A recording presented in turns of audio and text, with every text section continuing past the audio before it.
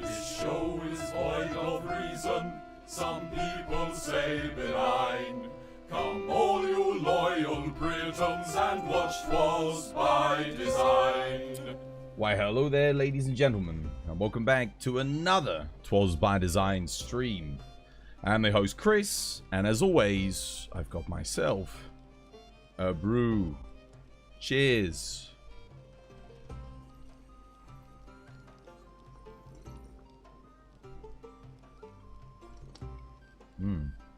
Oh yeah.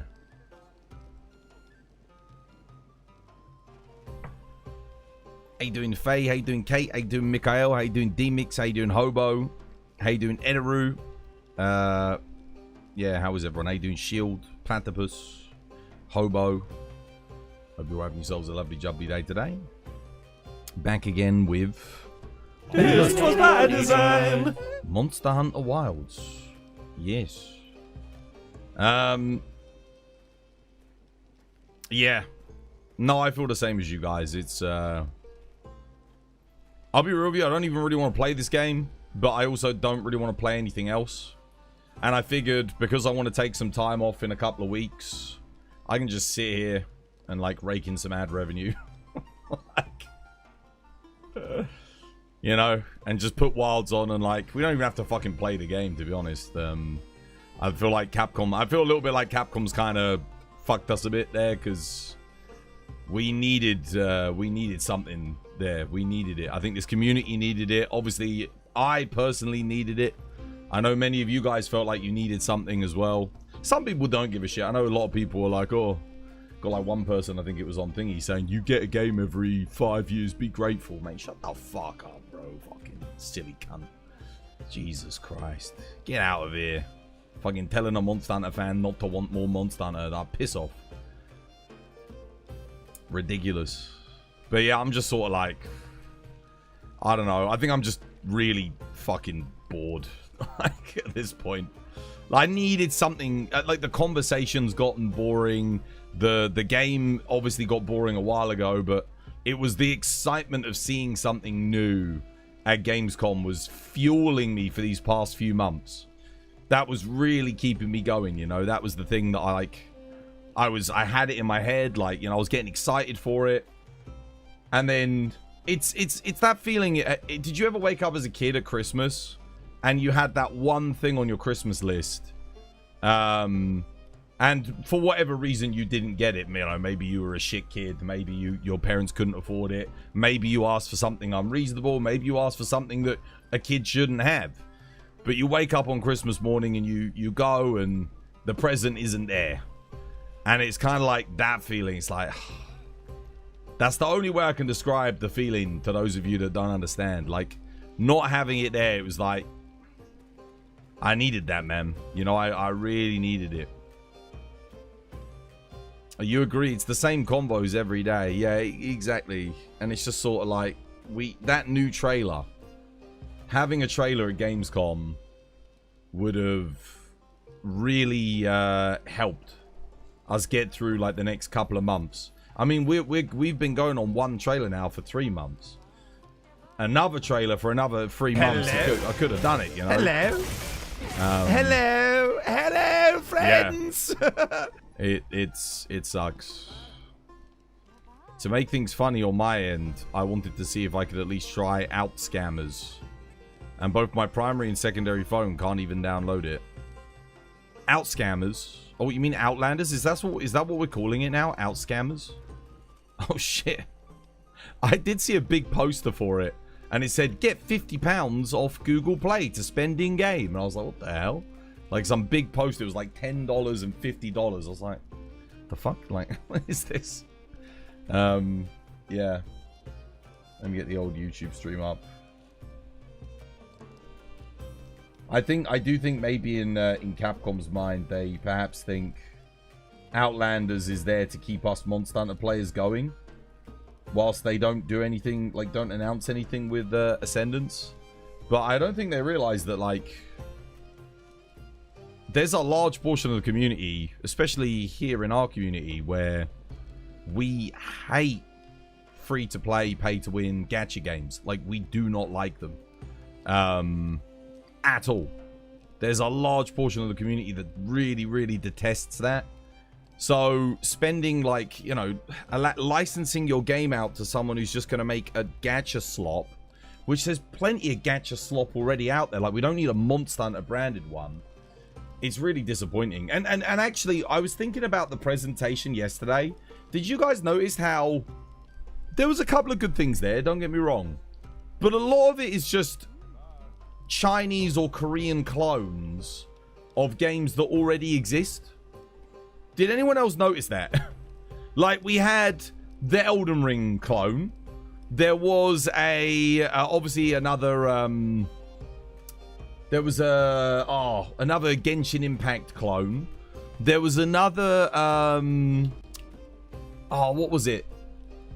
There was a first-person shooter, Cyberpunk clone. There was a Cyberpunk clone. There was a, oh man, I mean, the list goes on.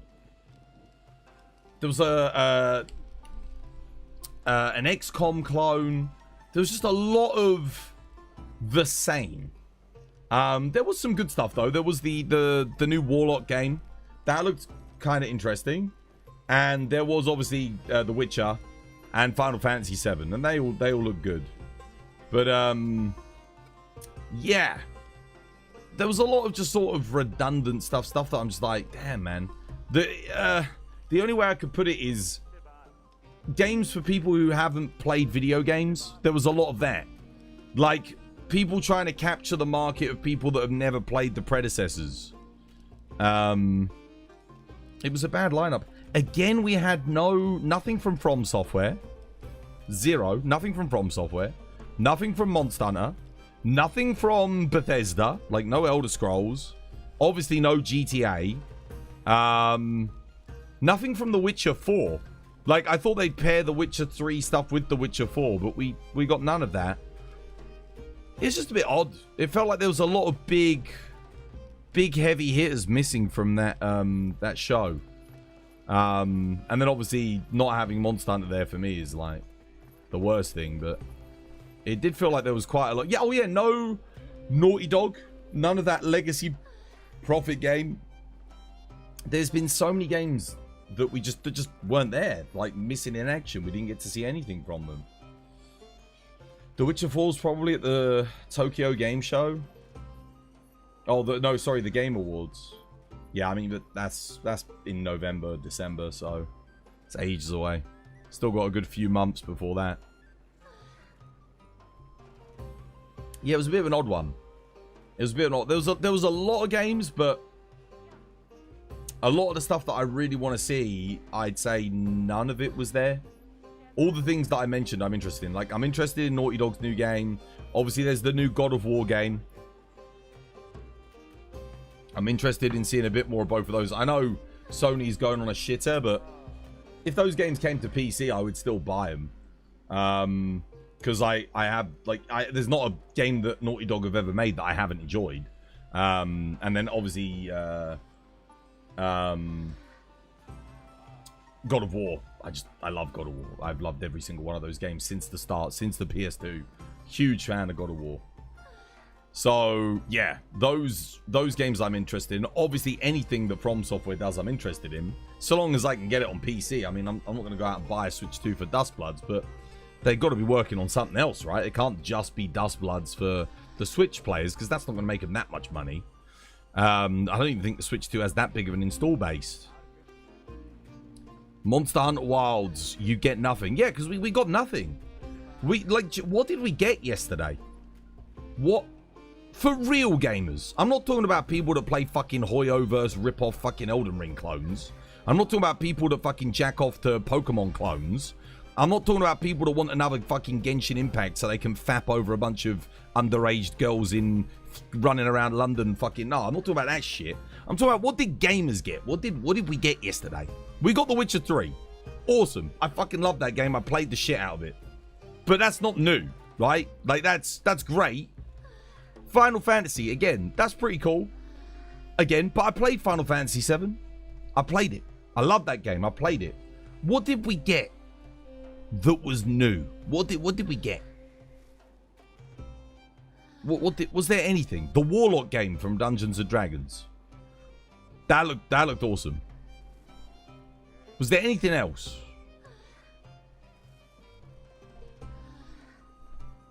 Seriously, I'm being for real. What did we get? That's why the title today is We Got Nothing. Because it genuinely felt like there was nothing. Not for me anyway. Maybe I'm forgetting. I'm really trying to remember. There must have been something. But when I woke up today, I literally thought, like, what did I watch it? We got Epstein. That poor fucking guy. Dude, how the hell? I was watching clips on Twitter. On TikTok. Everyone saw that guy and was like, immediately, like, looked like Epstein. Like, everyone thought that. Fucking hell. Remakes and ripoffs. That's what it was, right? A bunch of, like, clones. Like, Chinese and Korean clones of existing games. And remakes. Oh, yeah, Metro. Metro, that's true. Metro looked pretty cool. But, yeah. No, Metro did look good. Yeah, to be fair, that was decent. Oh, they gave us Twink Girl. Yeah, there was Twink Girl for Omega. Yeah, Omega Man, sorry. Yeah. Rainbow Six, XCOM. I don't give a fuck about anything that Ubisoft's doing, though. I'm sure it'll be okay. But, like, I could just play XCOM. Like, XCOM, you know, XCOM 2, it didn't look better than XCOM 2, right? It just looked like XCOM toned down with a Rainbow Six skin on it. That's what I'm saying. It's a clone. It's just another thingy. Oh, yeah, Path of Exile 2 1.0. That's very good. But we already knew about that. We'd already seen that, right? I think so. I'm pretty sure we'd already... I mean, it was a new trailer, so that was cool, but we already knew about that. That wasn't really anything new. Cyberpunk and Elden Ring. Yeah, we got a Cyberpunk copy. We got an Elden Ring copy.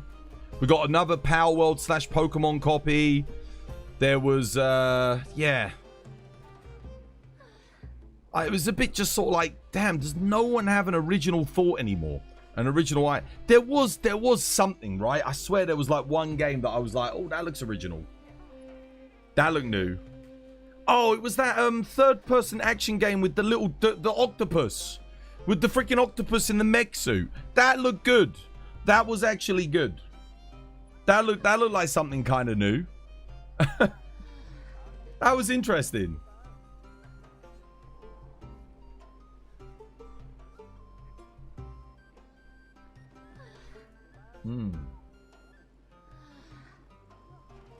That was some Exodus, wasn't it? Exodus, was that it? That might have been the only real new thing that we got to see. Like, new. Because we'd already had Final Fantasy VII 3 months ago, and it wasn't really a gameplay update for that. The Witcher 3... I mean, we didn't know they were going to give us it for free, the remastered version. That's freaking awesome, but... that was like the closing thing. I don't know, man. I feel like that show needed a big announcement. It needed something.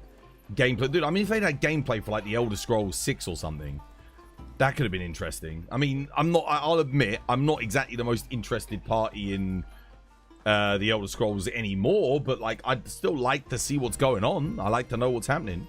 I did enjoy Fallout 4. So, you know, it's not like I wouldn't necessarily enjoy it. I might quite like it. It's a shame when the biggest thing is a remake, like The Witcher 3 is an 11-year-old game. The remaster for that, the free remaster, is pretty cool. That is good. Yeah. But it's like, damn, having that be the biggest thing for your show, other than Final Fantasy VII, is a bit like, ouch. Yeah, I don't know. I don't know. Maybe I'm greedy for wanting more, but I don't know, man. The most exciting thing for me recently has been War Dogs. A game out of nowhere made by an independent British company, taking the money from a failed first-person shooter where their publisher abandoned them and turning it into, for me, has been one of the best multiplayer first-person combined modern arms military shooters I've played since, like I said, since the PS3 era. That it's incredible. Did you saw the new Elder Dragon in Outlanders? He looks pretty cool. I'm going to be honest with you. If you took that Elder Dragon and stuck him in any other generic Chinese free-to-play fantasy game, I wouldn't fucking know it was a Monster Hunter monster. Like, for real. I'm sorry. Someone has to fucking say it. There's nothing about, when I see that Elder Dragon, there's nothing that I see about that screams Monster Hunter. Is it a cool design? Yes. Is it a Monster Hunter design? I'm not so sure, man. For me, I don't know. It gives me vibes of a lot of Frontier monsters. And I played Frontier. I enjoyed it. But there's a lot of monsters in Frontier that, for me, just don't look like Monster Hunter monsters. You know, they just sort of look like, oh, okay. Perhaps they could have worked a little bit more on the design language, you know? Yeah. I don't know. You're sorry? No, you don't need to apologize. I mean, you didn't fucking make it, did you? It's a dragon mixed with Kirin and Rajang. I don't know, man. It just doesn't feel Monster Hunter to me. It kind of reminds me a bit of that Guan Zoromu dragon from Frontier, a little bit mixed with the Monster Hunter Online Elder that they did without the wings. It looks like sort of like a mix between the two of them. And it just doesn't quite work for me. It looked like a Photoshop of a lot of monsters. Yeah, there's something about it. There's something about it that just doesn't do it for me. Redcon, dude, thank you for the sub. Excuse me, dear. It looks generic. Generic's not even the right word. Because it does look cool. It's well designed. It's, you know, visually impressive.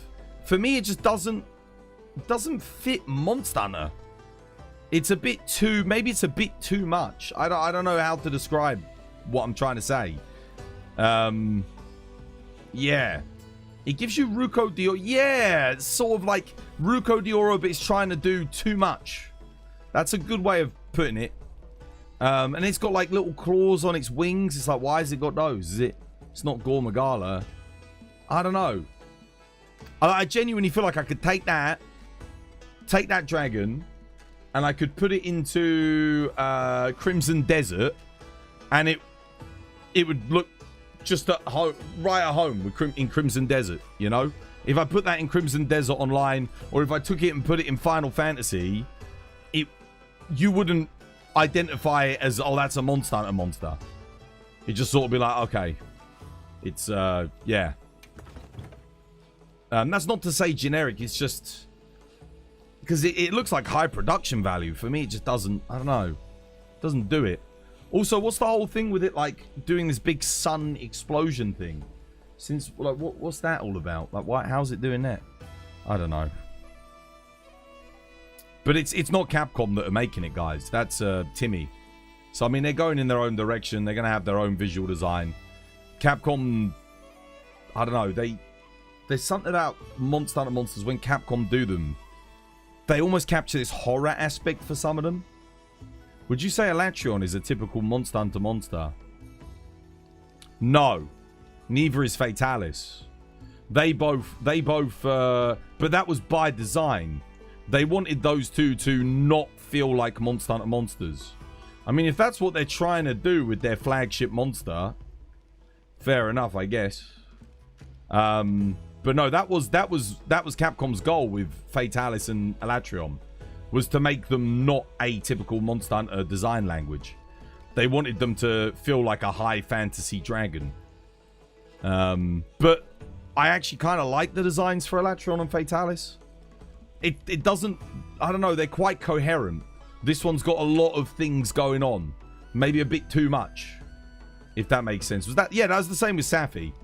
But again, Safi feels like a traditional anglicized dragon, right?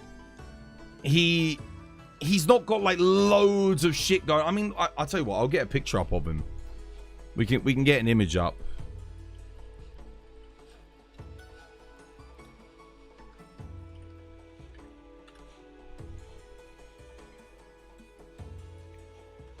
So here we go. What's his name? Ruga Idal. Let's hang on a minute.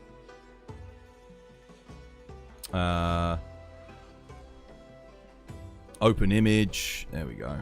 Alright. Let's have a look. That's tiny. Can I not? Control plus?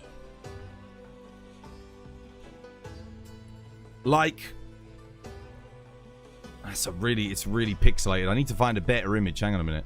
Let's just, if I search Ruger Idal, I'll probably get a... I like the name, though. The name's cool. Makes me think of Ruger pistols.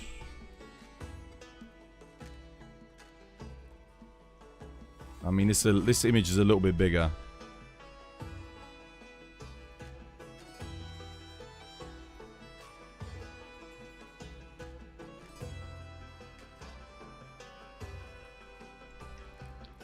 I guess that's a little bit better.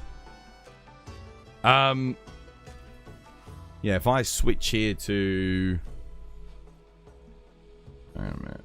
Let's go.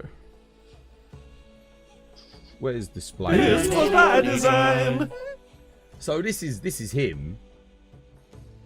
Do you know what I mean? Like, it kind of almost looks like... Like, why has he got hands on the end of his wings?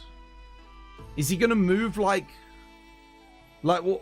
Is he gonna move like Gore Magala? Is that what they're doing? But then he's an Elder Dragon, so why is he got those? He looks like he's wearing crafted armor as well. Like the armor's, you got the yellow and the blue, and then you got the fur, and it looks like he's wearing a helmet. Again, it just looks like a high fantasy. I don't know. You think it looks cool, but it's not Monster Hunter. There's something like it's not Monster Hunter. There's a bit too much like that. You know, no one toned them down. So like, what would I do? I'd get rid of the arms on the top of the wings, because that's not necessary, right? He's not got the design of like Shigara Magala or Gore Magala. He's not walking on his wings. So it's a bit unnecessary, right? He doesn't need that. Then he's got like the whips on the wings. Like he's got the whips. Like, do we need those? I think you could probably get rid of the whips. He doesn't need the whips and the arms and the big spikes. He's got a spike, a whip, and arms. Like, pick one. Why does he need all three? So, I mean, I don't know. Can you guys see my mouse? No, you can't. But, so look at his wings, right? At the top, where he's holding it up, he's got claws. Then you follow it down, he's got a big spike. And then if you follow it down to the end, he's got a long whip chain. Why does he have all three? Why not just give him one? Pick one. It's just, Monster Hunter doesn't do that. It's too much. And then he's got the fur and a helmet and a giant spike on the helmet and the enclosed, and then he's got a face in the little helmet. Like, what? And then he's got a big rock on the end of his tail. Like, why has he got that? That doesn't match the design language of the spikes and the whips and the hands. Like, it's too much. It's way, way, way too much. Like, even Alatreon, everything... Like, I mean, if we just get up... Let's just get up Alatreon. Because I know someone brought up Alatreon, right? Let's look at Alatreon, right? Just to get an image of him to compare and contrast why Alatreon works. So, here we go. Let's get up Alatreon just to say why Alatreon works and he doesn't, or why I think he does. This was my design. So let's look. Alatreon has got some thorns. He's got horns, but they're small. He's got some thorns along the wings. The wings are wings.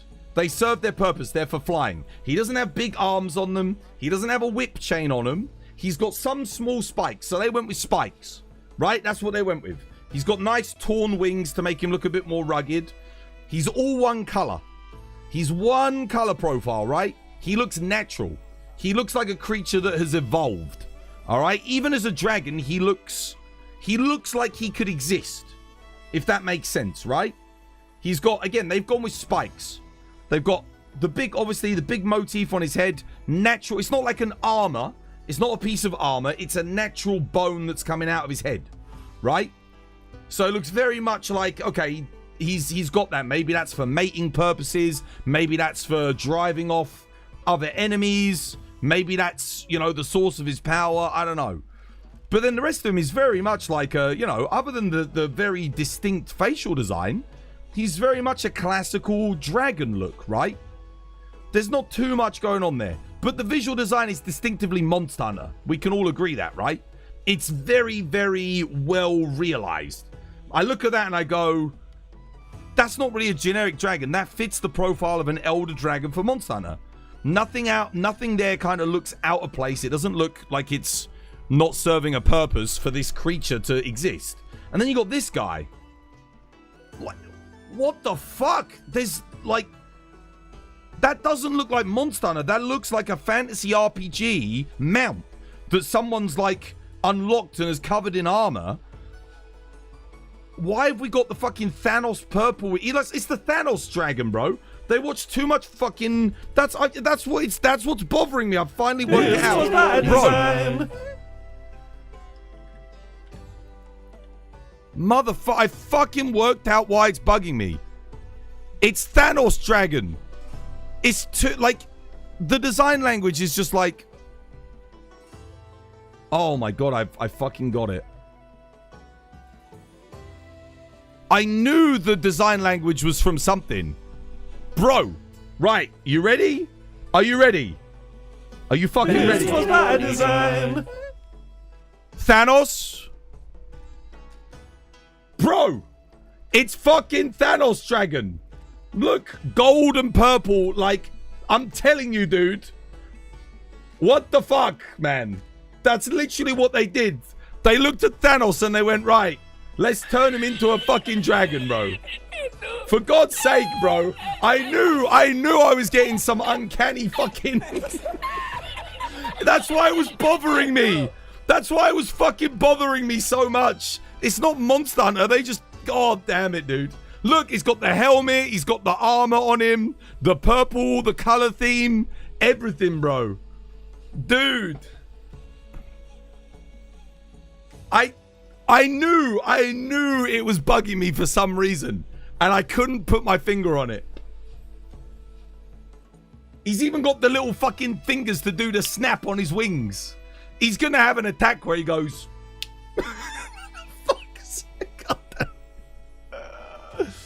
Bro. Nah, man. Nah. I'm not saying that it's wrong if you like this design. This design isn't... It's not that the design isn't cool. It looks cool. It's just, it's not Monster Hunter. That is Monster Hunter. That is Monster Hunter, okay? That's too much. That's over the top. What they should have done, here's how you make this Monster Hunter, right? It's very simple. This is how you make this dragon Monster Hunter. You get rid of the arms on the wings. Because only really Shigara Magala has that, but Shigara Magala has a very clean and sleek design, right? You don't need the arms with all the spikes and everything, because it makes him start to look like a chimera. He looks like a weird amalgamation of too many things, right? Also, why is it advertising like Amazon gift vouchers? Anyway, forget about that. I would get rid of the big rock on his tail. Like, make the tail a little bit longer, a little bit more sleek. Maybe end the tail in some spikes. You see how he's got the big spikes coming out of his wings?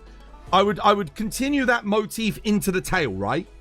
Yeah? Because why has he got a big rock boulder on there? It doesn't match the sleekness of the wings. It just looks a bit odd. Get rid of the hands on the wings. Keep the spike. Get rid of the whips on the wings. You see how, I don't know if you can see, like, just down there, if you look directly below my finger and follow the line of the wing, it's got a whip. Get rid of the wing, the whip on the wings. So he's got, like, wings more akin to Elatrion, right? Just, you know, a little bit more natural looking on the wings. Then what you do is you can keep the armor. Keep the armor. That could be, like, chitin, like... Okay, that's fair enough. Keep the color scheme even. Get rid of the fucking giant helmet that's making his... The poor fucker can't even see, bro. With this goddamn Thanos helmet on. Dude, he can't see shit. Like, what is going on with this helmet? Get rid of the helmet. Or open it up. And then elongate, you know, make him a bit more so he can see a bit. Alright? It's too much. They really needed to... They needed someone like Ryozo... or someone who actually understands visual design to come in and like go, yo, daddy, chill, daddy. All right, just let's roll it back a bit. There's some really cool stuff here, but this isn't Monster Hunter. This does not look like a believable creature that has evolved naturally.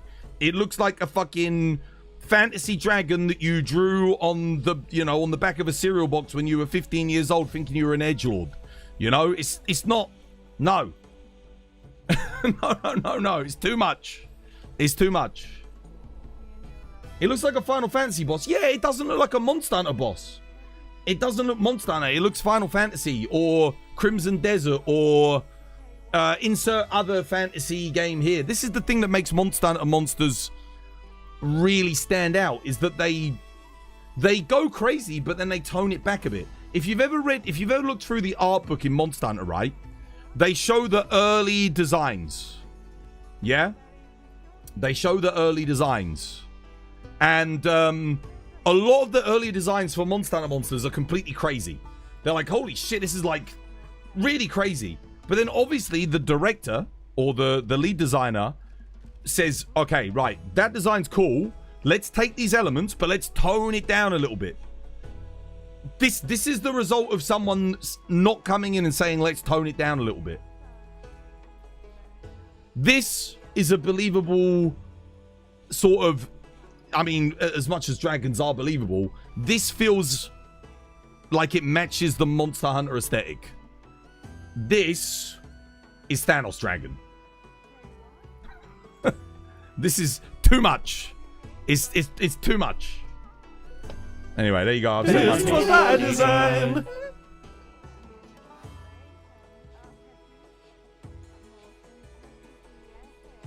It looks like a version of Malzeno. Okay, right. Wait. Even Malzeno. Let's get Malzeno up. Right. Let's get an image of Malzeno. Even Malzeno hasn't got as much going on as that. Here we go. Let me get this. I'm trying to get it up. Open image. Let's observe Malzeno. So Malzeno, again, we'll go back quickly to display. Let's look at Primordial Malzeno. This was my design. So notice how it's not got too much going on. Again, notice the color scheming, right? It looks, all of its skin is very natural. It's got a very natural flow, a very natural color scheming to it. It's not got too much going on. Look at the wings. It's got claws, right? It's got claws. And then the rest of the wing is a functional wing. Okay? And then it's got a claw on the tail. So his motif is claws. Yeah, he's got like claws. He's not got claws and then a whip and then spikes. You know? They stuck to one thing. They're like, okay, don't do too much. He's got the armor, but the armor very much looks like scales on him, right? It looks like scales. It's all very consistent. It's not, nothing looks like it's like put on there. It's not all too much. It looks like, again, a creature that could have existed, like almost like a dinosaur, right? That's evolved wings. It looks not necessarily believable. Again, Malzeno is probably one of the more extreme designs we have in Monster Hunter, but it does feel consistent. It doesn't feel like they've gone over the top. You know, I mean, I guess he is relatively over the top as far as dragons go, but again, he definitely fulfills the Monster Hunter dragon, for me anyway. It's almost like Magnum. I think Magnum Aloe's like the best example of this monster that kind of maybe went a bit too far. But hey, honestly, at the end of the day, if the fight's good, does it really matter? If the fight's good, then sure. Like, for me, it's how the gameplay is. But I do think it's important that we address the fact that you know, perhaps the visual design language is gone a bit too far. Like, when you think the majority of the monsters in Outlanders are Monster Hunter World monsters, does that monster look like it fits in with the Monster Hunter World monsters? No. Not to me. Dalamadur, in your opinion's over the top. He's a bit more over the top. He's a bit less believable, yeah. I think Safi Jiva's kind of like the perfect example of, like, if you're going to do a dragon like that, because Safi Jiva's impressive. He's arguably over the top for Monster Hunter, but he still kind of works. I think Magnum Aulo really pushed it. Like Magnum Aulo, this whole idea of like armor and loads of different colors, and it was a bit too much. And I think even they knew it because they kind of toned down that design language into the following title. Yeah. But it's not for me. It's not for me, but I can see why people would like it. It very much... I think it looks like a Monster Hunter Online monster. It looks like, you know, if... Oh, what's the name of the company?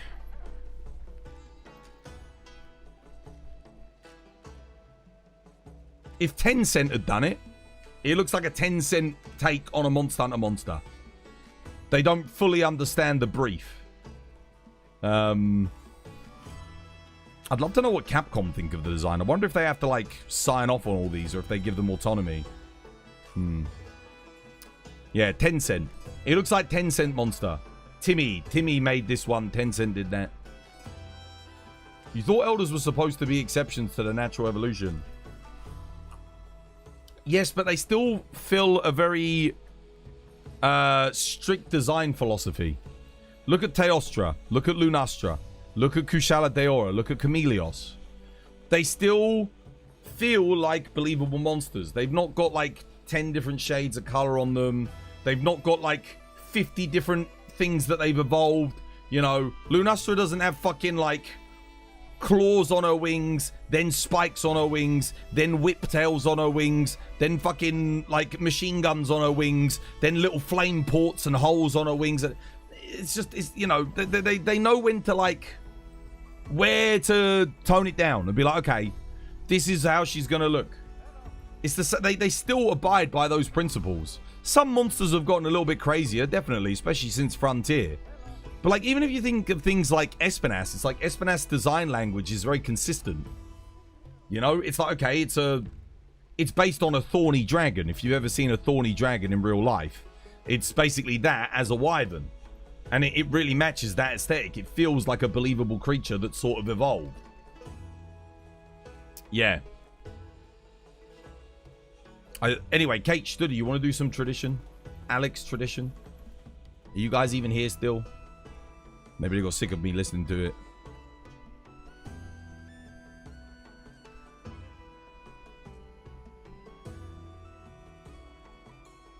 The Outlander's Monster Hunter wings look like the Karuru wings.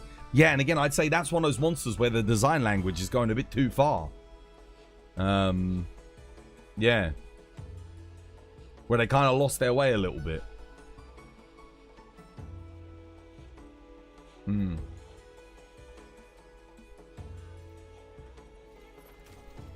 Oh shit, I gotta eat food bonus.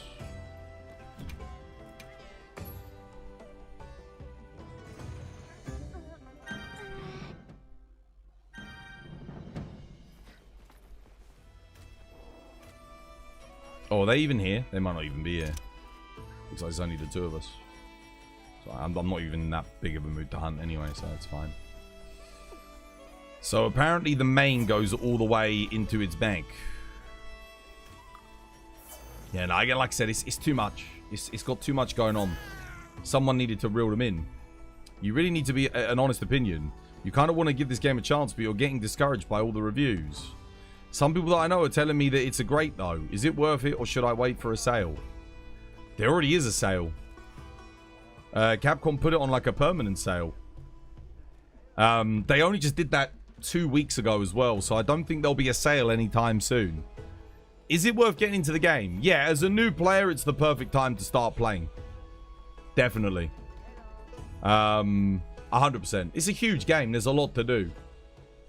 You'll get your money's worth. Put it that way. Very, very easily, you'll get your money's worth. Yeah.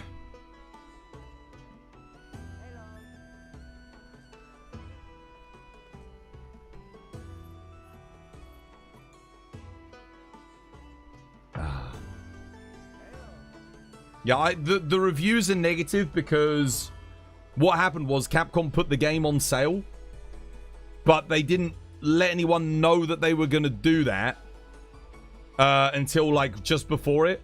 So everyone that bought the game before they did the big sale and bundled all the DLC in kind of got shafted, because there was a $110 version of the game that only gave 2 DLC packs. Now there's a $70 version of the game that gives all $500 worth of DLC with the game, called the Gold Edition. So a lot of people got really, really pissed off. Did you saw the new Elder from Outlanders? He looks pretty cool. My brother, we just had this conversation. We just had it. We just had it. We just had that conversation, like, for the past 20 minutes.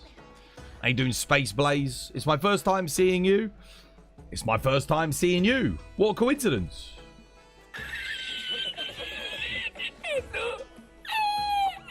Wait, what? They scammed me? Scammed who? No, he was asking why were there a lot of negative reviews on Steam. I said it's because the game went on sale.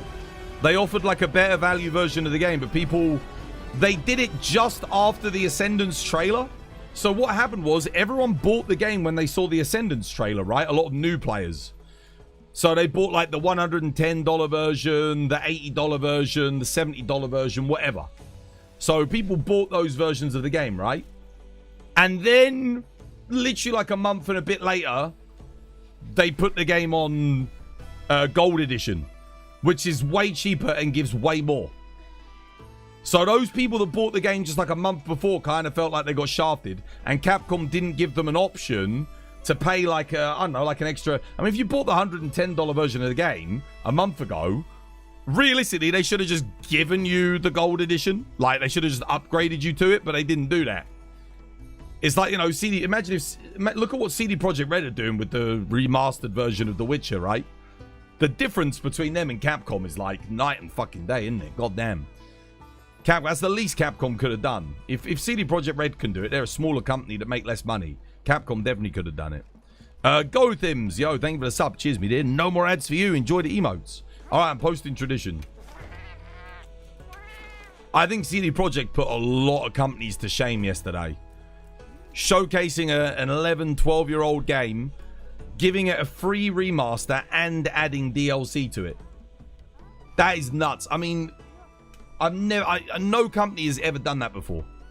I don't think. I think that's the first time any company's... I mean, they really are like the goats of the industry, dude. Look what they fixed Cyberpunk back up after all the controversy. They made The Witcher 3 and The Witcher 2. God damn. You just look through the Gold Edition. It's just a bunch of skins and gestures. Yeah. Yeah. You don't need to get it if you don't want. If you like having... I mean, this game has a very extensive cosmetic system. So if you want to have all the cosmetics, then you can get it. I think it's $90 if you buy the Gold Edition separately, but if you just buy it with the game, you get it for $70. So you do save a bit of cash. But the thing is, it depends, because like, how do you know if you're going to like the game or not, right? Because you don't want to invest a shitload of money and then you don't end up enjoying the game. The question I suppose you should ask is, would you buy the Gold Edition based on how much you know about the game if you didn't have the game already? Yes, I would. Because I like all the cosmetic shit. I want to have all of it. I'd rather, like, for me at $70, I'm like, whatever. I paid what, $110 for the game anyway when I bought the deluxe edition. I bought like 5 copies of it to do giveaways, so I spent $550 on this game. Would I have bought the $70 versions at launch instead? Absolutely, I would have done. I would have bought the Gold Edition. You really love Monster Hunter World, but Rise wasn't your cup of tea. This game is more like World than it's like Rise. It scraps a lot of the stuff that Rise did and evolves a lot of the things that World did. It's closer to World. You bought the deluxe edition of Monster Hunter for €110. Now it's €70. The 70 euro version gives you every single DLC pack, all of the layered weapons, all of the layered armor, all of the emotes, all of the stickers, all of the secret skins, all of the camp cosmetics, everything. Everything is in the gold edition. Literally. The Street Fighter stuff, all of the festival stuff. Yeah, it's all there.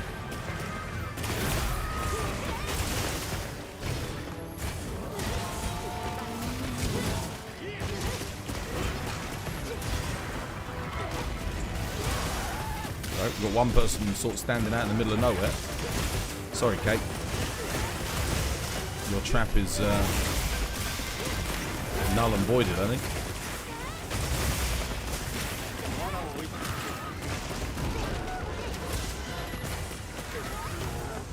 This is going bloody terribly for me.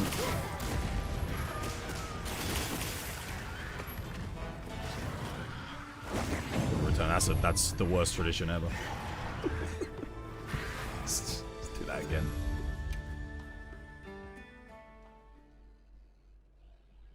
Try and coordinate a little bit, guys. One person standing out in the middle of a field in Vietnam, in the rice fields, motherfucker. Like, try and stand with us instead. Stick together so we get a little bit of coordination going. Helps.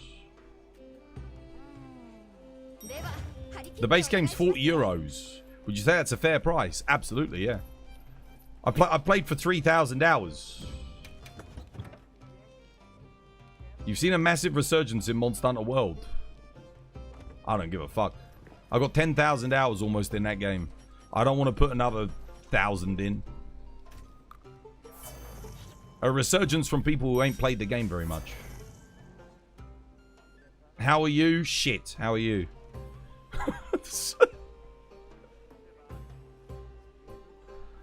Oh.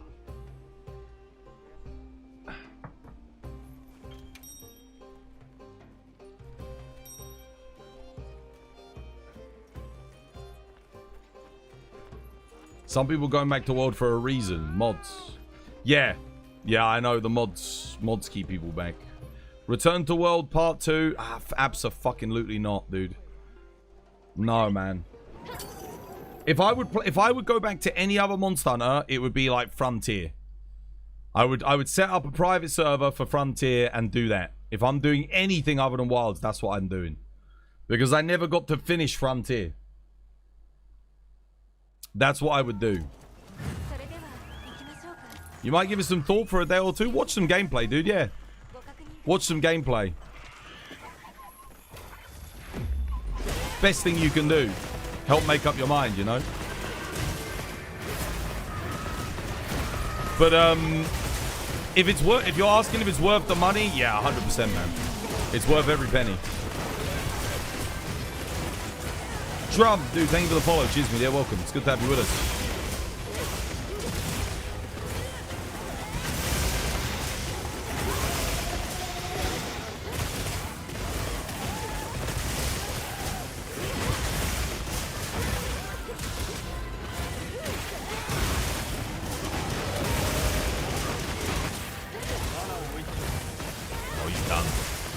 He's absolutely done, mate.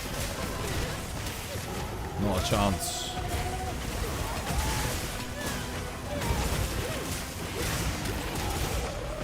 Yeah. GG. There we go. Trump? What about him? What's he done? Is he dead?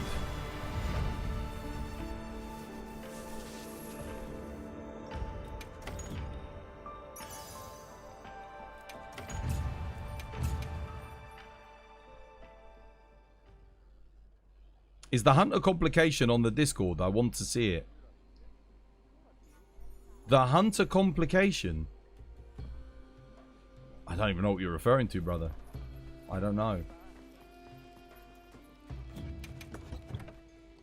You celebrate me? You do? Cheers, man. That's nice of you. I celebrate me sometimes as well. You know, I wake up in the morning, I look in the mirror. You fabulous bastard, you. Weren't they lucky to give birth to you, I say? They did a good job. Well done. The world is a better place with you in it. Much better. Like, it's at least twice as good.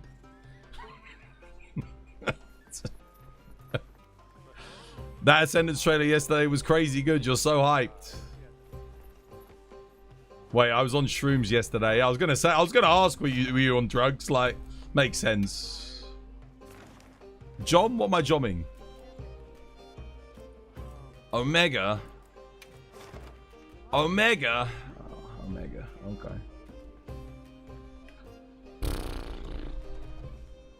Your autocorrect's messing up your words in the videos of hunters reacting to the Gamescom yesterday. Is that on the Discord? Kate didn't make it. It's not there. You know the Jeffrey Epstein clip was funny as fuck. Dude, I'll post that on TikTok tonight. I should have posted it. I was watching everyone else reacting and the Jeffrey Epstein. I was thinking like, oh, damn it. I could have had got a big clip out of that. Oh, that was funny, bro. Do you still want it? There's no fucking point, I don't think. It's too late. It needed to be yesterday. It's got to be like relevant on the day. That's the thing. That's the problem as well. People never realize it. Once the opportunity's been and gone, it's like it's not relevant anymore, is it? No one gives a shit. So, yeah. It's okay. I wouldn't worry about it. Yesterday was devastating. I know. That's why the video would have been funny yesterday. I don't know if it still hits today because it's like, you know, moved on.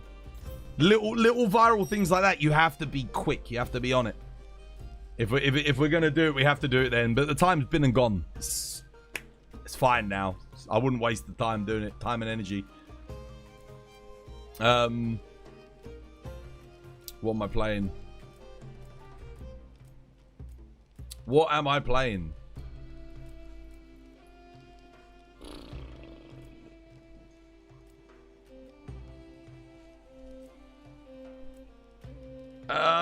Oh man, I don't know. I don't know. Could play Gunlance. Sure, why not? I'll play Gunlance. Might as well. Don't need earplugs though, that's for sure.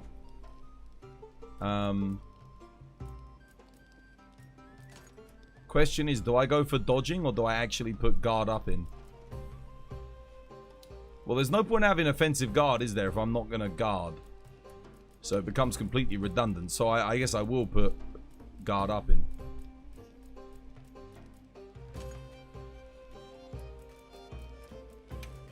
I don't need that either. So I'll just chuck that in. There we go. And I'll do.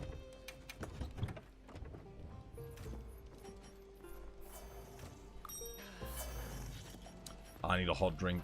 Yeah, almost forgot. Hot drink. Let's grab that.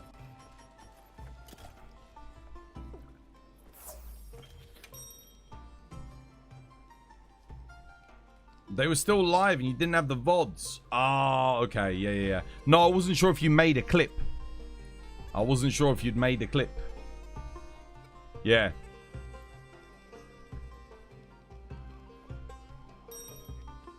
There's a shorter opportunity window than the Gold Rush. Oh, dude, yeah. On stuff like that, you have to... It would have had to have been made yesterday, and I uploaded it to Twitter when I finished the stream. That's why I said if you're going to make it now, because... I talked for like 3 hours after the thing yesterday. That was the window. Is that 3 hour window? And even that's long. Like if you can get it done in an hour and then get it up, then it's like, yeah. It's got to be quick, bro. It's got to be quick.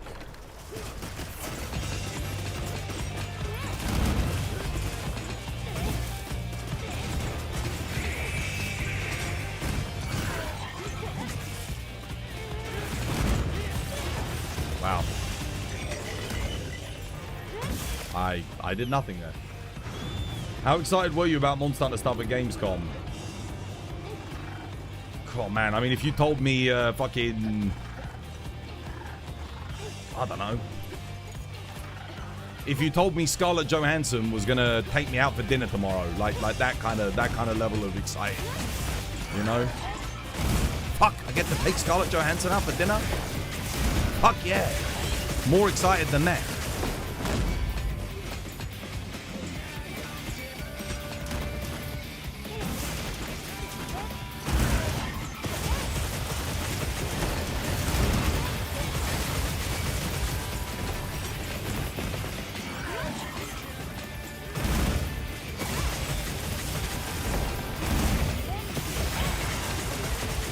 if you told me fucking Angela White was gonna come over and give me the sloppy toppy, more excited than that. You know, that level of excitement. You can't measure in. There's not a quantifiable metric to discern quite how ecstatic I was at the thought of seeing some new Monster Hunter Wilds Ascendance. And it didn't happen. Yeah, so not having it is just, you know, put me on a bit of a downer. Like I said, I'm going to take a holiday soon. You know, go on a break. Fucking need it, man.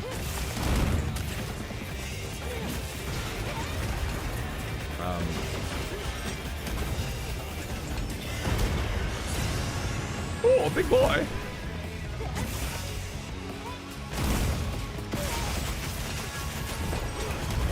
Where can I fight that living son of a monster in a Monster Hunter game? Son of a monster? The living son of a monster?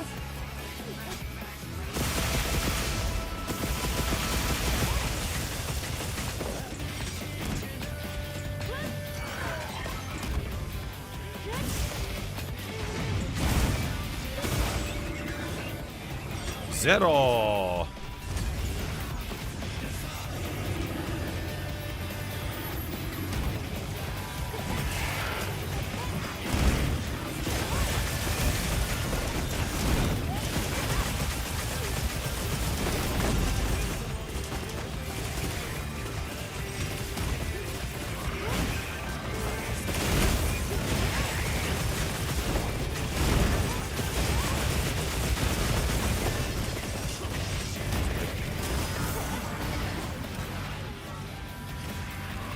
We likely won't see anything until the Game Awards.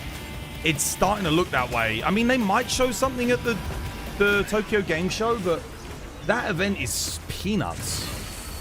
Like, why would you... The thing that's bugging me is why would you pick that to show off, like, your major next thing over Gamescom? Because Gamescom's huge. That's the one thing I don't get.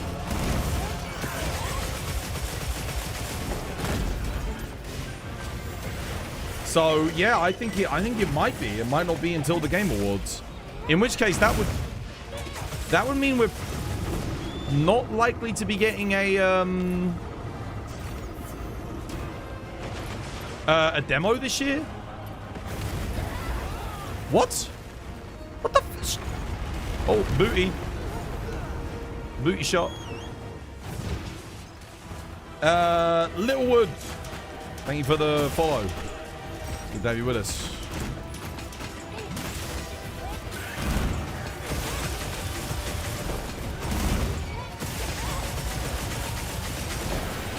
Get my evasion on.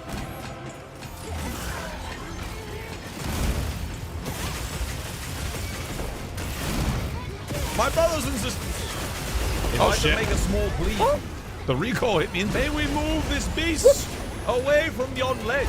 I wish not to fight in the environment that does not serve me well.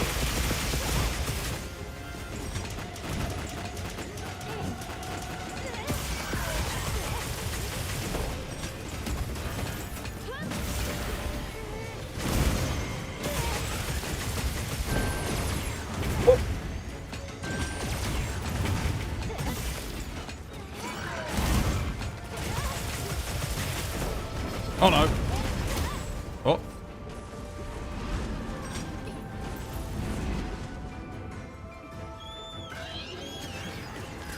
Oh, paralysis time.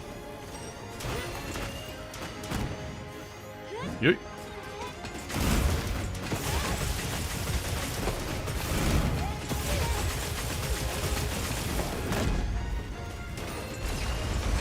Dodge! Okay, yeah. Oh, hello, big boy. Whoop. Don't mind if I do. Whoop.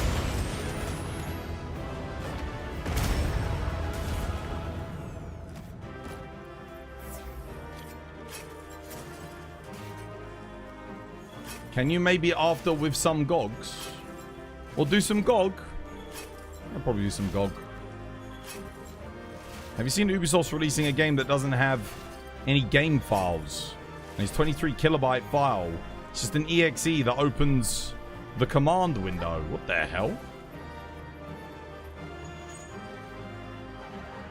No, I haven't seen that. I have not seen that. What gun lance is that? Or is it modded? No, it's not modded. It's the Seregios. Oh, dude, check that out. That's a sick endgame shot. Woo!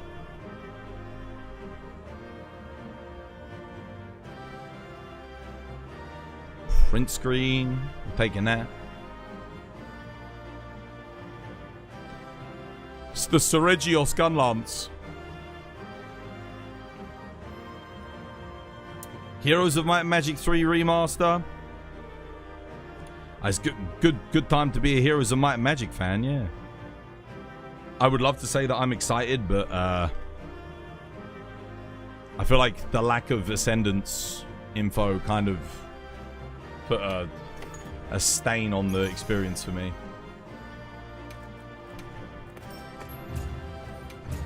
You need help with GOG? Right. Are you ready for GOG?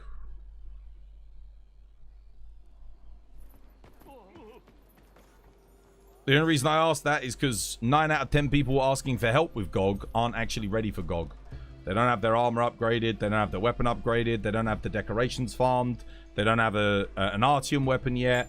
They haven't upgraded their armor. They haven't transcended their armor. They don't use good armor skills that are relevant to their weapon. They don't have a good dragon weapon. They don't have a good fire weapon. They don't... Like... Yeah. Just don't equip any convert element. That too, yeah. But my defense boosts dual blades. I mean, putting defense boost in your dual blades is fine if you don't need the stamina management, if you really want it. I would question the decision, but you're less likely to get hit if you've got enough. Look at your build. Your name's Alice. Right, let's have a look. Let's see. Dragon dual blades, dragon crit element, crit boost. That's good. Crit kawaii. Yeah, that's good. Crit boost. Nice. I would probably put crit eye in there as well instead of the crit boost. Like, obviously keep this crit boost, but I think it's more important to get a little bit more crit because dual blades can't use maximum might. What rolls have we got? Gore Magala, that's great. Attack and affinity, yeah, that's pretty good. Nice. Sororal, Gog, Rathlos, Ebony, yeah, that's good. Yeah, looks decent. I think you could actually, maybe you could get a little bit more out of it. But, you want some Constitution, I think. Yeah. The only real downside is you've got no slots in your talisman to give you Constitution. That's the only real weakness. Actually, you know what? In your case, like legitimately, you would be better off running an Agitator 3 talisman. Agitator 3 would be better than the Crit Eye 3 here. Yeah. Just because it doesn't have the secondary skill and you don't have the 2 level 1 slots. So the reason why that's important is the 2 level 1 slots usually on dual blades you use them for Constitution, right? So you can do more dodges. And then obviously having the secondary skill you'd have like Agitator, Weakness Exploit, Adrenaline Rush, something like that. I think Crit Eye 3, I think Agitator 3 is just better than Crit Eye 3 in this instance. It'll give you an increase to your raw and an increase to your affinity. Yeah. So I think overall it will give you a bit more DPS. Other than that, I think you're okay. I'm just thinking, would it be better to go... I wonder is... Yeah, I think the rest of it's perfect though. The rest of the build is good. Oh! You need the Gogma Alpha Waist. The Gogma Beta Waist doesn't have the Ebony Odo bonus on it. Yeah, You need to get the Gogma Alpha waist, not the Gogma Beta waist. So this one has the Mitsu bonus, but the Gogma Alpha gives you the Ebony Odo bonus. So you get the +8 raw from the burst boost. But no, they're ready. They're ready to do GOG. Absolutely. They've got... Their build's good. It's solid. Yeah, they're definitely ready. The only thing I would change is get the Gogma Alpha waist. Number 1. That's very important because at the moment you got the Mitsu bonus. So, yeah. Also, you... I think that's probably about it. I would actually... For GOG, because you've got Gore, I would actually remove these 2 levels of Counter-Strike and put Coalescence in. Because in the final phase, the extra element will probably give you more than the Counter-Strike. Because you're not going to get the Counter-Strike active anyway. So Coalescence would be better for you. Just because of the final phase.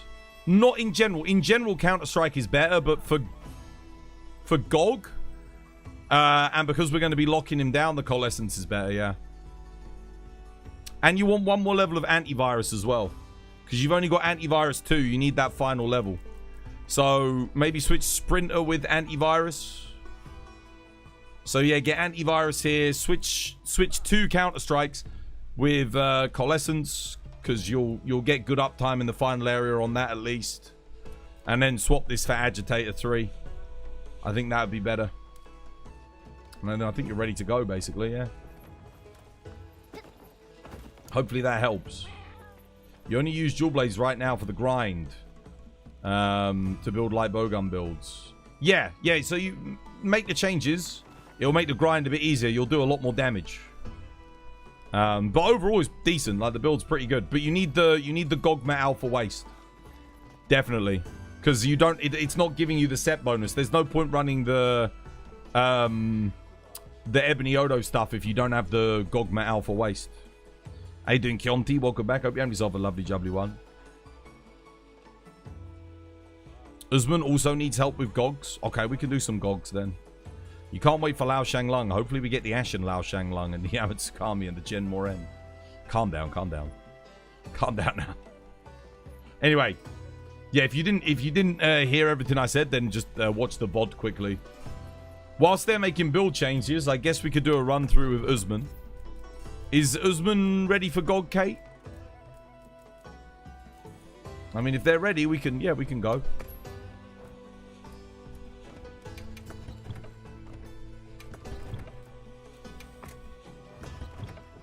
Yeah, you think so? Alright, let's go. Spot for that GOG, not this one. How are things? Did you hear that Tim Curry passed away? I know, dude. Fucking sucks, doesn't it?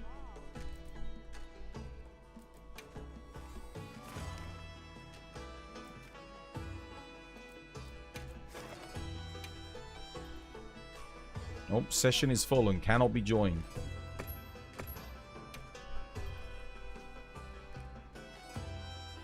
I'll load mid cable and fire the laser.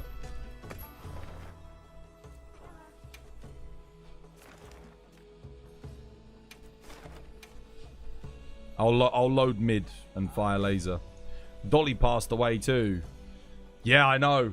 I think for me, Tim Curry probably hit me a bit more, to be honest, today.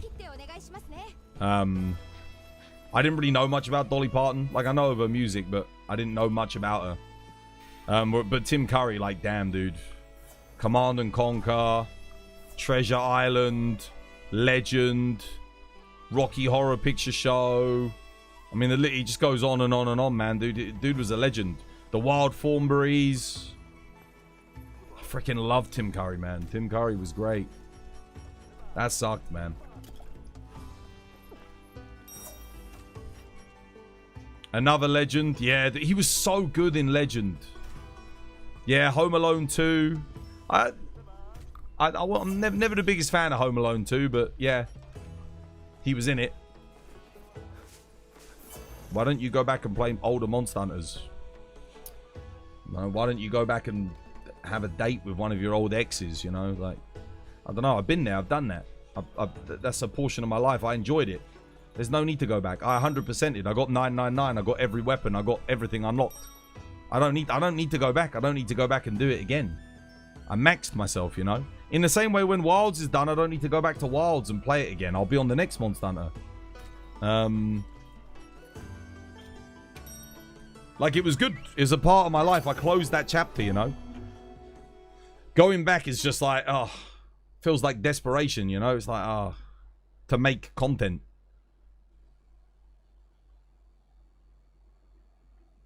Stick with Wilds. Because Wilds is not finished yet, you know.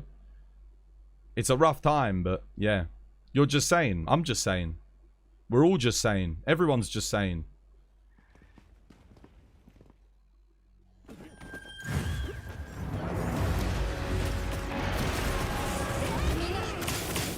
Also, no one fucking watches old Monster Hunters, man. Not on Twitch. I've watched, like, bigger creators than me go back and play, old Monster Hunters and absolutely flopped, like, failed completely.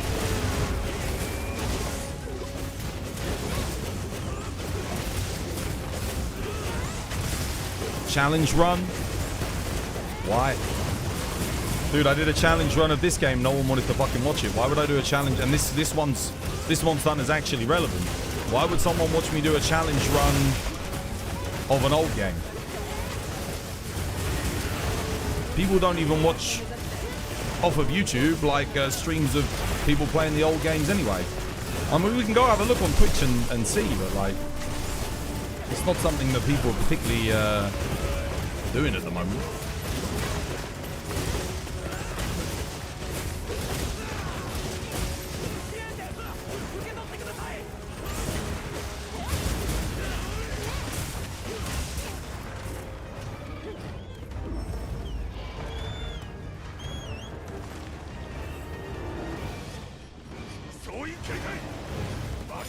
Someone doing GOGs? Yeah, we're doing GOGs.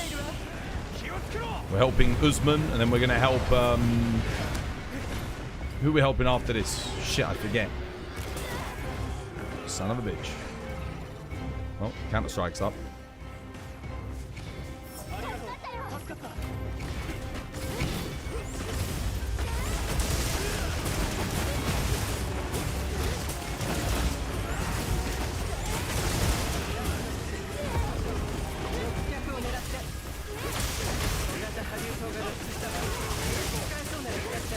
It's just a rough time in Monster Hunter.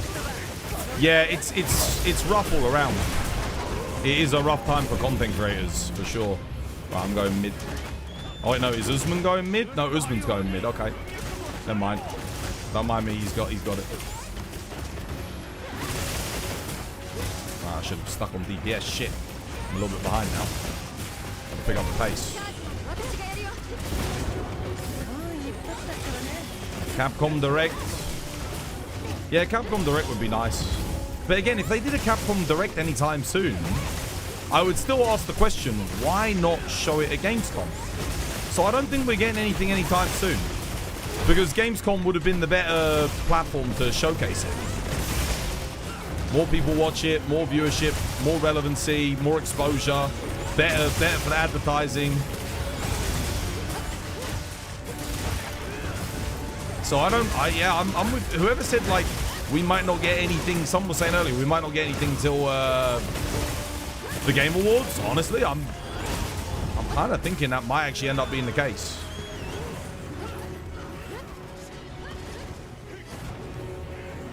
It's possible.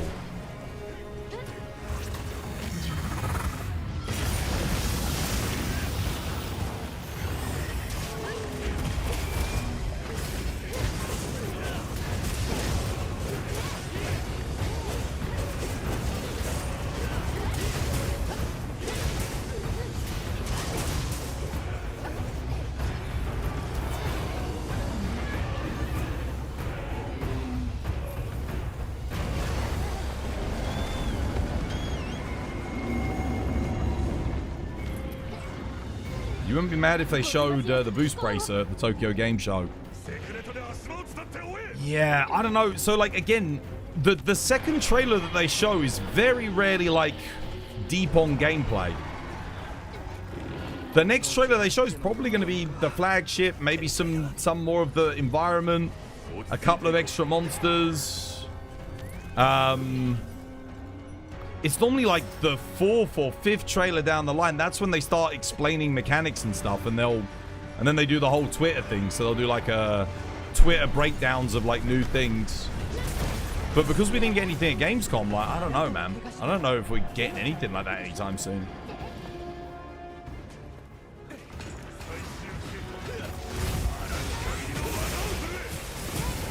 Where are you at, Uz? Where are you at, brother? I don't see you. Come give us a hand, lad.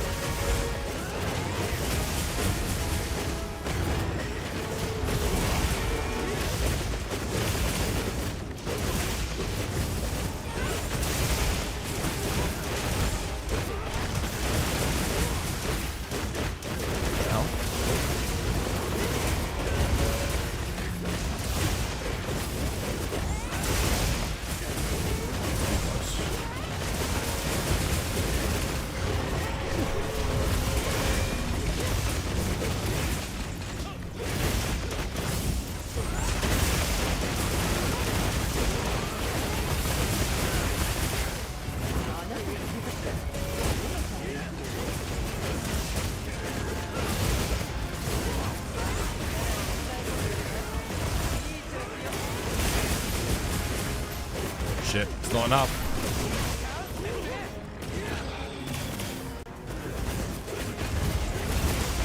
We're lacking DPS massively.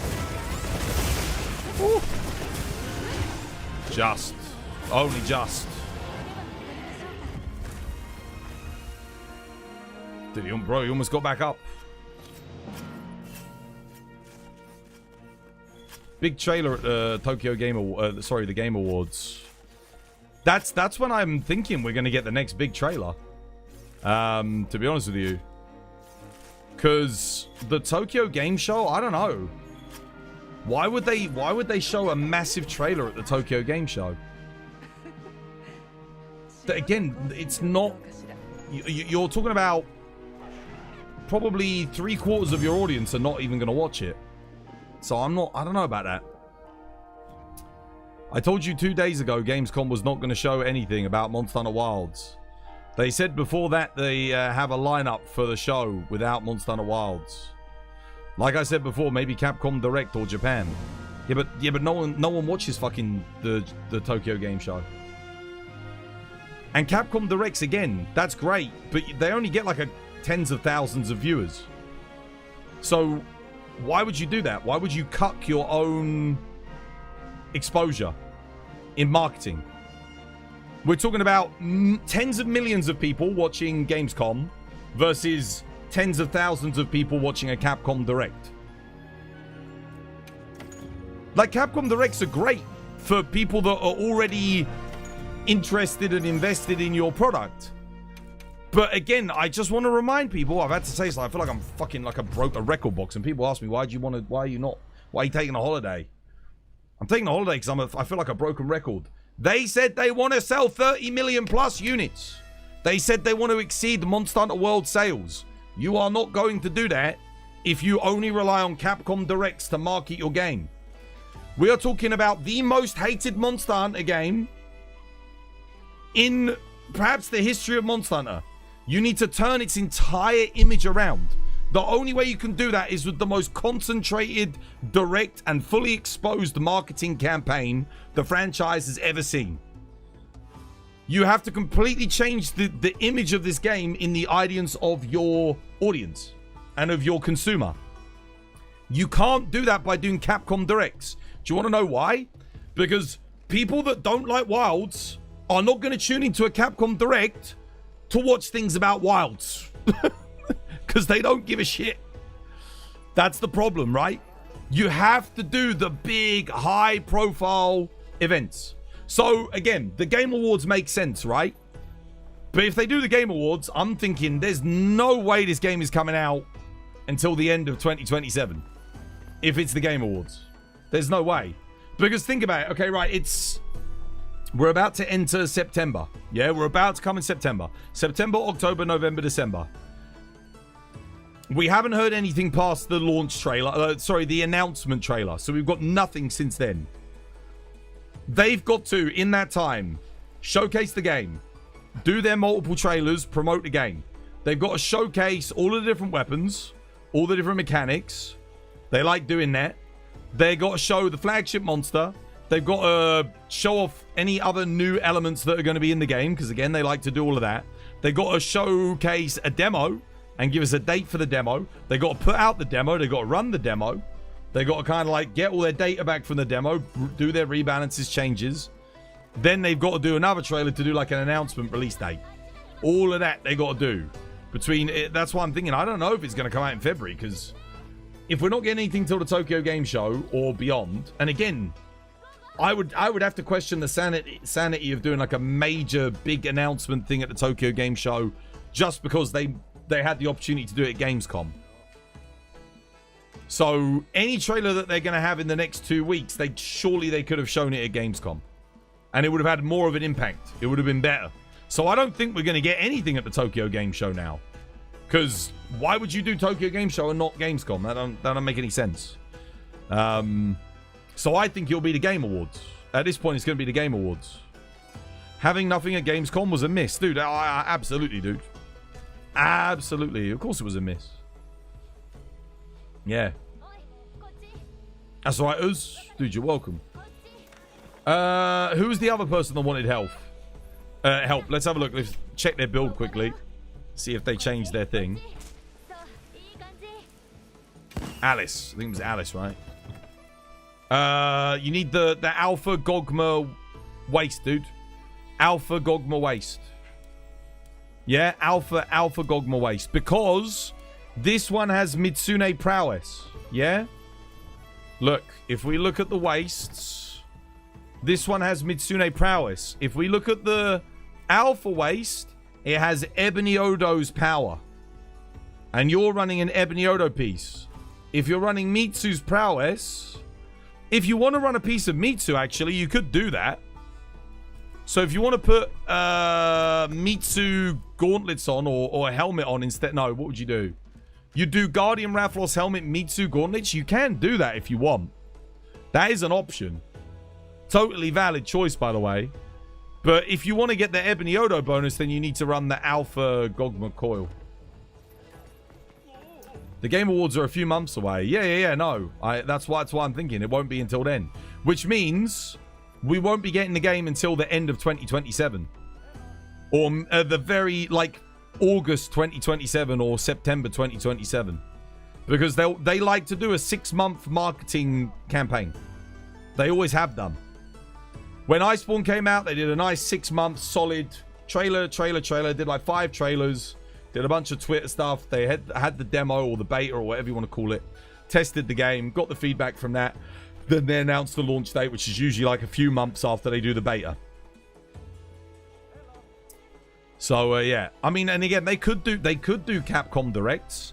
And they could do the Tokyo Game Show. But then they're not going to sell 30 million units. That's delusional. They're smoking the good ganja. There's no way Ascendance does 30 million. If they want to do 30 million, they ain't going to do that. It's impossible. Because you need to market the game more than that to do 30 million. Am I in a quest right now? But really, thanks for the advice. Okay. No, yeah, you need to do that because you're missing a lot of damage. Without it, you do lose out on a lot of DPS. You might even want to consider using the Gormagala legs instead of the Sororo legs, just so you can get the extra level 1 slots in and the level of antivirus already in the build. That way you can get some constitution in the build. I don't think they need it at the moment, Kate. I mean, Usman's gone for a break, and I think Thingy's doing something else. Someone else has joined. We can help him. Yeah, sure. Why not? Might as well. They said they want to sell more than World. They do, yes. They do. Maybe they're going to stretch it out. Maybe, but they've never done that before. Outside of Monster Hunter Frontier, they've never done that. They have a 1 year. That's it. They always do it. 1 year of support, then they abandon the game. That's what they do. That's what they've done with Base Worlds. 1 year of support, leave it. Drop it. Base World, 1 year, leave it. Drop it. No more. No more support. No more updates. Kill it. Iceborne, 1 year, kill it. That's it. Done. No more. Iceborne sold 30 million units and they abandoned that game. Dude, even The Witcher's still getting support. Even freaking Helldivers and Space Marine 2, they're getting more than a year of support. And these games are half as popular as Monster Hunter World was. They could have a game that sells them 1 billion copies tomorrow. They would still do 1 year of support. They wouldn't go beyond it. They have this I don't know how to describe it. This almost OCD level of like, we can't support a game beyond 1 year. No matter, they're not dynamic about it, you know. They don't do any, they never change up their strategy or rethink their marketing approach. It's always the same thing. So there won't be more than a year of support for Ascendance. It's not going to happen. There will be 1 year of support. They'll abandon the game. They'll go on to the next Monster Hunter game. So that's what I'm saying. They're not going to do 30 million units if they don't market the game. They have to.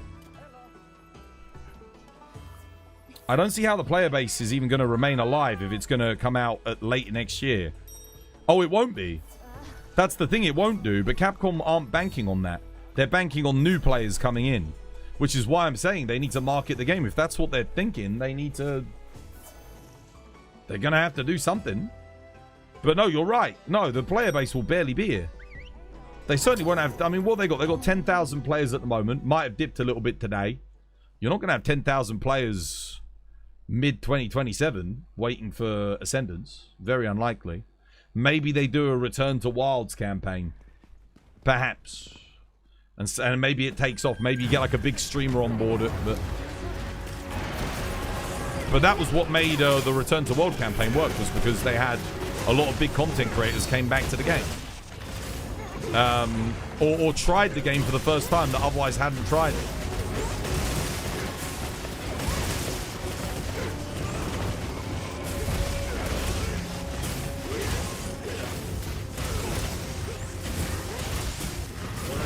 $9,889 players online. Yeah, it was pretty consistent then, so still around 10k. Imagine if they actually supported the game with another title update. Don't even have to do that, man. Imagine if they supported the game with just some event quests. Just little, you know, arena event thingy with a cool hat.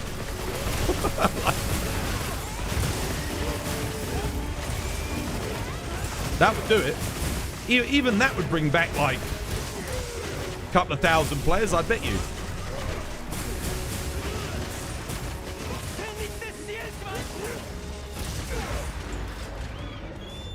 $10k now with 20k for... Yeah, that's pretty consistent. That's pretty decent for a game with that. Yo, that's really good. It's really good because we haven't had anything in months. So it's doing well. But I agree with Mr. Fool on TikTok. It won't stay that way. Like, people will eventually get bored. They'll be like, oh, okay. What am I doing, bro? What the hell am I doing?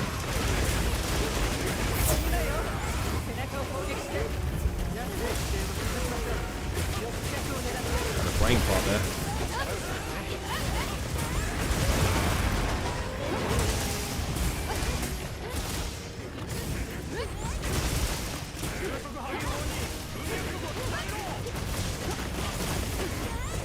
Shy hopes you never need to worry about the close cable, because the AI always does the close cable. Like, guaranteed. You only have to do the mid cable. Fun fact.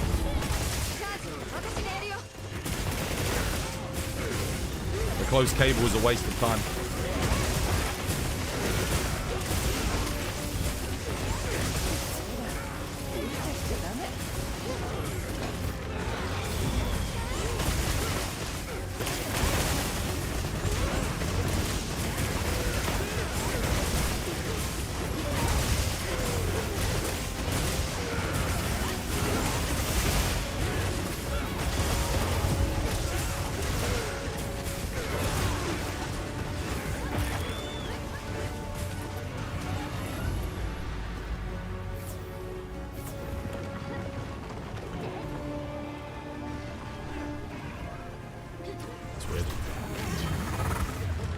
circle.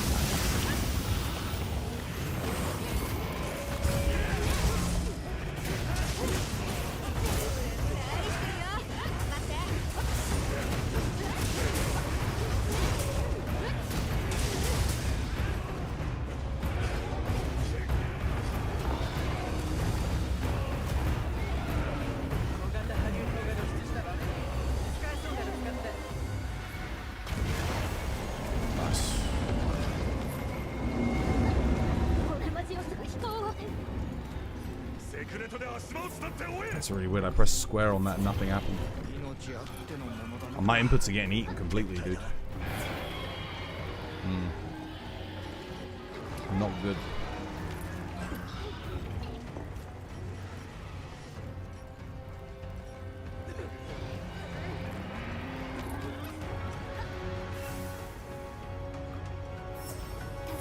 The game's boring now. There's nothing to do, and that's okay. Monster Hunter has a clear end. It's not a live service. It is a live service, though, isn't it? It's got all of the aspects of a live service. For the first year of support, they have regular updates. They have title updates. They have a cash shop with $500 worth of, like, purchasable items. If that's not a live service, I don't know what a fucking live service is. So it's got all the live service elements without actually providing regular content, which in my book is very odd. Like going like a year and a half with nothing new. Yeah, exactly. They got a roadmap and a cash shop exactly like every other live service. I mean, you guys might want to tell yourselves it's not a live service, but it absolutely fucking is. Like, it absolutely is.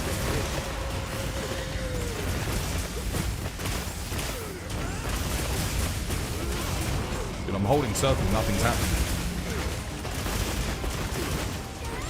It can't be that hard to make events like a small Chatacabra.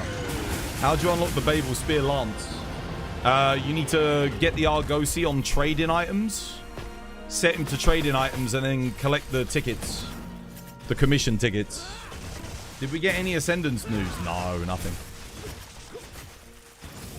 Nothing, brother.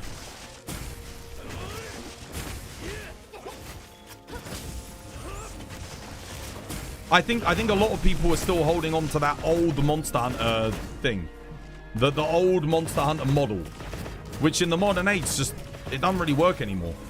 Because I see it all the time on Twitter. People are like, oh, why can't they just release the game with everything and then just leave it? And then that's it. It doesn't work. It just... Yeah. People, like in a game like Monster Hunter that relies on like the social dynamic, and they want to put a cash shop in there to sell items to make more money, you can't do that if you're not giving regular updates. It just doesn't work.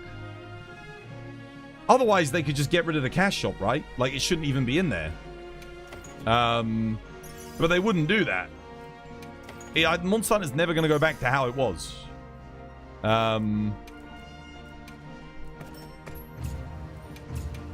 It's never going to launch in a complete state and then not have microtransactions. Unfortunately, it's just not going to happen. But here's the thing. With that, with the microtransactions does come the benefit of the fact that they can keep supporting it. They can keep adding new events and new content. But that's why I say it's weird. Because if you're going to have the MTX store and you want people to buy stuff from it, you need to keep doing events. You need to keep adding stuff. Because if you stop adding stuff, people don't want to spend money. Because they're like, well, if they're not going to add something, then... I mean, when Ascendance comes back, they'll do it again, right? They'll add loads of stuff and people will want to spend money in the game again.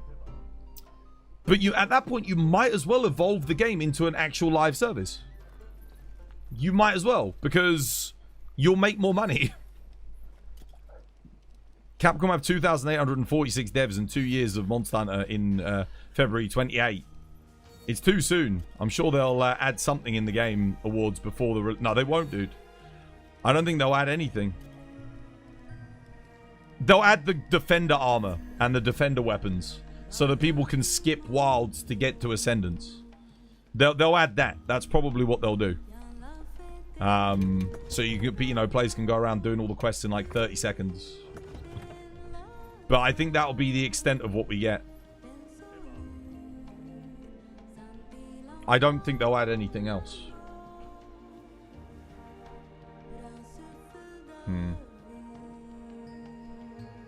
I would love it if they did. I would absolutely love it if they added something, but I'm going to be real with you. I have to be realistic. I don't want to, like, get you guys all fucking deluded and say, oh, I don't think they'll add any more events. I certainly don't think they'll do any more title updates before the DLC, whenever it happens next year. Yeah. Alice is ready? Alright, cool. Did they update their build, yeah? Let's have a look.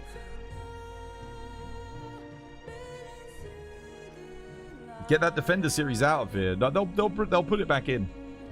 It will come back. Guaranteed.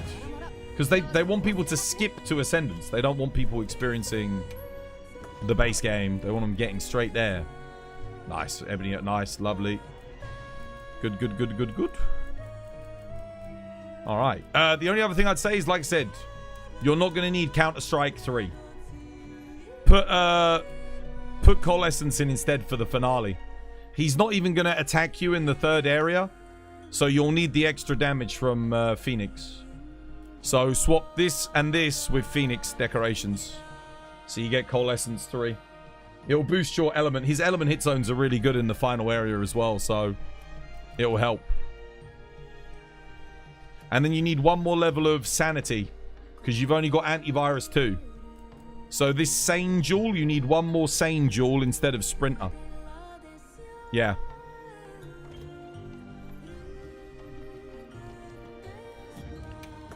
I'm still on the middle wire. Yeah.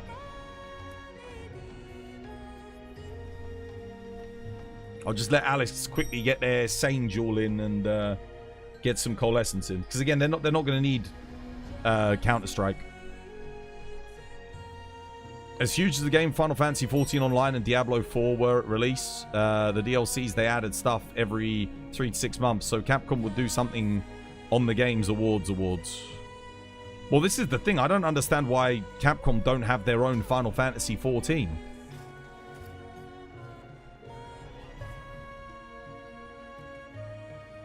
It's kind of weird, right?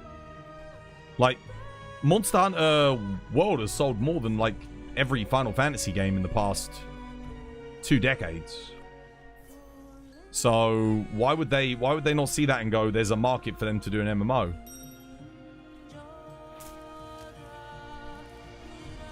After yesterday's Gamescom, you don't have the sanity jewel to spare. Oh dear.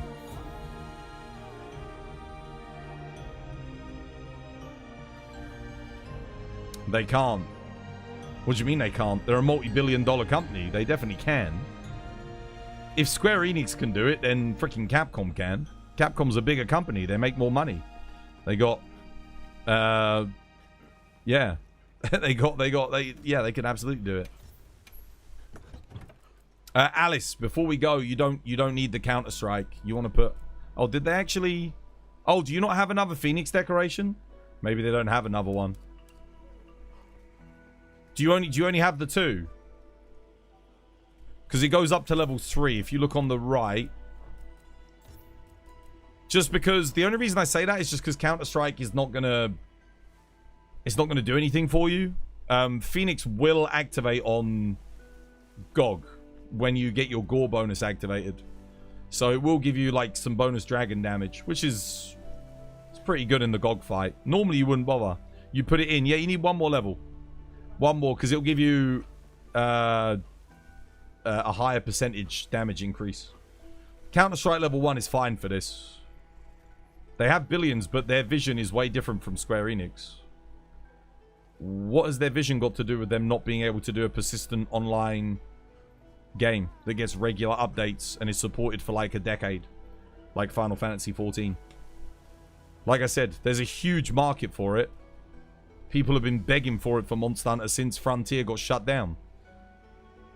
The only time they ever did it was they made that Chinese game. It wasn't even them. It was freaking Tencent. Made Monster Hunter Online. But the problem is that game wasn't available outside of China. So it kind of flopped. You did it? Okay, lovely. All right. Let's get ready to rumble then. Oh shit, I picked the wait a minute, I picked the wrong loadout.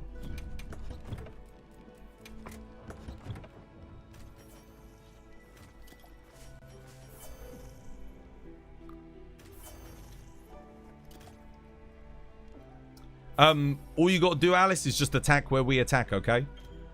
Make sure you stand with us, attack with us. That's all you got to do. You wish the Capcom revive Frontier or online? Well, online has nothing to do with them. That's Tencent. So that would be down to Tencent, not down to Capcom. But they could do Monster Hunter Frontier too, because that is Capcom. They did that. But again, they never brought it to the West. They never brought it to the West. They didn't bother.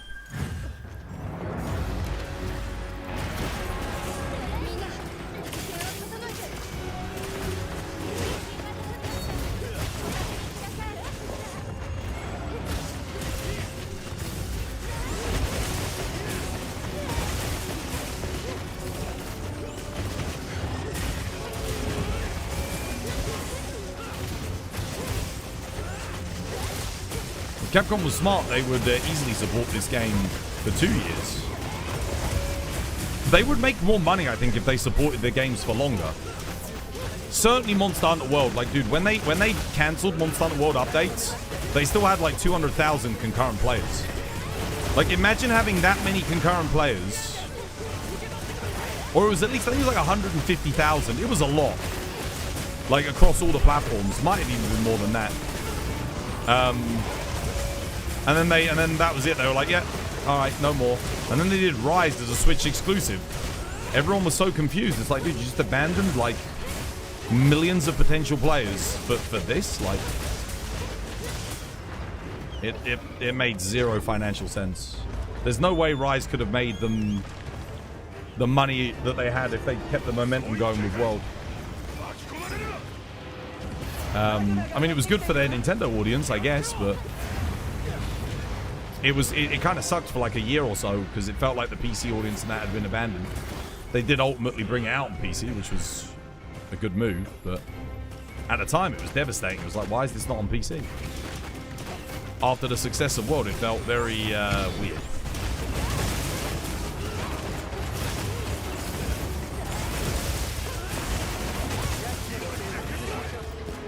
I do wonder how well did I wonder how well Rise did in retrospect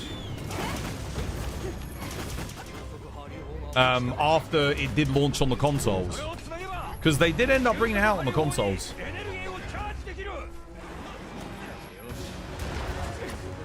Yeah, Alice, you don't need to load the closest cable. The AI actually always load the closest cable if you just leave it. Like, always. Fun fact about GOG, you never need to load that one.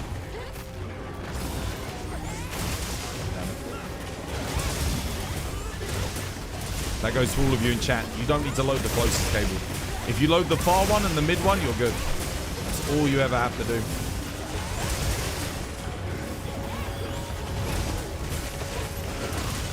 You had Rise Day 1 on Xbox, group posts. It was not good, man.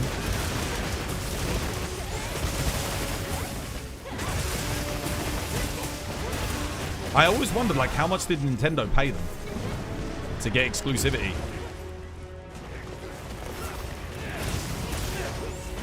After World, it must have been like a shitload, right?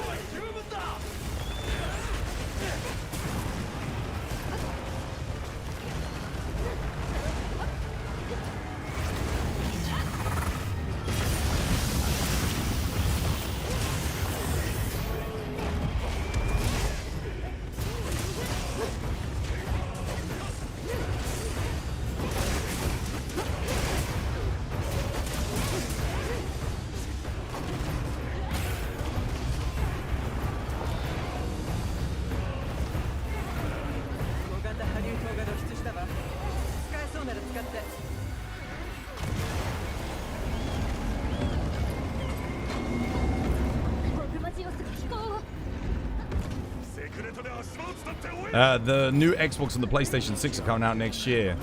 Most big companies are cooking their biggest games for next gen. Yeah,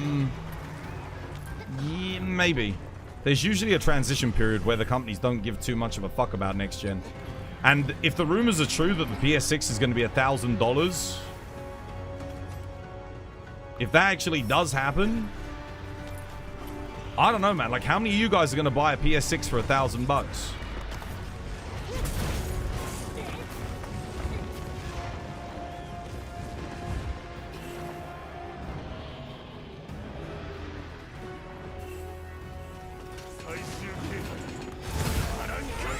The other thing is, because of the RAM shortages, are you even going to be able to buy a next-gen console? Like, even if you want it, I imagine it's going to sell out and get scalped to shit, so no one's going to be able to buy it anyway. So yeah, I don't know. I don't know how much devs are going to be focusing on next-gen, to tell you the truth. Yeah.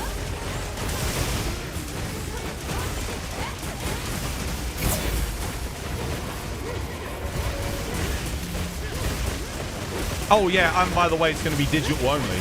So the only place you'll be able to buy your games will be on the PlayStation Store. Which means you won't be able to buy your games on sale or anything. The Xbox is going to be $1,200. Is that what they're aiming for? $1,200? Oh shit.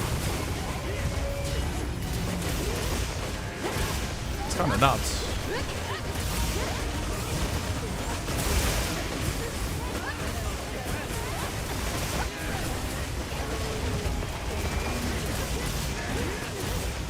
Because Sony said they're not going to sell their consoles at a loss anymore. They said they're not going to sell their consoles at a loss to increase install base. They want to sell it for a profit. They've completely, because the reason why, if you're wondering why Sony has turned into such a dog shit company, it's because they changed CEOs. Ever since they changed CEOs, that's why you've got shit games coming out of them like Concord. You've got a bunch of wanky decisions being made. That's why the company's failing. Like, their CEO currently is like just an absolute arse clown. They've always been releasing mainline and portable since DOS. Yeah, I know. I know. But is there a market for them to do an exclusively portable title anymore?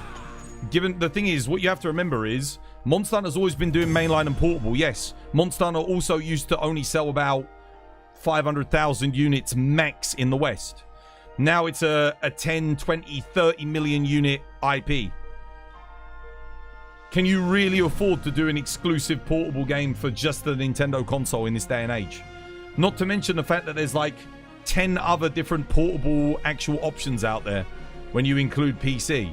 So if you're doing a Monster Hunter portable game, can you only really do it on Nintendo? We don't live in the same fucking world anymore. I know people keep saying, well, they've always done it this way. Yeah, but you've got to evolve. If your franchise, like, imagine if Pokemon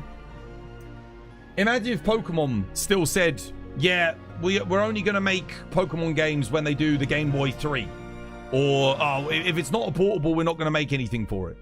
It's like, you can't do that. Like, you have to evolve with the times. You're a massive multi-billion-dollar franchise with Monster Hunter now. It's not that little niche thing that a couple of tens of thousands of people bought in the West. And then it was popular in Japan. Can you afford to do an exclusive portable title?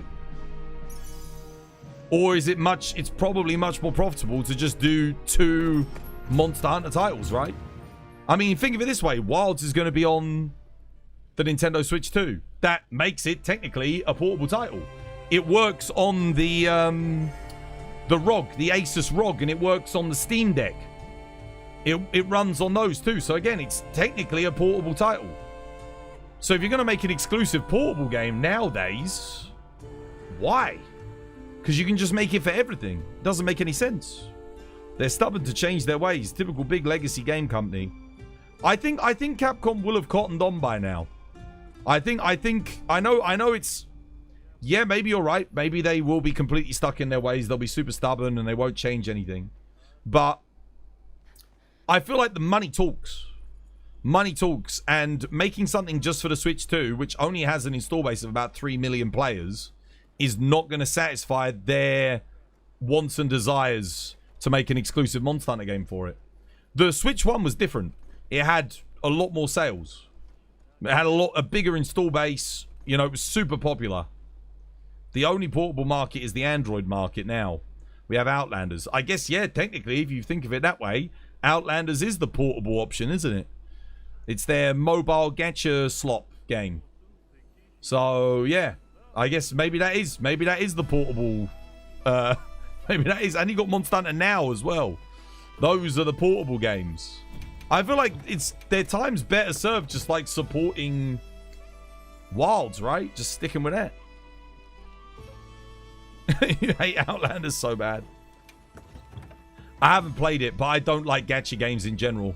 Slapping a Monster Hunter skin on a gacha game is not going to make me like it. Yeah. Not for me. Too old for that shit, man. I'm too old for some fucking cash shop game asking me to buy characters in a goddamn... Man, nah, fuck that, man, dude. Like, absolutely not.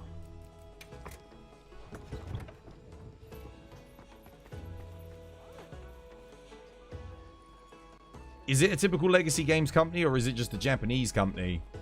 Isn't Outlanders Tencent? No, it's Timmy. Tencent did Monster Hunter Online. Yeah, it's not... Capcom licenses Monster Hunter to them, obviously. But, it's not made by Capcom. Capcom's already changed a lot. Yeah, they have. They have. They're just slow. They're just slow to change. Nothing wrong with that particularly. They take a long time.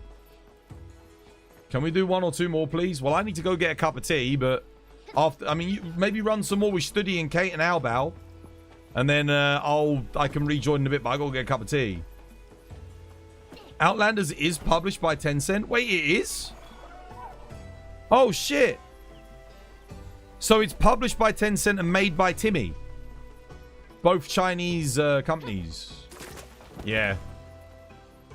I'm gonna be honest with you. I'm not that big on Chinese games. I'm not that big on them. Even Wukong, I know everyone says how good it is, but the game runs like dog shit. Like, it's there's always something. There's always something with them. I'm not that big on American games either, to tell you the truth. At the moment, I've been big on, you know what I've been playing recent years? European games, British games, and Japanese games. Those have been my big 3. All the games I've been big on in the past, like, 5 years have been Japanese, British, or European. Expedition 33, French. War Dogs, British. Monster Hunter, Japanese. Elden Ring, Japanese. Like, yeah, it's crazy. I can't remember the last time I played and liked an American game. I feel like capitalism's kind of fucked their games. They're just literally just cash shops. They're awful. They've forgotten how to make good games, I think, the Yanks. I feel bad for them. But it's like Hollywood. Their movies are shit as well. They make shit films and shit games. They've got too focused on the thingy and not about the art form of the game itself. It's a shame. I actually can't wait for War Dogs to absolutely wipe the floor with all these other like first-person shooters, man. It's genuinely... I can't sing its praises enough, dude. I'm so looking forward to playing that game again. I freaking loved it. Asha Sharma is the CEO of Xbox, and she's a genius with AI. But about games, she said that she doesn't even play games. That's what the guy that's the CEO of Sony said as well. He said he doesn't play video games. The guy who's at the head of Sony at the moment. And that's the fucking problem. If you let a non-gamer take the helm of a gaming ship, they don't know how to drive it. They don't know what gamers want. All they know is what makes money. And what they think makes money. They don't know shit about what gamers want. They also see gamers as like your average TV consumer. The person who sits there and watches adverts on it, you know, in between fucking EastEnders or whatever, and goes, oh, I think I might try that. That's not what gamers are like. Gamers are more discerning. Not all of us. I mean, some of us play fucking FIFA, but I mean, a lot of us are more discerning. We actually research our products. We're very cautious with our spending because we want to make sure we're getting a good experience when we spend our 80, 100, however many dollars it is. We're not like your typical consumer. A lot of us. We also heavily criticize products. If something comes to us and we're not happy with it, you're gonna fucking know about it. A lot of us are very active. I mean, look at the Sony backlash. Name any other company in the world that does bullshit and is gonna get backlash like that. You can't. You cannot. If we get treated unfairly or poorly, that company is gonna receive a shit show of flack. It happens every single time, man. The Xbox CEO has actually done some good stuff, unlike Sony. I can't say anything good about Sony since they lost their old CEO, man. I can't say anything good about them. It's been rough. The post-processing wilds was generally ruining most of your first playthrough. There was a lot of performance issues. The biggest thing was the Enigma and the Nouveau. The second they mitigated the effects of Enigma and the Nouveau, once again, I think everybody saw like a 20 FPS minimum increase in performance. It was actually ridiculous. I actually don't know anything about the Xbox CEO. To be honest, Xbox have gone off my radar because they kind of gave up on making exclusive titles, but they are making that new Gears of War game. And despite it perhaps not having some of the best dialogue, the gameplay looks like fun, so that's good. The Nouveau is so fun. Oh, dude, it's a scam, bro. It's a fucking Ponzi scheme. Like, why any developer ever gives their money over to the Nouveau, I don't know. Like, it's just, people are going to pirate your games anyway. You're giving them, like, what is it? I think the license is like $20,000 a month. It's something ridiculous. Like, it's really expensive. This might even be more than that. I think it depends on, like, how many units your game sells. Starting at $20,000 a month. Santa Monica, California, and Naughty Dog. Oh, what with God of War and The Last of Us. It's been a while, though, isn't it? It's been a while. That might be it for America, isn't it? What else have they got? I guess you got Valve. You still got Valve. Valve don't really make that many games anymore, but I mean, anything else? I mean, the French also did give us Ubisoft, so I can't sing their praises entirely, but they, you know, again, Expedition 33 just is that good. Subnautica 2, is that an indie American devs? I know that's very popular, yeah. Did they ever do that in games previously that they played? What's that? Reduce the effects of the Nouveau? Yeah, dude, they did it in World. Monster Hunter World had huge performance issues at launch because of the Nouveau. And then they fixed it. They toned it down. But then the problem was when Iceborne came out, the Nouveau was back in full force and they had the big performance impact hit it again. And then it wasn't until... Man, it wasn't until we got the Wrath of Thunder Descends quest that they actually, again, toned back the de Nouveau. It takes them a long time. I don't know why. They must have, like, some kind of agreement where they keep it in, but I just hope they don't do that with Ascendance. You know, I hope it doesn't make too much of an impact. Monster Hunter fans and Monster Hunter games are on a cycle. It does feel like they keep repeating similar mistakes. It really does feel like that. If you've been playing the games long enough, yeah. To be fair, the old games never really had performance issues. That's a new thing. That's since World. Honestly, we didn't have that before World. Anyway, I'll be right back. I've got to go get myself a cup of tea. This was by design.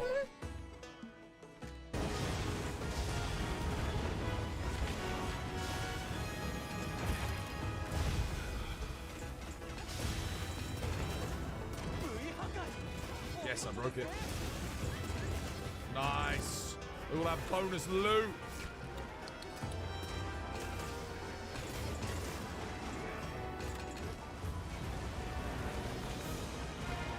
Right,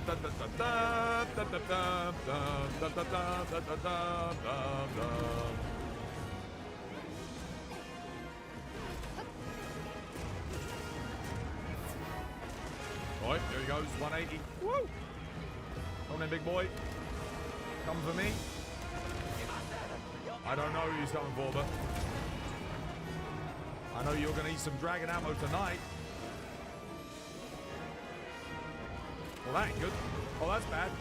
Oh. イベントクエストとして星10歴戦王アルシベルトが登場。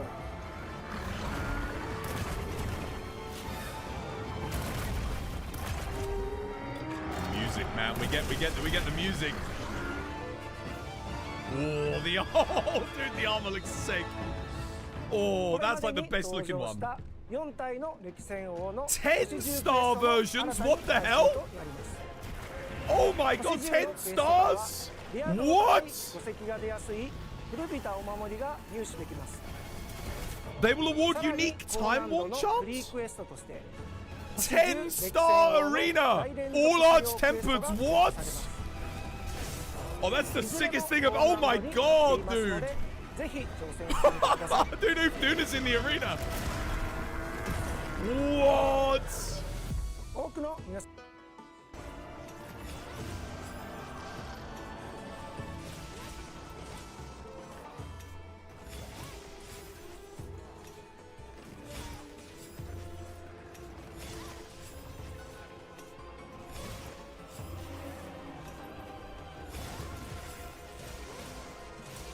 Oh.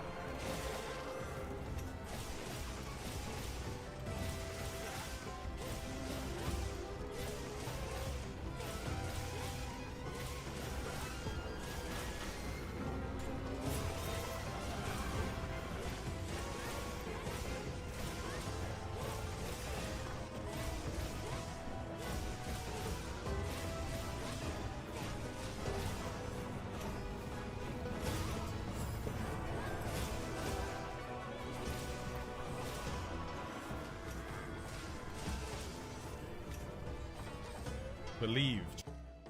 They let a monkey rain a train through you.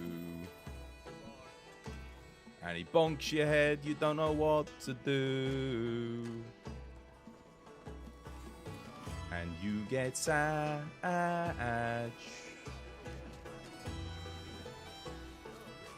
Monkey Right, tea's on the brew. This was by design. Tea is brewing. Infinity Ward's an American video game developer that made Call of Duty Warzone. What happened to your regulars? Where are they at? My regulars? Which ones? Who? Everyone's here, I think.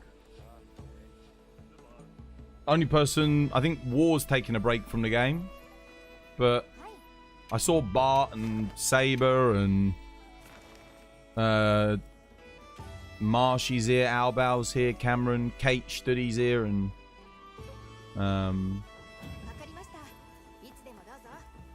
yeah, Zenitsu's here. There's a lot of people here today. I remember watching you in World. You had Leona, War, Darkstar, MZ. MZ is playing Final Fantasy 14. War is he's here, but he's taking a break from Monster Hunter.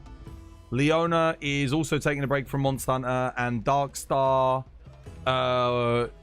isn't here because people use the water gun emote, and he kept blocking everyone in the community and couldn't play with us anyway. So yeah, so he left. He watches Viseri now, where he also gets blasted by the water gun emote, but now he doesn't tell people to fuck off and block them when he gets blasted with it. So yeah, I don't know. I don't fucking know.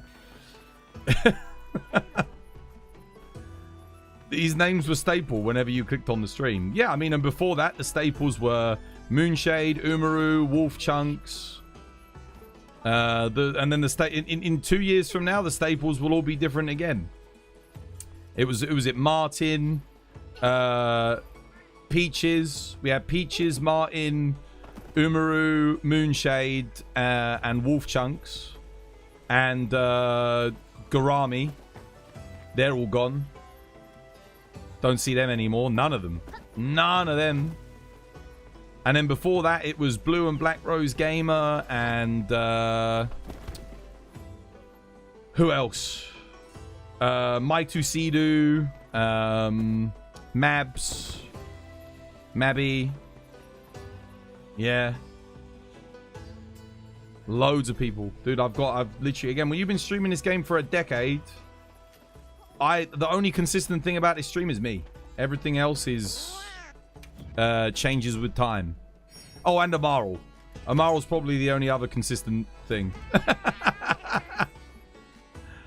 That's it. It's me and Amaral.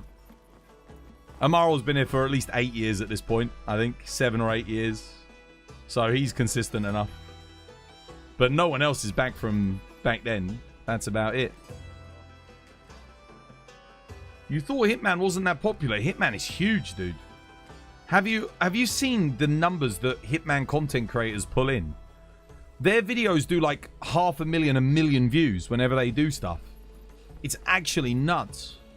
Hitman is crazy popular, especially on YouTube. Like Monster Hunter can't even get a fraction of the views that Hitman does in terms of like content and popularity. It's not even close. Yeah, Hitman's massive. Hitman is massive. Hitman streamer. I used to like the game. I liked Hitman 2 and Blood Money, but not enough for me to make content around it, I don't think. I haven't really played properly since that Hitman game they did on the PS3. I thought it was kind of dog shit, but yeah. They might be dead, honestly, yeah. I mean, I wouldn't be surprised. My community's got, we got 15,000 followers on Twitch. So, statistically, some of them will be dead. Yes. It's a sad and a grim thought, but I'd never know. You know, it's not like, if they die, who's gonna call me up and tell me, oh, by the way, one of your friends is dead? Because do their family and friends know that they know me, that they interact with me on a daily basis? No, probably not. I bet you none of you guys say to your extended family, oh yeah, I watch 'Twas by Design, I love him. I watch him on a daily basis. None of you are going to say that. So no one's going to tell this old fellow if one of you guys kicks the bucket. I'm never going to know. As far as I know, I said something that you didn't like and then you decided you couldn't be fucking asked to watch me anymore. That's it. That's how it happens. That sounds awful. Yeah, it is awful. It sucks. Mentally, it's rough. And you have to go through, like I said, you have to go through that cycle on a regular basis. Because people do just disappear from your content and you just don't know why. And I always wonder, like, did they die? Like, and I don't know. I genuinely don't know. You never know. It's the worst thing about being a streamer, honestly, is probably that. Is like losing viewership. Like losing your community members. Because you don't know why you lost them. It's easy when you do know when you lost them. You know, like freaking White Walker, you know, he goes and watches Viserys now or whatever. But like that's piss, you deal with that. But when you don't know what happened to them, that's worse. Like when you genuinely don't know. I'll DM you when I'm about to die. Cheers, man. Thanks. I'm like, alright, that's alright then. Zero Benz, that's why he stopped watching. He's dead. Nah, fair enough. That's okay then. But yeah, you just don't know. You don't know. It does make you wonder. It's so weird as well with people when they're here every day. When you see them every day and you talk to them every day and then one day they're just not there. There's no like gradual like, or they never say something to you like, they never message you and say, oh, I can't watch anymore because such and such a reason. They literally just disappear. Yeah. You still play Wilds, but like most others, you're waiting for Ascendance. Yeah, I'm not talking about people like not playing the game. I'm more talking about people that are just like, they're staples in the community. And, you know, they're there. We have a conversation. We have a lot of fun together. Not just in the game, but just talking, you know. And then they disappear. And they don't even message you on Twitter. They don't message you on Discord. Like, it's not like it's not like I'm only present on here. Like, these are all members of the Discord. So even if they're not playing Monster Hunter anymore or watching Monster Hunter, they could still chill and chat to me on the Discord, but none of them ever do.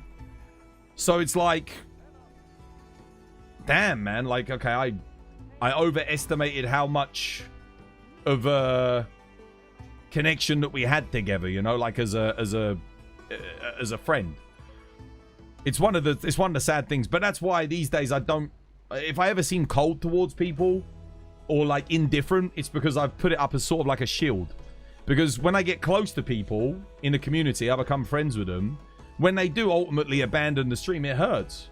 So it's better for me to just sort of be like standoffish. And whilst I do consider a lot of you my friends, I have to remind myself at the end of the day, you're a viewer. You're not a friend. Like, you wouldn't come to my birthday party. You wouldn't buy me a present and vice versa. Like, I wouldn't go to your house and, you know, give your mum a hug and be like, oh, well, maybe. And be like, oh, what's for dinner? What are we having for dinner? You know, we're not close or anything like that. But sometimes it did feel like that. When you first start streaming, it does feel like that. You have a very close-knit of community and companions. And,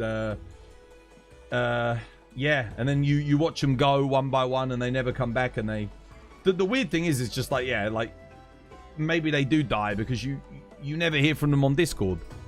Discord's there for you to stay in touch, you know, communicate, and even if you're not playing the game, like that's what I always thought of it as being, is like, you know, if you ever want to welcome someone back, you got that there. And again, it's like, I am on Twitter, I am on YouTube, like you can always message me and comment there, but if you choose not to, it's like, that means you don't want to interact with me anymore. So yeah. Did Capcom ever remove Denuvo? No. Yes, from World.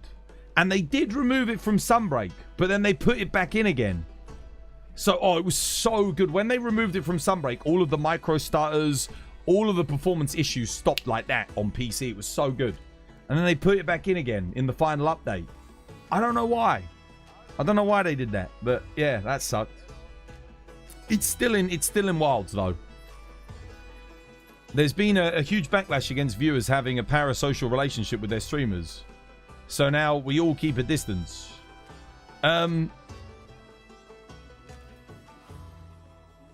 think that's more so underage viewers. Yeah, and for good fucking reason.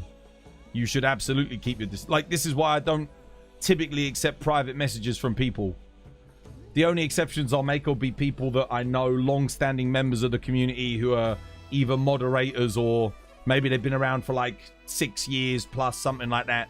Then I'll accept the private message. Like, you know, like if Amara will message me tomorrow, I wouldn't be like, oh no, fuck you, I don't know you. But like, let's say you've only been here for like a few months or a year, I'm not going to reply to a private message. Very unlikely. If there's anything you want to message me about, you can message me in public in the Discord, you know. I've got literally like 70, 80 unopened messages on Discord, private messages. Some of those people probably don't even watch the stream because they think I ignore them. It's not that I didn't see your message. It's just I ain't going to fucking reply to you because I don't know you. I don't really want to start a conversation with someone I don't really know. Because I don't know how old you are. I don't know shit about you. I don't know what your intentions are. Like, it's better for me to just not message you. It's easier that way. Simpler. Unless we meet IRL with just faceless names on a screen. Yeah, well, that too. That too, yeah. That's why it's easy for me to interact with other streamers as well. Because I can see a face. I can put a face to a name. It's easier. Because some of you guys, oh yeah, I mean, even if you put a picture on your profile, you might not even look like that. That might not even be you. You might even be pretending to be someone else. It's very easy to just assume an anonymous identity online. So yeah, you gotta be careful. You're smart for that. It's just common sense, isn't it? I don't even think it's smart. It's just that's how it should be done. Yeah. The only time I'd ever contact somebody would be if I did a giveaway on the channel and they won a giveaway code. Then I would direct message them to give them the code for whatever it is that they've won. That's basically the only exception when I'd ever message one of you. If someone ever messages you claiming to be me, like the first thing you should do is go on the Discord publicly and say, hey, Twas, did you send me a message? And I'll say no. I'll say no, I didn't fucking message you. If it's an emergency or something and I say yes, then yeah. But never reply to anyone claiming to be me, because it won't fucking be me, because I don't want to message you. I don't care who you are. Like, I don't want to talk. Oh dear. Viserys shows his hands. Yeah, but I've seen him at events. I've seen him doing like his stuff, you know. He's omnipresent in the community. Like, that's someone who I'm like, okay, I know who that is. Right? And showing his hands is more than I see from you guys. But I mean, you guys, this is the difference. Like, you would, if you saw me on the street, you'd know it was me. You'd recognize me. You know who I am. You know what I'm about. I wouldn't know you. So that's the thing. You've just seen the Aliens Fireteam Elite 2 is now available. Yeah, they keep sending me emails. They want me to promote it. If I wasn't doing Monster Hunter, I probably would. But yeah. You've seen his face? Well, yeah, if you've watched any of like the things. I mean, he normally wears like a face cover, but I know roughly what he looks like because he goes to like the championships, the Monster Hunter stuff. There's photos of him and everything. Yeah, so I know of him. The only thing I ain't seen of him is like his mouth, I guess. But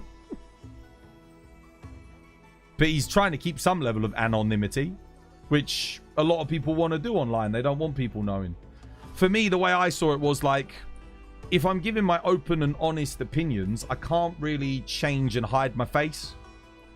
I'm the kind of person that wants to have a face to what I'm saying. There's no hiding with me. I wear my heart on my sleeve. What you see is what you get.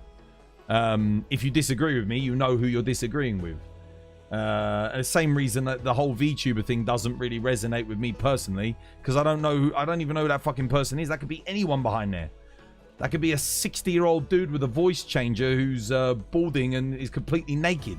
You know, like, I don't fucking know. Like, could be anything. Could be anybody. Yeah.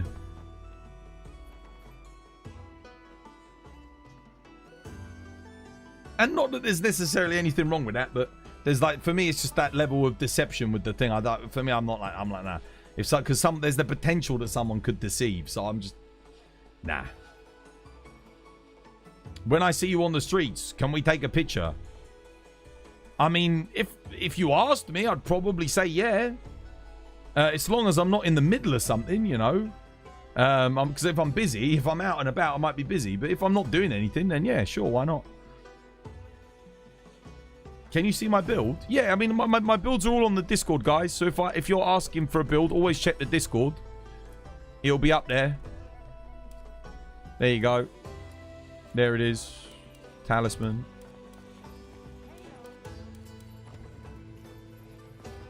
Have you met any fans in person? Well,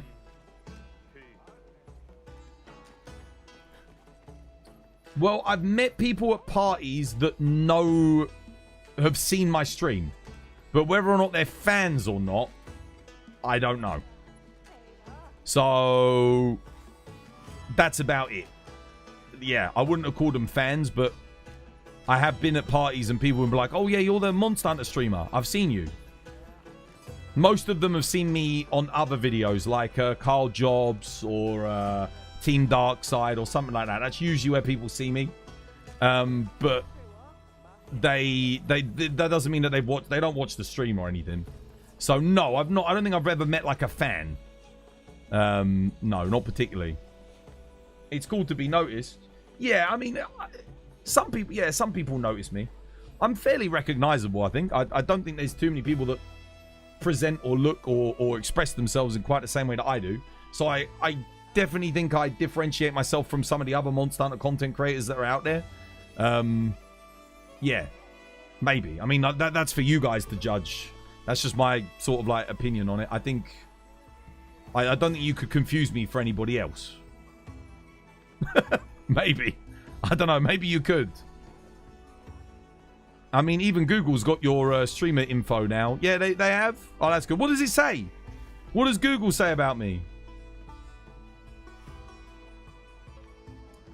Yeah, let me know. I've never Googled myself. Let me go get my tea. I'll be right back.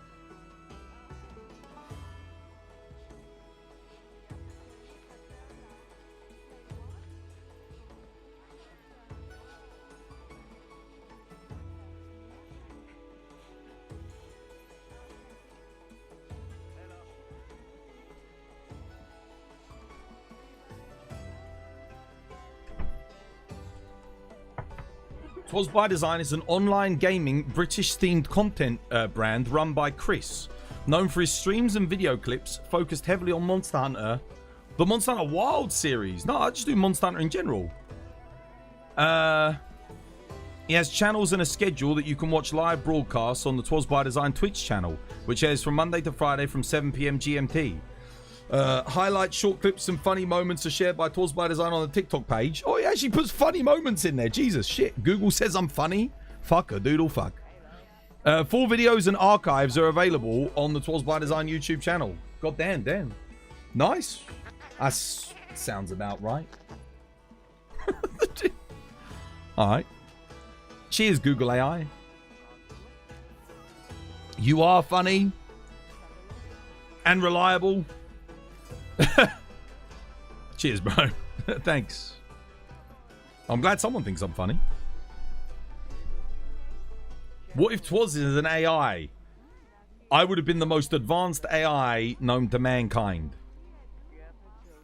Because I've been doing this for so long. We didn't even have AI 10 years ago.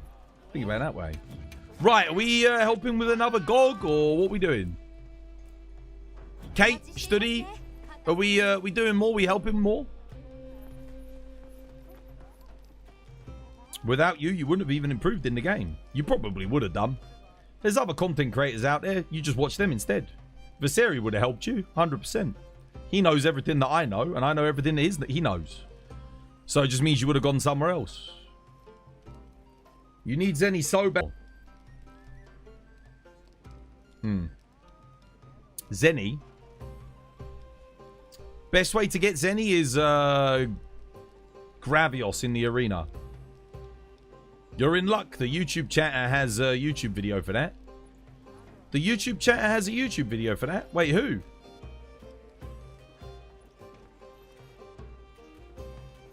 Oh, right.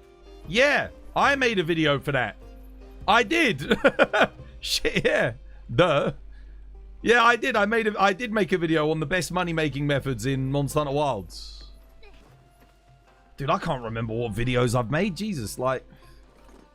It's hard, dude. I make a lot of content. He's already forgotten. Dude, I do Monster Hunter content every day. It all blends into one, bro. I can't remember. Oh, dear. That's the command for it. Yeah.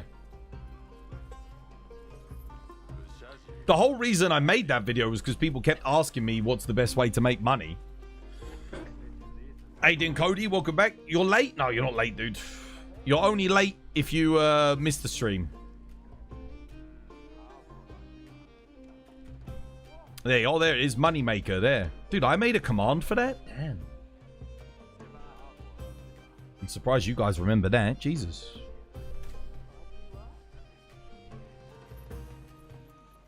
You thought your roguelike video was good. You liked it? Yeah, I thought it was good too, but Gaudi did a fantastic job of editing it. Monster Hunter memory loss. I mean, it happens, man. If you keep doing the same shit all the time, like, you're bound to forget some things. Okay, they're probably almost done with Omega, and then we'll do another thingy for who we helping again? Alice, was it? I'll post another one in a minute, Alice. Just give me a second. They're out on an Omega, and then we'll help again. You're tempted to drop Lord Soul for your build for Frenzy, but Guts saved you so many times already. You shouldn't have to drop Lord Soul. You never have to drop Lord Soul. It's fine. Every build can have Lord Soul in it. Even if you don't roll Lord Soul on the weapon, you can fit Lord Soul in the build. It's fine. You didn't know the Hitman was so popular. Why? You going through YouTube and checking it now? It's massively popular, dude. Especially here in England. It's a huge franchise here in the UK.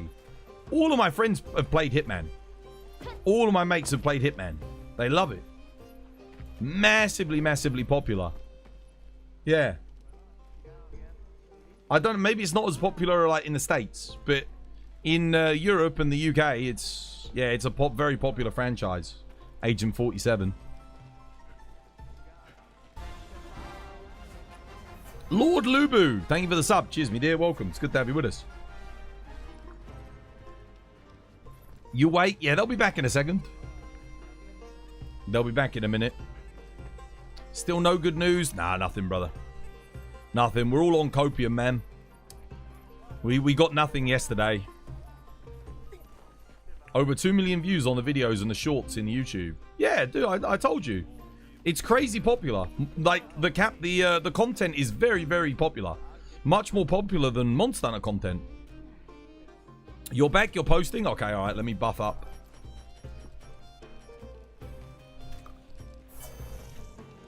You're here for some cope, mate. Damn right.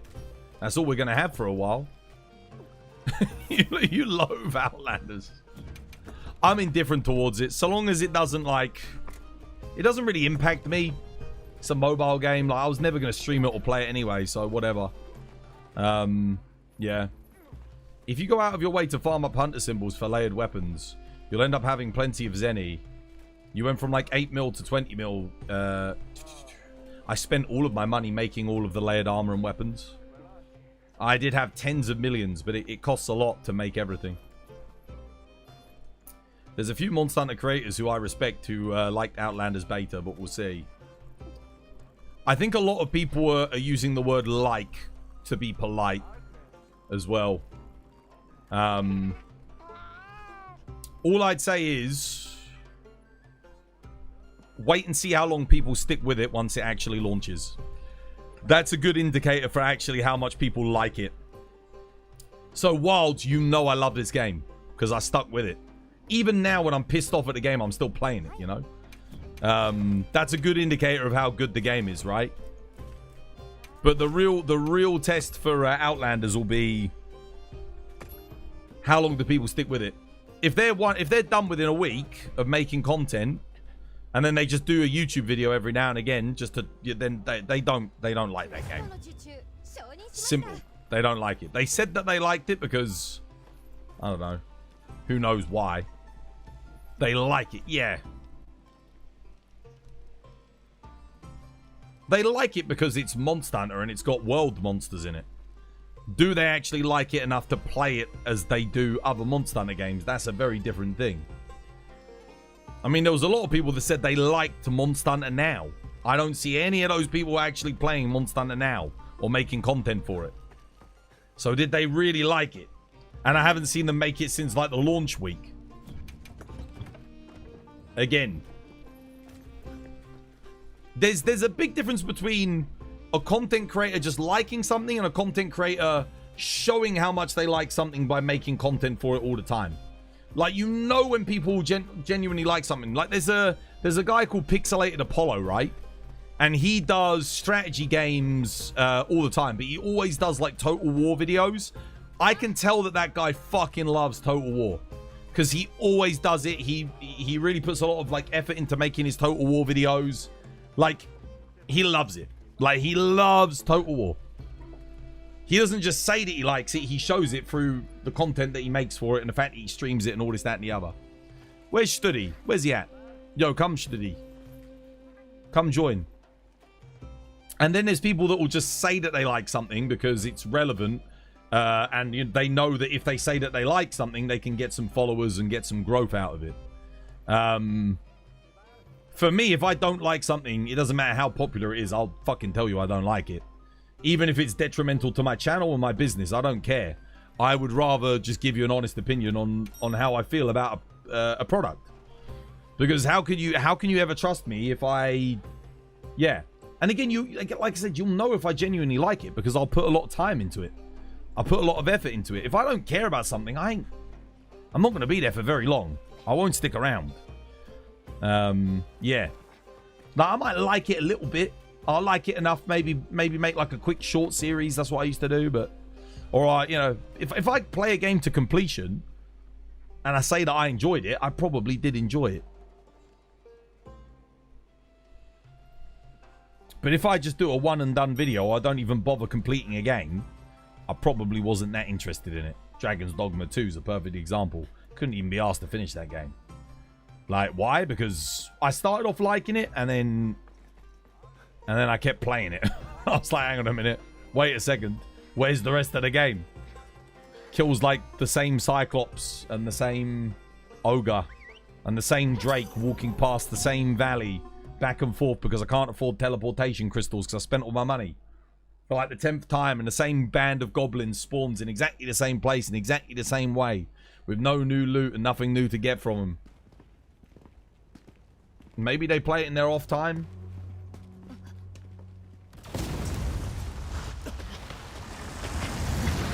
Maybe.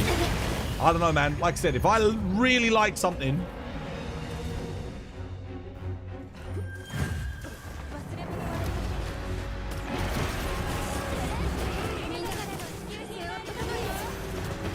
You're right. Maybe they do play it in their off time. It's true. Could be. That could be the case.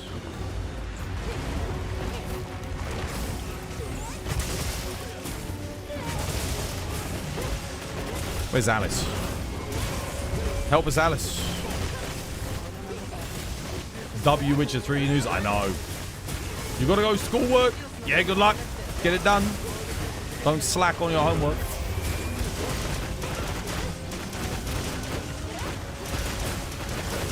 You played Monster Hunter since Monster Hunter 1 on the PS2 until now. How can I don't like it? But if it's a game played on the phone... Nah, that's not Monster Hunter. For me, it's less about the fact that the game's on a mobile phone and more so about, like, the whole gacha character system. That's not a Monster Hunter thing, dude. That's fucking Genshin Impact. Nah, man. Like, I don't want that in Monster Hunter. I don't need that in Monster Hunter. I don't think anyone was asking for that system in bloody Monster Hunter. I do, however, know there are quite a few Monster Hunter fans that love Genshin Impact, so... For them, Outlanders is going to be a dream. Like, they're going to love that shit. But, I don't think there's that many. I don't think it's, like, the biggest crossover of communities. Remember, you only need to take the middle thingy, Alice. Don't worry about doing the far one. Just do the middle one. Oh, there's still many players in Wilds. Yeah, about 20,000 people a day still playing it. Not bad, considering there's not been an update in... months and months and months, you know, half a year now. So yeah, it's decent player numbers. I'm actually surprised at how well the game's holding up. Nothing like world, but considering how disliked this game was initially, yeah, it's doing okay.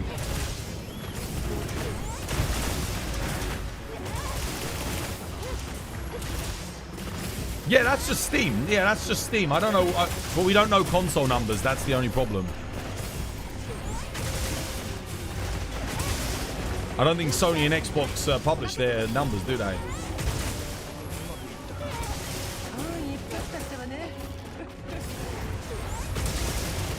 You think we just have to be patient? Too bloody patient. I'll tell you that. God damn, dude. That's you have to have the patience of the fucking Virgin Mary to be playing a Monster Hunter game, I tell you. You've got to have more patience than Gandhi when he was trying to bring back independence to India. You've got to have more patience than fucking Nelson Mandela. I tell you, bro, you have to have the patience of a literal saint. That's all Monster Hunter fans have, is patience. Bloody hell.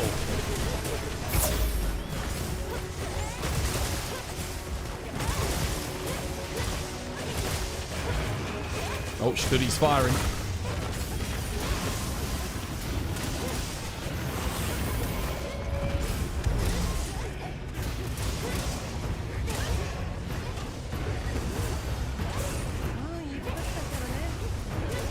You can't seem to wrap it around your head on how to play Switch Axe. Oh, really? Switch Axe giving you trouble? Yeah, it can be a little bit tricky. It's not too bad. I mean, it's a bit awkward in this game as well. Like, even when you know how to play it, it's not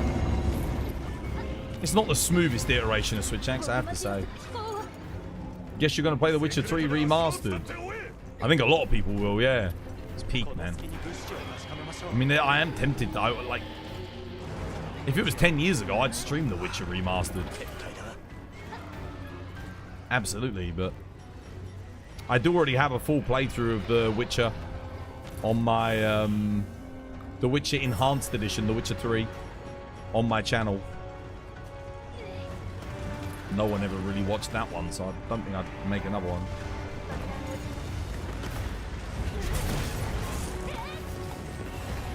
Although I have gotten a lot better at streaming since those days, so I don't know, maybe I could make it more entertaining if I did it now.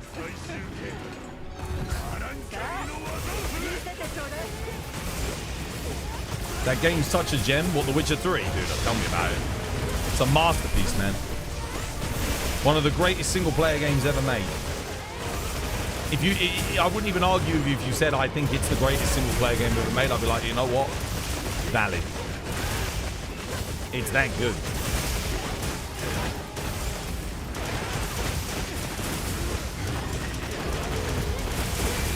You think Hitman content creators make a lot of money? Yes. Absolutely. They're minted, dude. The big ones are raking in millions of viewers on a weekly basis. So, they'll make a fuckload. So, just to give you an idea, every 15,000 views on YouTube is about $100. 15,000. Not on shorts. On normal videos. 15k views, assuming you have one ad break. So you do one ad.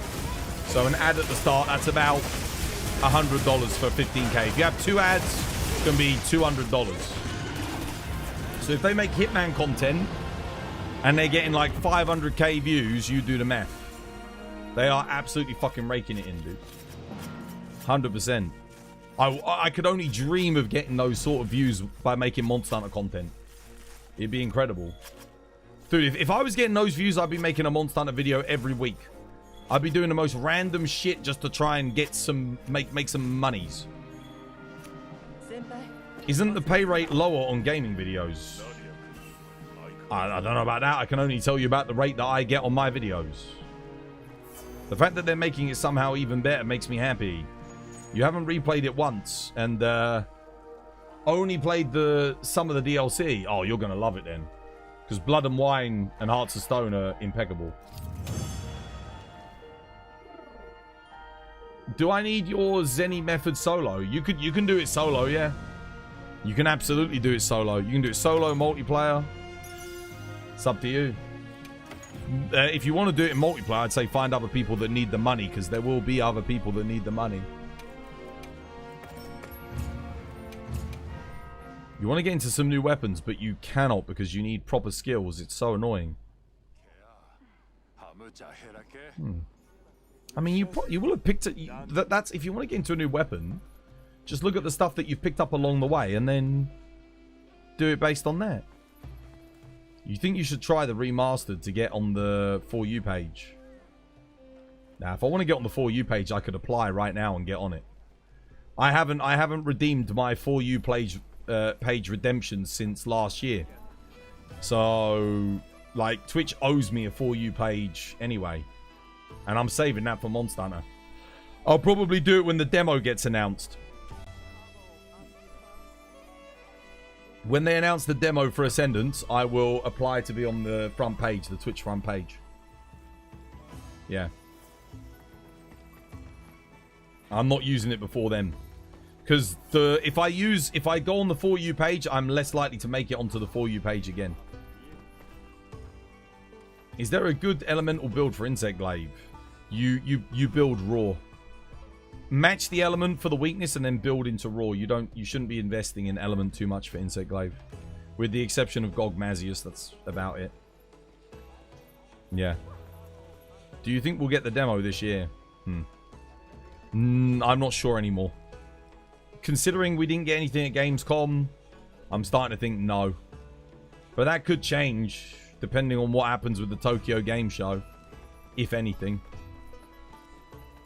Play Rise Break with Monster Hunter 1 controls. Surely this is a content goldmine. Dude, people didn't even want to watch Rise Break content normally. No one's going to watch anybody play that with Monster Hunter 1 controls.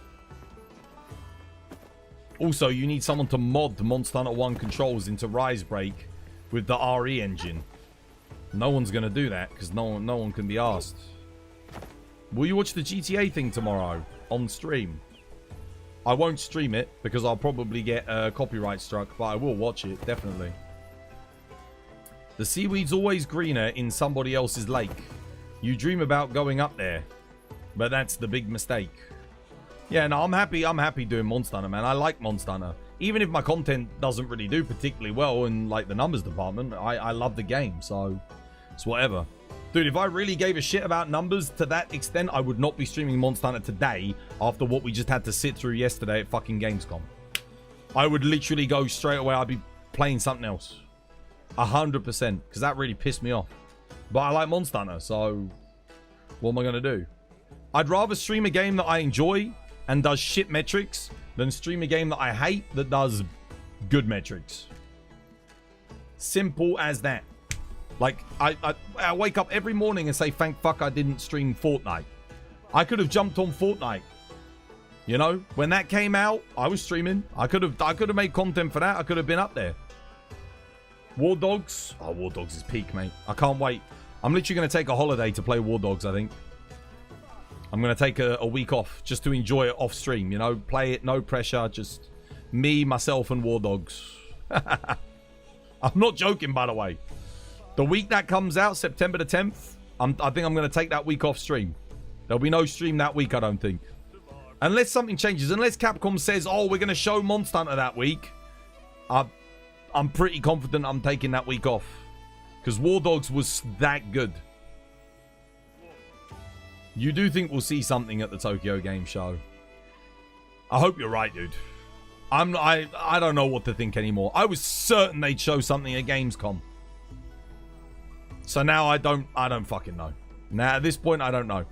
Capcom's mind is like the mind of Salvador Dali. You just don't know what they're thinking. You do think we'll see something at the Tokyo? Yeah. You're not gonna lie, the new combat mechanics hype me up so much. What, for The Witcher? You know, they look like they're borrowing the mechanics from the Enhanced Edition mod. So far, you're pretty happy that you picked up Lance. Viseri was right. It's great. Yeah. Viseri and I have been saying that for years. Not many people actually tend to listen, though. You're not expecting anything at this point. They're moving so weirdly with Ascendance. I think it's just taking them a long time to get it done. But it's the marketing doesn't need to take a long time to get done. Marketing is marketing. Like, if you've already announced the game and already shown a little bit off, you got to keep the ball rolling. I can understand, like, if the game doesn't come out till 2028, that's one thing. But the marketing doesn't need to wait until 2028. Like, yeah. You weren't entirely sure since the marketing of Onimusha, Mega Man, and Dragon's Dogma now. It's quite a lot already. It's, again, different studios, different teams, different marketing budgets. It's all completely different. They all work independently of one another. Capcom have never gone, oh, you can't market your game because we're marketing this game. They've never done that. That's not a thing that they do.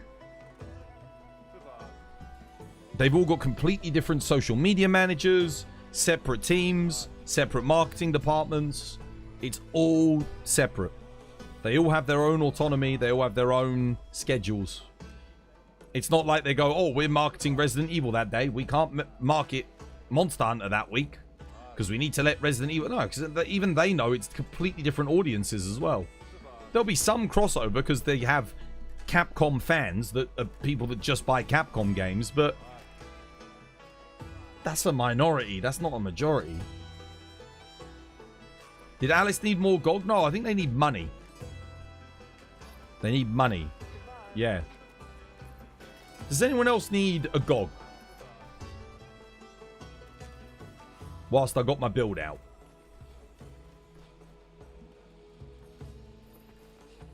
Do you run Gore on the Raw Insect Glaives? Yes. Gore Lord Soul. Ba-bam! Yeah. I think Ebony Odo Lord Soul is okay, but I run Gore Lord Soul. Ascendance has either got a serious issue and it's behind schedule. I wouldn't be surprised if they delayed it a bit after the backlash of Wilds, and that would be a very sensible thing for them to do. Because again, it's going to be a year and a half until we see it, most likely. And I'm okay with that.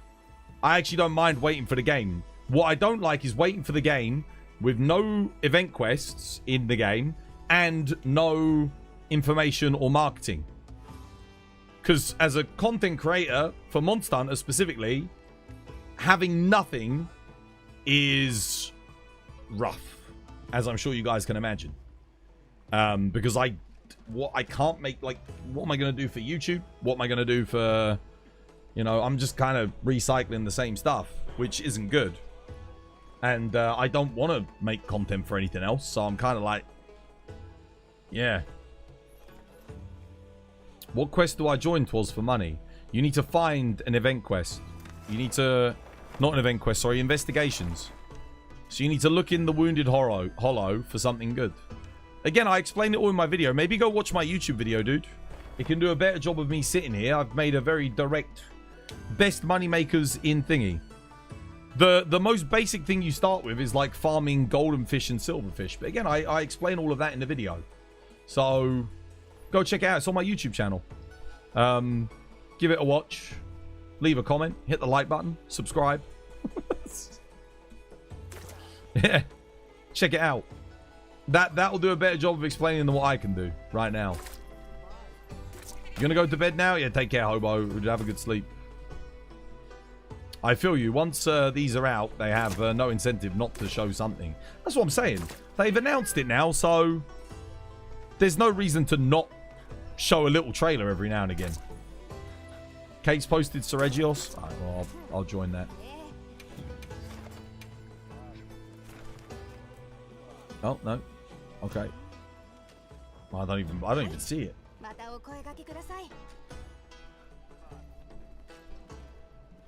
You just know that the expansion will be amazing. Like I said, go watch the YouTube video that I made for money making. That'll answer all the questions you have. Nothing has changed in that video since I made it. All of the methods in that are still the best methods.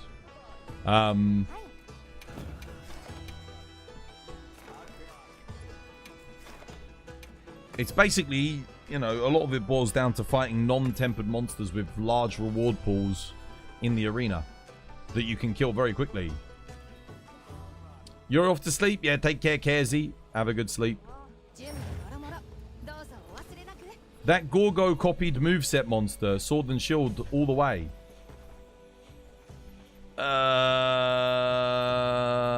Wait, what?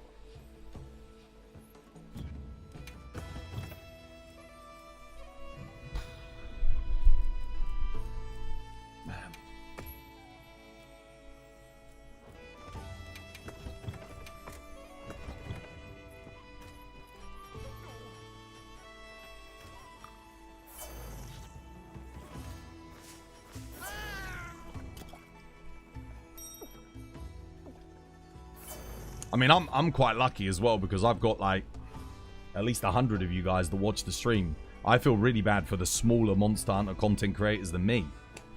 Because for them, if there's, you know, if they lose like 10 viewers because people are, you know, losing interest in Monster Hunter, that hits them harder than if I lose 100 viewers. Like if I go from 200 to 100, okay, well, sure, my income gets cut in half, but at least I'm still making some money. Like, if you've got 20 viewers and 10 of your viewers leave, like, dude, you're fucked. Like, that's rough, man. That's half your, you know, that hurts a lot more. So it's a very rough time to be a small Monster Hunter content creator, I'll tell you that. Like I said, I mean, it's bad for me, but realistically, there are people out there that are going to have it worse. I'm quite lucky, again, because I've been doing this for 8 years, so I'm established, you know. I get the privilege of maintaining a decent following regardless. I'm in a lucky position. I'm not quite, you know, I'm not like Rurikan or anyone like that who, you know, I've got like hundreds of thousands of people, but, you know, we've got a decent following. There's always going to be someone that shows up to enjoy a little bit of me complaining about some shit. Fucking, you know, like, you know, making fun of Netanyahu or some bullshit like that. Like, there's people that want that, right? But if you're 10 times smaller than me, it's like, what the fuck are you going to do, you know?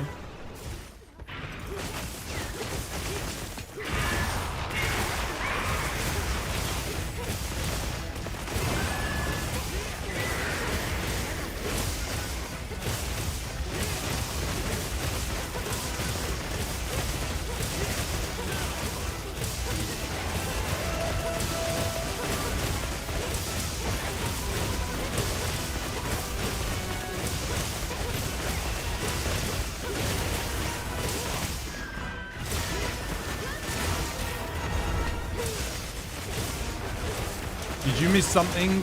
The expansion was pushed back? I wish we knew, brother. No information. Literally nothing.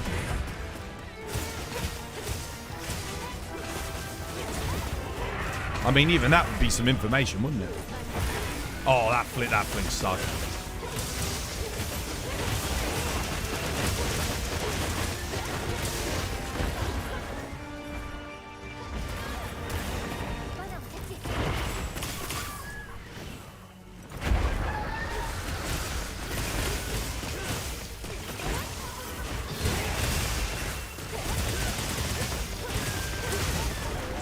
Nice one played.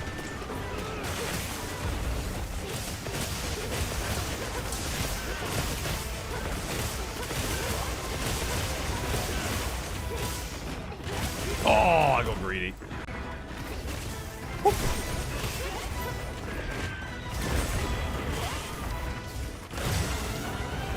Oh, okay. All right. Interesting. Instant rage. Oh, wait, what?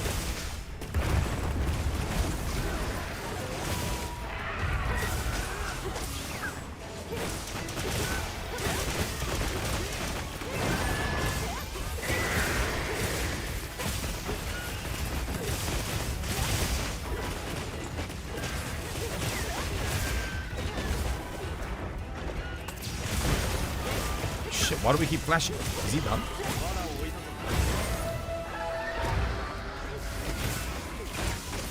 Done.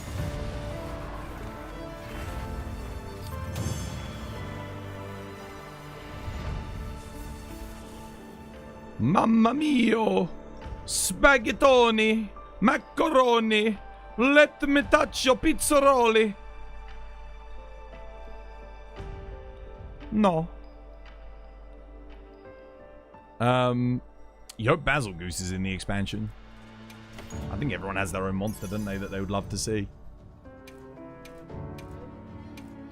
I just hope the expansion's good, man. At this point, I don't even give a shit what monsters show up. As long as Nergigante's there, I guess, and we get like a crazy version of him. I think everything else I'm happy with, whatever, you know. As long as it's a big roster, there's a lot of monsters. They expand the maps. If they expand the maps, expand the roster, have a good end game, I'm happy. Get rid of the fucking Artium weapons. Hope you're feeling better today. Cheers, man. Yeah, thank you. Not really, but you know how it is, man. You know how it is. Yesterday was rough, wasn't it? It was rough. I think Monster Hunter fans were all dealt a great blow, except for the people that are interested in Outlanders. I just can't force myself to want Outlanders. I can't do it. Like, I can't. I don't think any amount of money Capcom could pay me. But maybe if they offered to buy me a house. If they were like, listen, we'll buy you a house if you do Outlanders. Maybe I'd sell out for a house. Just because I really want my own fucking house, bro. But joke's on them, they'd have to buy it in London. So fucking, I'm going to be taking them for like $1 million. Rinsing the fuck out of them. It's never going to happen. But that's like the only way you'd ever get me promoting that game. Is literally by giving me a goddamn house. Otherwise, it's not worth it otherwise. No amount of money could make me want to play that game. Sword and Shield all the way. You like some Sword and Shield? It's good fun, isn't it?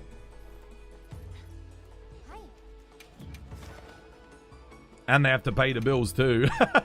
No, I could pay the bills. I could pay the bills. Bills aren't a problem. But I just can't afford the house. Too expensive, man. And no one will give me a mortgage because I'm a streamer. So I have to be able to pay for it out of pocket. That's the other problem. No one's going to give a mortgage to a streamer. That's why I need to be big. This stream needs to get fucking big. We need to get like 1,000, 2,000 average viewers. So I don't even have to worry about a mortgage. I can make the down payment, do the whole thing myself. Not a problem. You and Outlanders will be like Squidward and the Krabby Patty. Not, dude, like, get out, bro. Get out. Don't, no, it won't be like Squidward and the Krabby Patty. I resent that statement.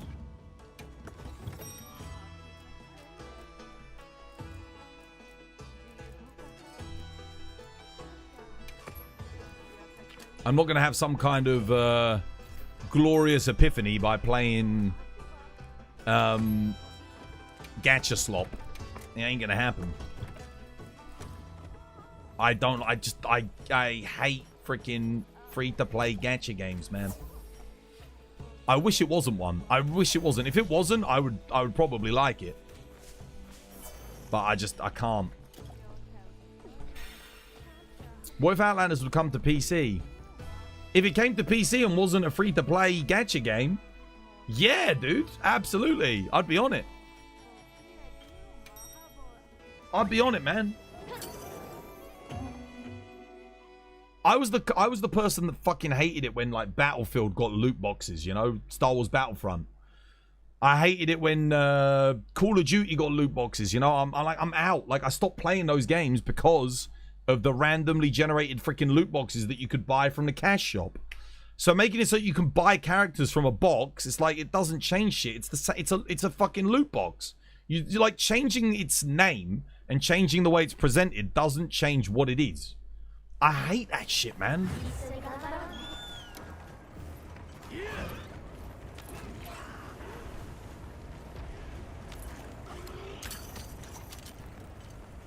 They should have made another Monster Hunter Frontier instead. Oh, dude, Monster Hunter Frontier 2. Oh, I dream of it. I lie awake at night, staring at the ceiling, thinking about Frontier.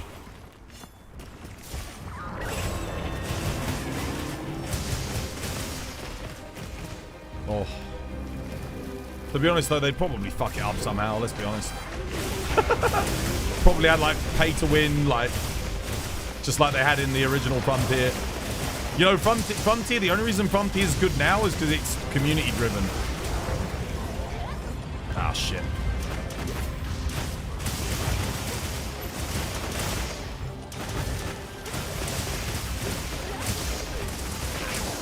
But the reason it died was because Capcom fucked it, man. They got too greedy.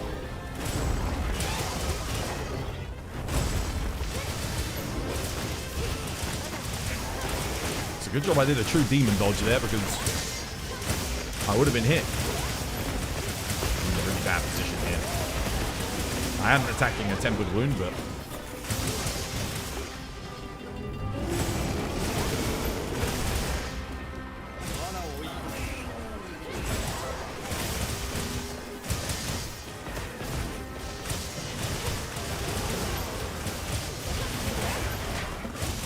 Was it hard to survive the Gamescom? You have no idea. What the hell, bro? Was I really that late on my X button press there? Damn. I think I had stamina. I definitely had sword gauge.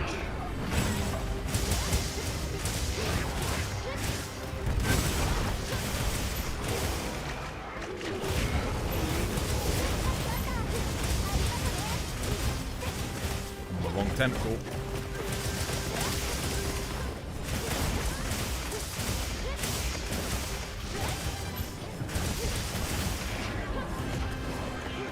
Oh, what? Ooh.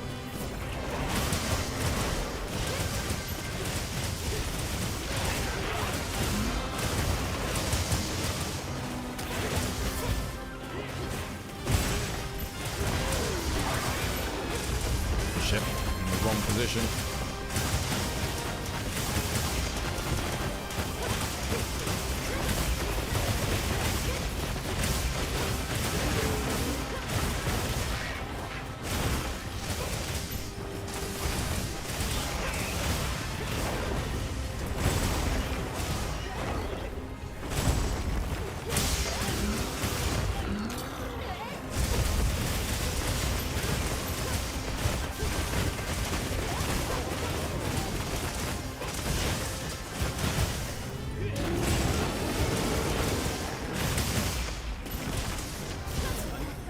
Yo, cheers for the follow, whoever that was. Freaking legend. Virus, dude. Cheers, Virus.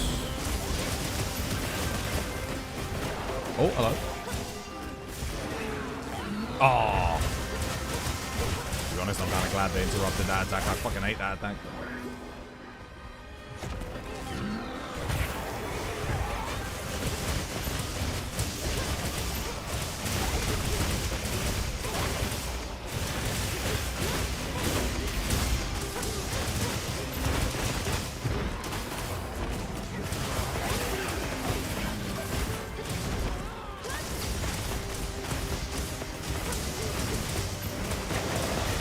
Oh shit. Whoop. Oh. I can't. Shouldn't have pressed triangle one last time. Woo. Oh.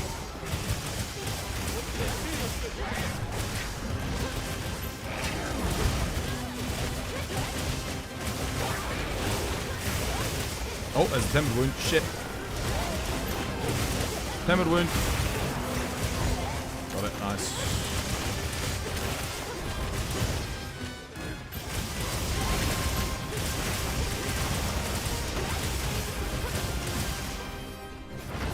What the hell? Hoi.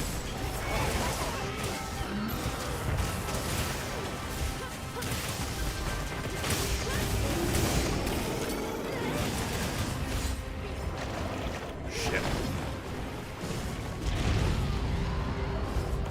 I'm surprised it's not dead yet. What the hell? Oh, there we go. Once I read HR999, you're hopping off the game until the DLC. You're gonna go play Power World. Sounds like a good choice, man. I think Power World's getting regular updates and stuff too, isn't it? Yeah. Makes sense. That's the thing. In this day and age, I think having a game and then for a year and a half, you don't put any new content into it. In this day and age, for a game like Monster Hunter, that's rough. That's rough. And I know a lot of people say, well, the old games were always like that. Yeah, I know. The old games. In this day and age, you've got a persistent online game with 100-player lobbies, massive amounts of social interaction, a cash shop, all this, that, and the other, like...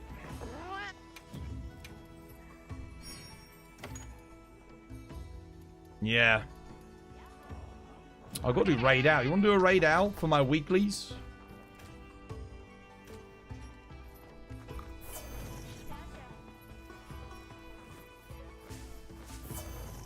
You're going to take a break from Monster Hunter and play some Hitman. I know the latest Hitman game is really good.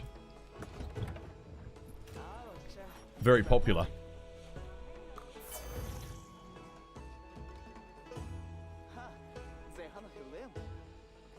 Why did I slime out your little brother? ZT Yaku? Who the hell's your little brother? Thanks for the follow. Cheers, me dear.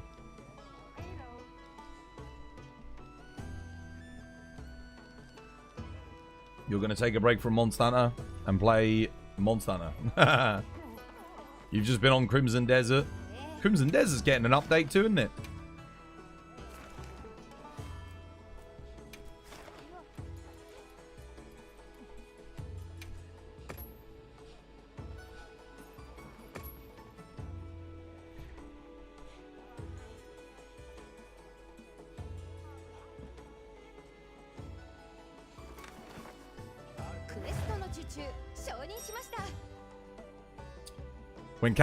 When Frontier was run by Capcom, it was a pay-to-win mess with stat boost, XP boost. Yeah, you could buy gear, armor. Some of the best weapons in the game were all in the cash shop. It was awful. There's a reason why it died. It was a subscription service just to play. Then you had a premium subscription service that would give you premium items. All of the premium items were purchasable, and you could buy XP, materials, cash, weapons, armor that were there was weapons and armor that you couldn't earn. You could only buy them in the cash shop. Like it was a fucking mess. You could buy weapons, yeah. You could buy some of the strongest weapons. Not just like any old thing. And getting weapons that were comparable legitimately took literally hundreds of hours of gameplay. Yeah, it was, dude. It's only good now, Frontier, because it's run by the community. And all of the cash shop items now, you can just get them if you want them, you know? Like, you can just unlock them in-game for materials and stuff instead. Yeah. It updated yesterday after the show. Did it actually? Nice. Feels nice to feel the love from Pearl Abyss after feeling neglected from the Capcom. What, to play a game that actually gets updated on a regular basis?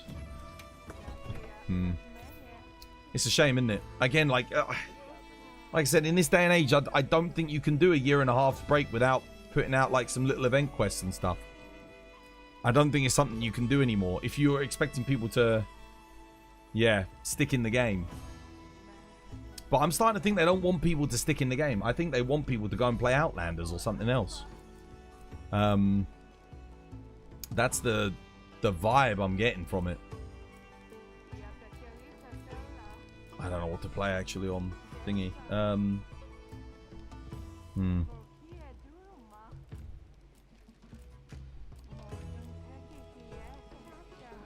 I'll play some Hammer. It's the worst matchup in the world, but I just want to play something different. It's a terrible matchup.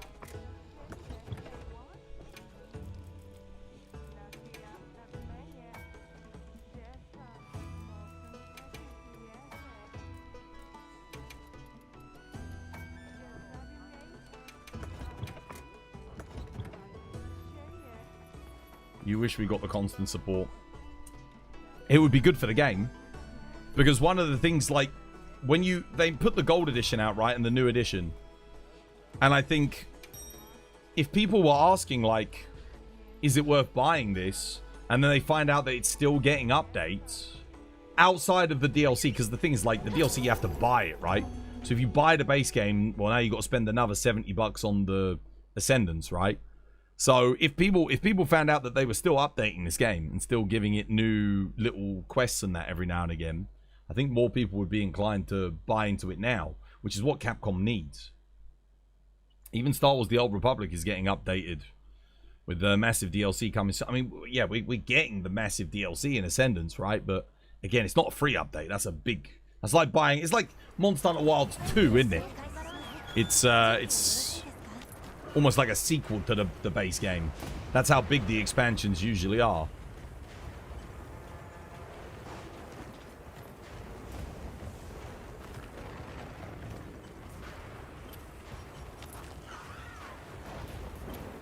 This is either going to go really well or really badly for me with the hammer. Let's find out.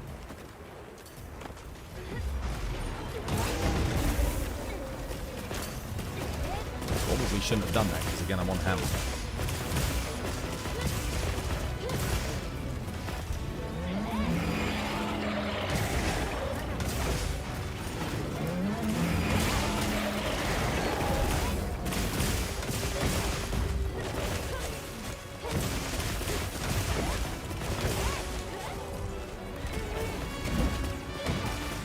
Shit. Did you really just put down a shock trap? Who did that? Who just tried to shock trap the Lord of Thunder? Or the Emperor of Thunder? Because the Lord of Thunder is an ogre.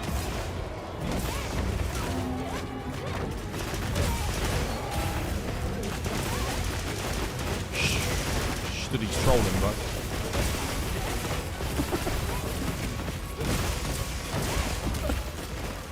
What was that? Fucking thunder trap. Shock trap. God damn it, bro. Next, we're going to be shock trapping Kieran again, man. I'll tell you. There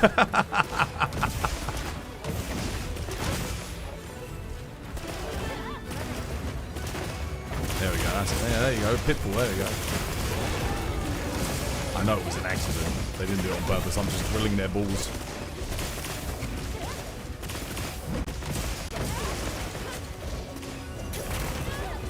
Dude, that recovery time.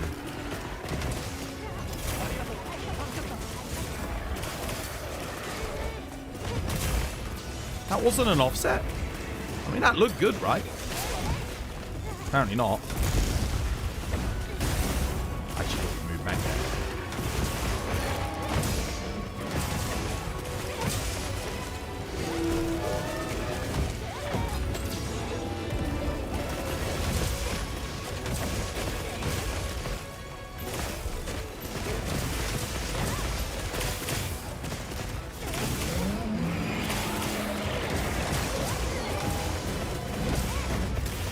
to get another KO here. Yeah, so I mean, like, you get the offset. Look how much damage I took. It's rough. Shit, we lost someone.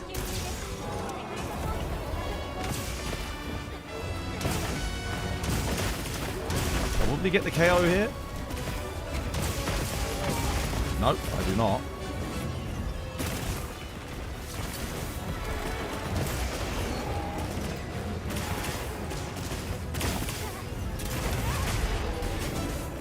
I hate that so much. Oh god, oh, I missed. Oh, he's not actually targeting me.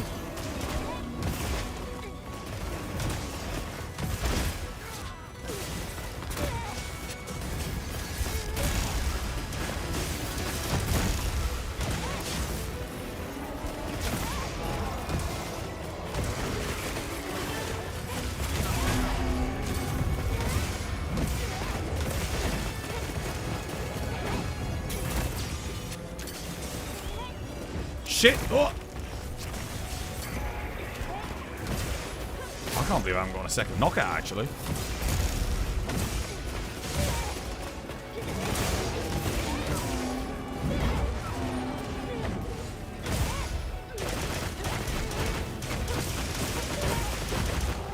Not through lack of trying, I'll tell you that.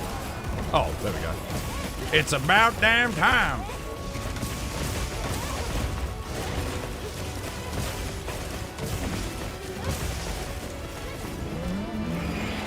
Oh, what?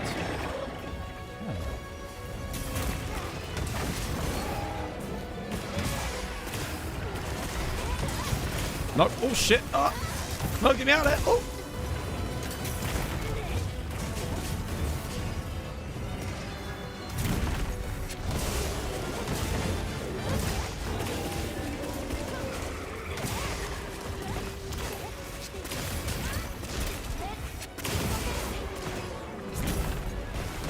Targeting me there. Putting on the booty. Whoa! I missed it. No. Damn, we didn't kill him. No skull. I mean, I am on hammer, to be fair. There's a new feature on Twitch now. You can comment on stories. Oh, yeah. I've been posting stories every single day since the feature came out.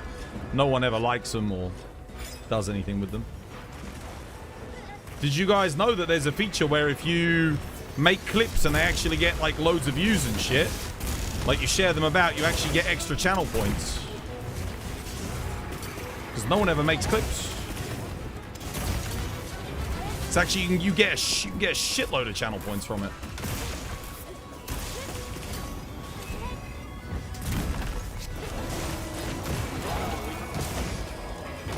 Why do we keep putting down shock trap, Study? What are we doing, brother?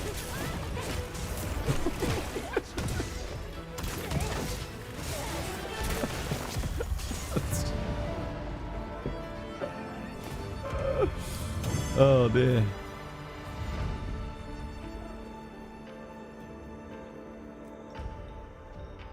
Wow, damn, only one freaking battle tempered emblem.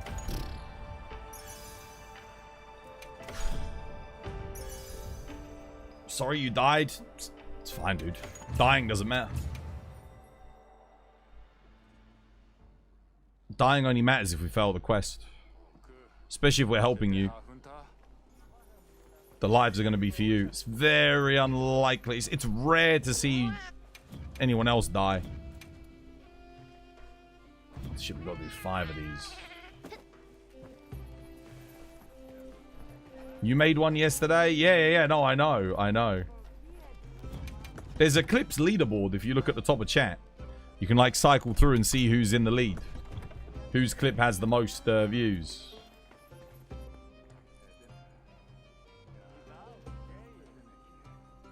If you don't plan on flying much on Insect Glaive, what deco would you use instead of flight? You don't. You always use airborne on Insect Glaive. It's not because of the flying, it's because of the RSS. RSS is like the bulk of your DPS is by popping them off. And it boosts the RSS by 10%, which is huge. That's more than what Crit Boost level 3 gives you, which makes it one of the best decorations for Insect Glaive. In fact, it makes it essential for Insect Glaive. So there is no... Even if you're not flying, you always use it. Because again, yeah, just for the RSS buff. It's massive. In Star Wars The Old Republic, they make a Galactic Seasons and PvP Seasons with random updates and stuff to do in between the big updates. Monster Hunter could implement that. There's a lot of things that Monster Hunter could do, man. There's a lot of things. Like I said, I'd be happy with just like getting to some event quests. I just want to remind you, look at what they started doing towards the end, right? 9-star Monkey, 9-star Doshiguma, 9-star this, 9-star that, 9-star that. Okay, so they started doing 9-star monsters. That's awesome. And then they just stopped. So there's still a whole massive, like, a huge amount of the roster that have no 9-star variants. Gravios, Zhuwu, Rathian, I don't know, Chatacabra, bloody whatever. There's nothing. There's nothing for them. They could have been doing that this whole year. They could have been adding more 9-star event quests in. It's the easiest content in the world. And I'm pretty sure, like, I don't know about you guys. Would you have been happy if they just given us, like, every couple of weeks a new 9-star monster? I would have. Yeah, I would have. I would have been happy. That would have been enough for me. I'm not greedy. I don't need anything crazy. That would have been I would have been satisfied.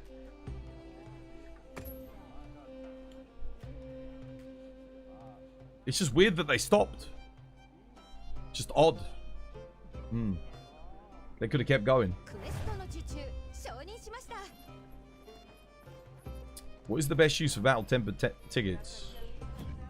Gogmazius components.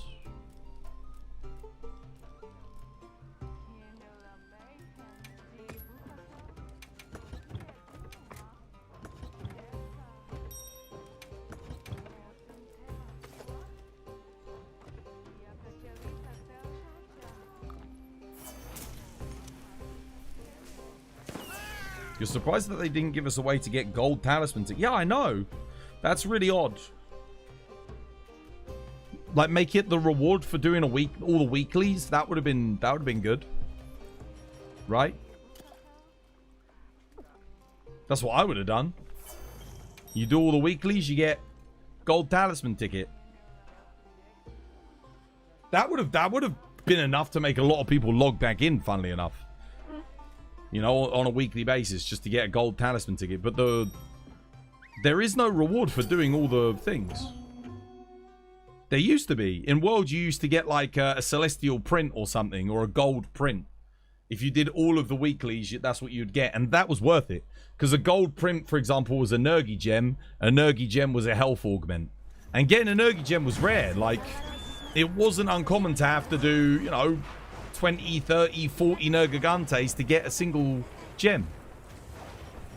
Like, you know, you could get that unlucky. But we don't have it. We don't have that anymore.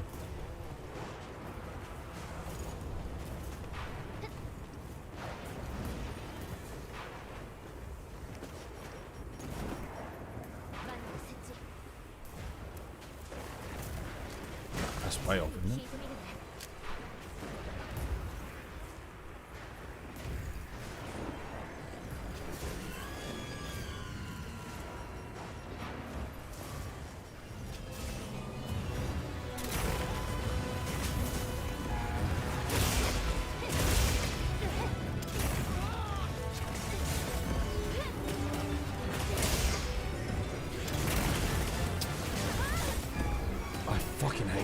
Like, again, he was targeting me there, right?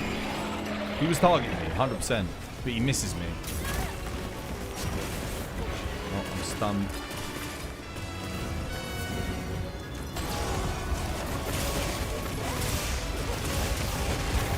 No, wait, why did we drop the boulder? Why did we do that? We just lost the free knockdown.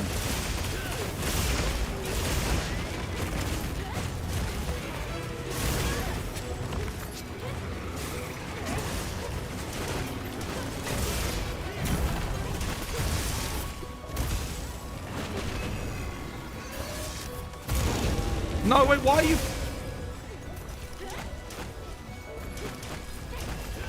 try that again. Dude, let him do it. Let him do it. I can get the focus strike off, and then we can like lock him down. We lost the boulder. We lost control of the fight. Don't rush the boulder. Let's get the knockdown from the boulder, man. I got the corruption mantle on. It saves us from flying around. I'm gonna post it myself. Get less lag as well. Someone just want to hit the boulder. I can get the boulder. I can get the boulder.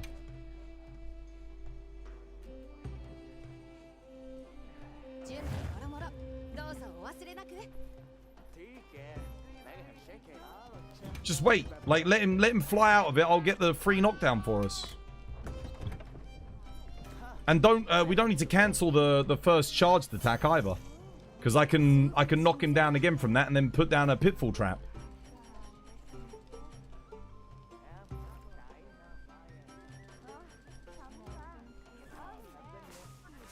That wasn't any of us. I don't know. Someone's fucking it up.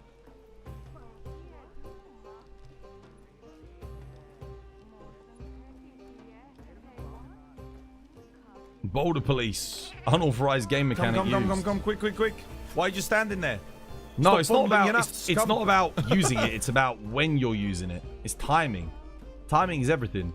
We can double our uptime on controlling the fight, which on raid out is huge because once you run out of flashes, he's in the sky the whole time, which means melee users, we're not doing any damage. Kate can maintain consistent damage because she's on ranged, but the rest of us don't get to do anything.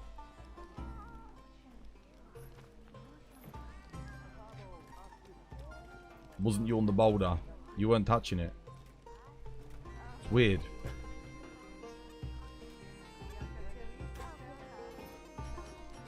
Yeah, let him do the first charged attack as well. Don't flash the first one.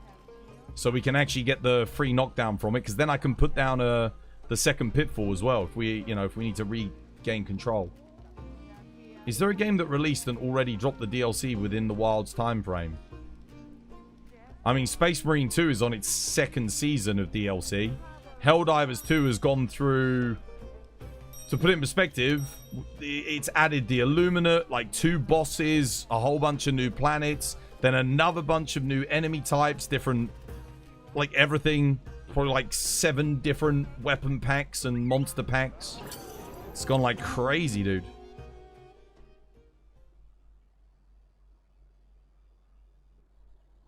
Crimson Desert 2, right? I don't think Crimson Desert's put like a big expansion or anything out. I think he did like a DLC pack, but yeah.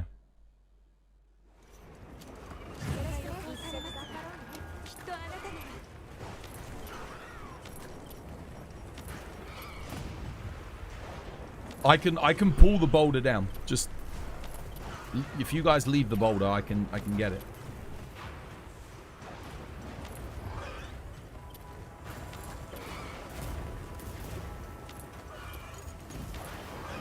He's in a decent spot here, actually. It's good. Right, okay.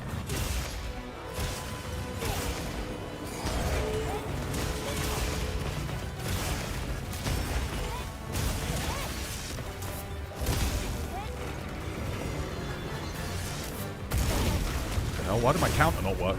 That was weird. Did I get stunned or not?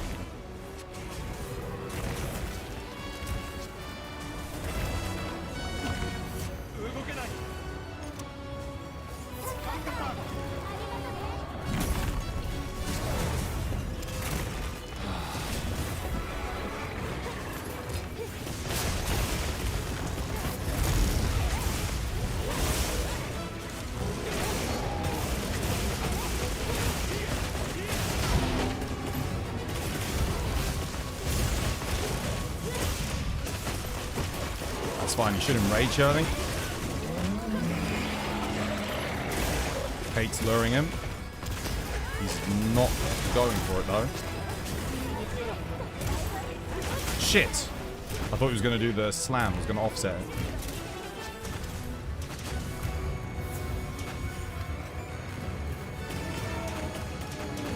Right, okay, well, he's doing his flying again. Oh, there we go. Cool, amazing.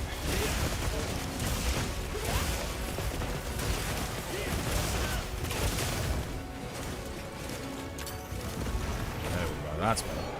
See, there we go. We get double the knockdown time.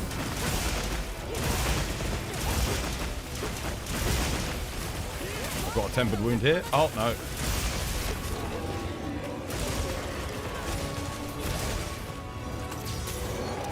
Nice, one blade. I'll get my pitfall down now. Lock him down.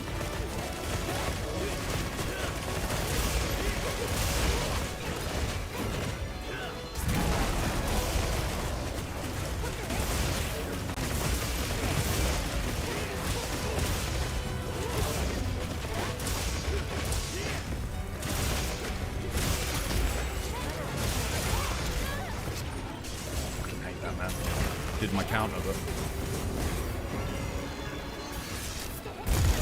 Oh, I'm dead.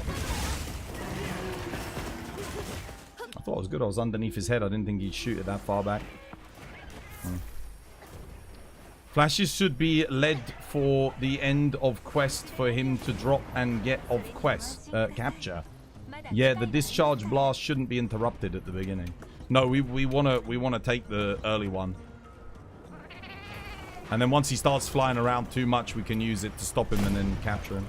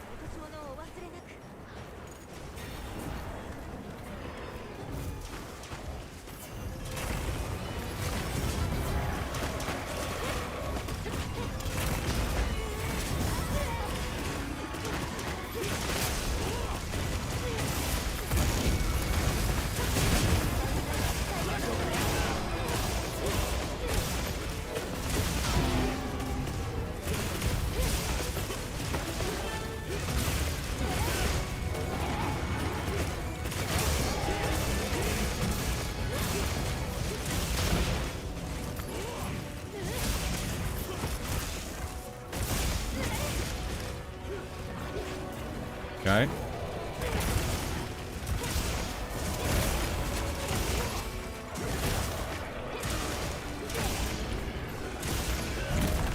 Oh, for fuck's sake, dude. That's annoying. I saw him do a 180 to hit me. I countered it, but he didn't hit my counter.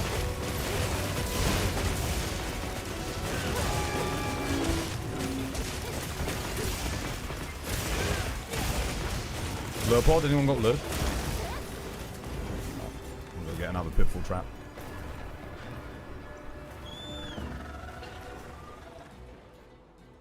They'd have more incentive if Monster Hunter was a monthly sub or pay to play. Capcom's incentive to do weekly updates should be the fact that they sold 10 million units on Wilds. That should be an incentive for them to keep updating it into the second year, like with events. Dude, what the hell?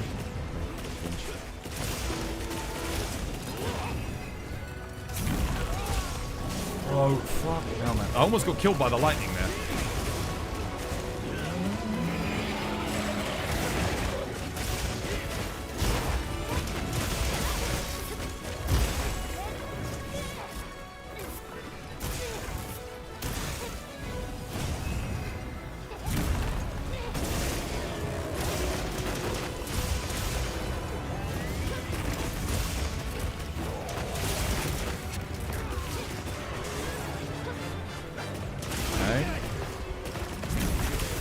Oh.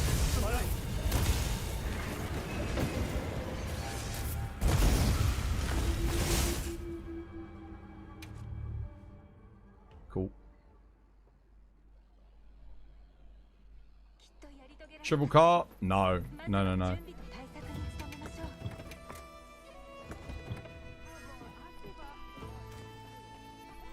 Alright, we go again. We're just not doing enough damage because he's not... Normally, he should be ready in Area 1. I mean, to be fair, we didn't do enough damage that time because I fucking died. The main problem I'm having is he's not hitting me on with the physical hit. I go to do the counter, then the lightning explodes, and then I get hit by the lightning. because he misses me with the physical hit. I'll just get stun resistance in, I guess. I did get stunned there. He didn't kill me on a stun, but it's only a matter of time.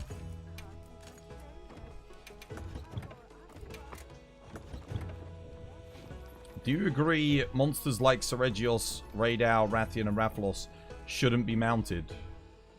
I think most monsters shouldn't be mounted. The only time you usually mount a monster is if it's part of some kind of script. Yeah.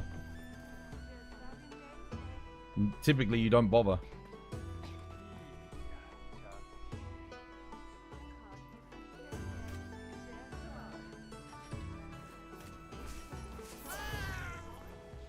Alright, we'll go again.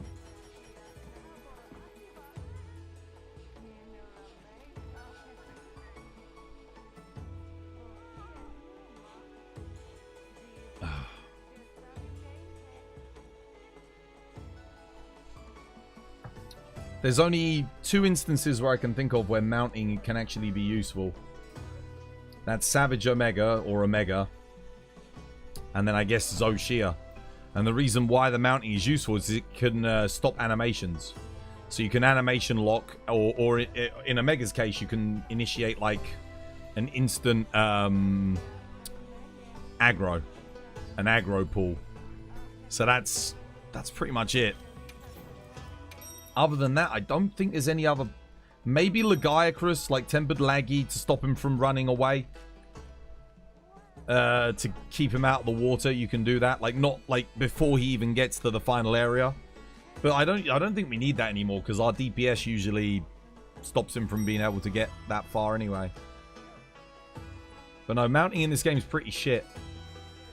It's pretty bad in general.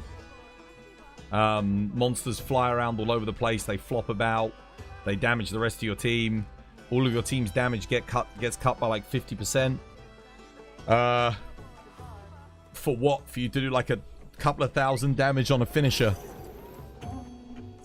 The only time I usually mount these days is accidental. It's like, oh, I mounted. I don't want to, but it happens. And it never feels good. It's not like, oh, I got the mount, you know? What I don't understand is they did quite a bit of updates until AT Arkveld. Yeah, of course. That's what they do for every Monster Hunter game. They do 1 year of updates. AT Arkveld came out on the year when the game had been out for a whole year, and then they stopped updating the game. And they'll do the same thing for Ascendance. It'll be the same again.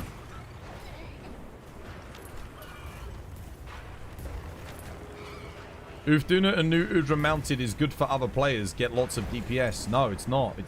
It kills all of their DPS. Mounts not good. No bueno. Mounts dog shit. El dog shito.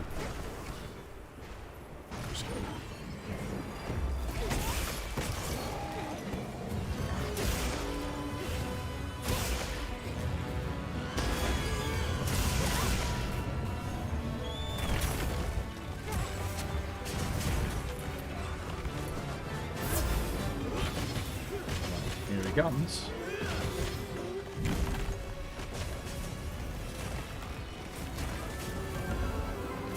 Come on, big boy. What the hell? Oh my god. Oh shit!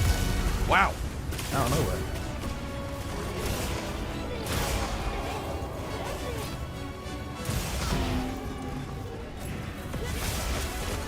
Didn't see that coming.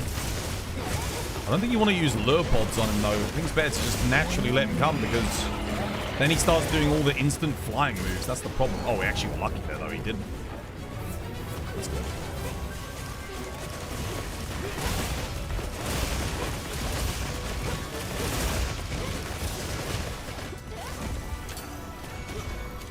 Bonk.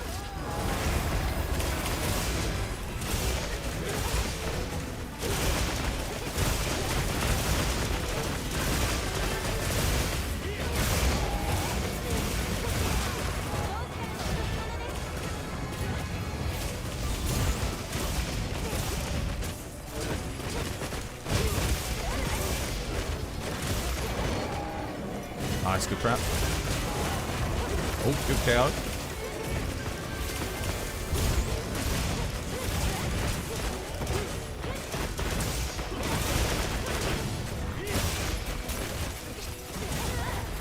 I countered.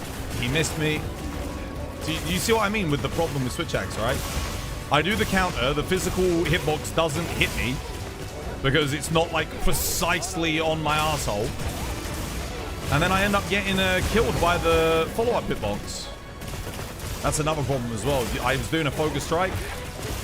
Monster decides it's going to continue attacking. I lose a load of health whilst I'm in the middle of doing my focus strike. These are things that are somewhat unique to switch axe, and I don't know why it's like that. Because the counters on like longsword and even offsets don't usually have that issue. Not to the same extent, at least. Okay, now we can flash him.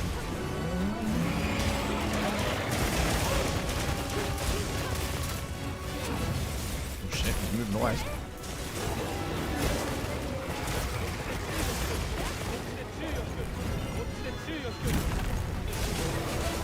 I'm lucky I didn't get hit by the thunder there.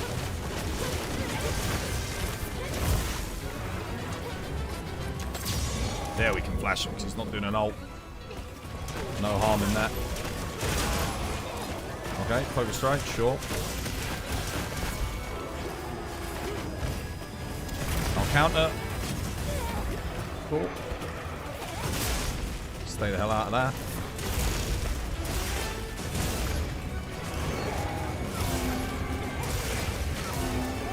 Oh, nice. Okay, right. Not the best hit zone for me.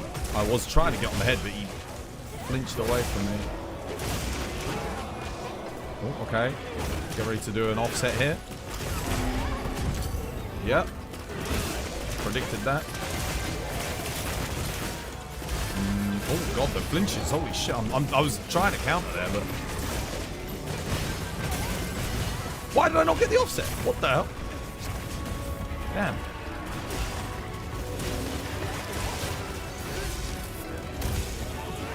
Lost one.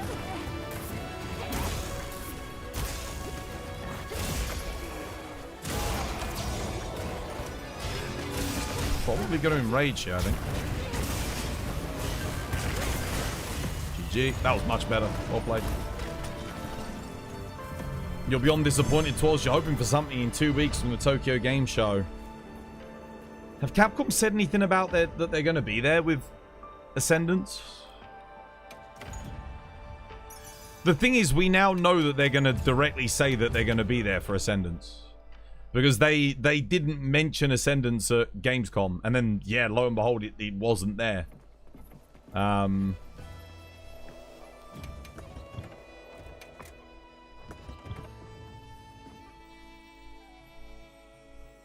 Did you figure out the issues with your controller in the end? No. No, it's a bug. It's something that's happening with not just PlayStation controllers. It's a Windows update that's fucked them. So, something with the Xbox Elite controllers and the PlayStation Edge ones. After about 5-6 hour gaming session, they just randomly start disconnecting. Yeah. You're chilling and watching. How you doing, Herod? Welcome, dude. Thank you for the follow. Raidow's not your best fight. It's a hard fight. Out of all of the 10 stars, he's honestly the worst. I think the roughest. The multi-hitboxes, man. Like, there's nothing you can do. Certain weapons, you're just gonna have to take the damage, you know. I don't he's not my best fight either. I don't particularly like him. Well, let's do something different anyway. What should we do? We've got a whole week to do Raid-Owl, so it's not like we have to do them all right now. Raid-Owl gives you the most trouble. He's the worst of all the Arch-Tempered, in my opinion. Yeah. I'd say he's the only Arch-Tempered that, for me, is just objectively worse than the normal fight. I think the normal fight's just better.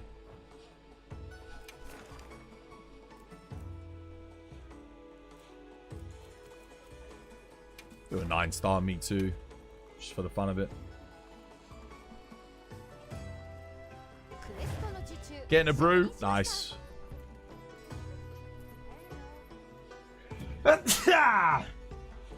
Oh. Speaking of brew, I've got to go get another one in a minute.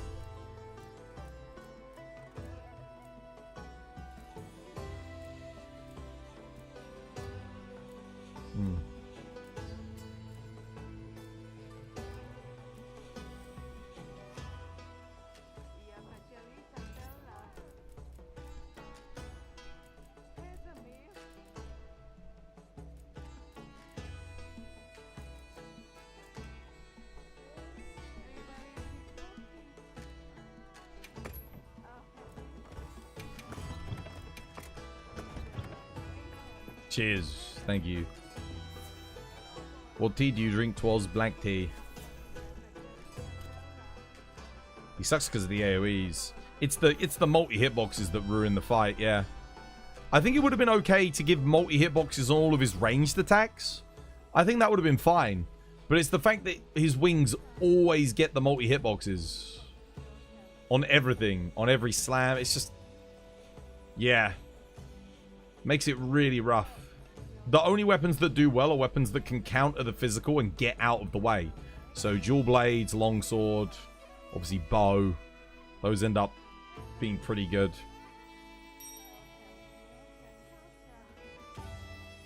What monster are we talking about? Arch-tempered Raid Owl. A wheel spin? Who spun the wheel? I don't know who spun it. Who's this for?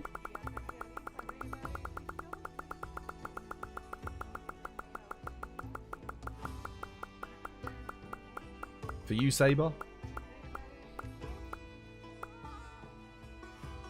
And the lightning that comes after each swing. That's what I'm talking about. The multi-hitboxes. When I refer to multi-hitboxes, I refer to a hitbox, and then there's another hitbox that's staggered just after. And unless you're playing a weapon like dual blades, there's not enough time to dodge one and then dodge the other. So you're going to take shave damage, what's known as shave damage. It also builds up stun as well, and thunder blight, which you can counter with stun resist, but again, it's just... nah, man. What was it? 10,000 renown? I don't know. I think they should have chilled on the multi-hitboxes a bit. The thing is, AT Arkfield has multi-hitboxes, but they work with AT Arkfield. Like, they're... I think every weapon can kind of deal with it. I think on Raid Out, they needed to chill. Maybe consider how they apply the multi-hitboxes instead. Yeah. But they just went crazy with them. Even Monster Hunter Frontier, it's got multi-hitboxes, but you can always deal with them. Offset weapons are especially rough on Raid Owl. He's easy, really. You've just got to block.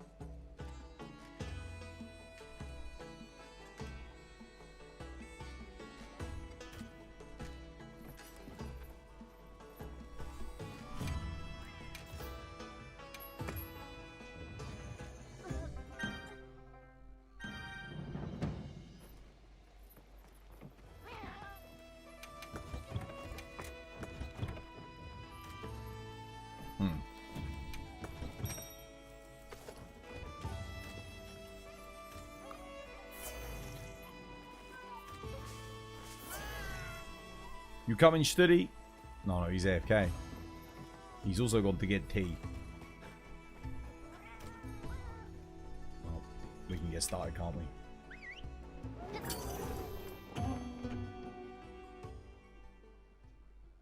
Dual Blades is one of the good matchups for Raid Owl.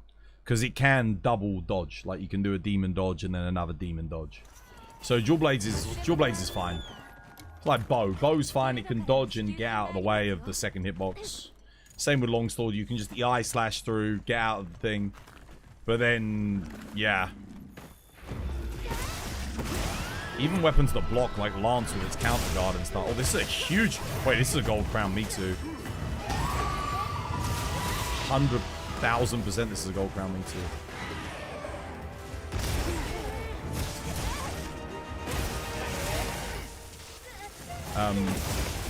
Okay, always wait for a monster to enrage before you trap it. Monster Hunter 101. None of us have Agitator active or Mutual Hostility or... Yeah. That's a rookie scrub nub error.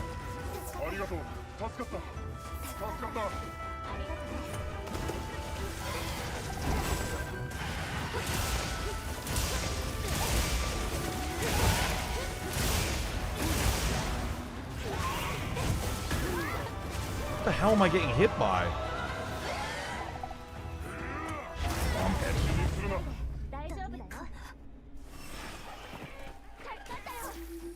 See, that's when you'd use the trap, when the monster enrages.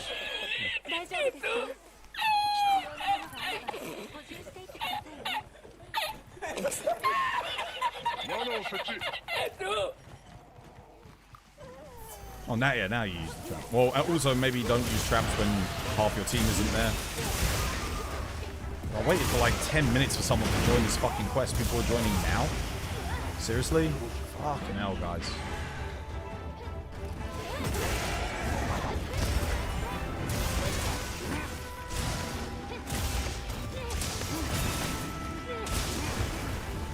Why'd you guys always wait like 5 minutes into the quest to join?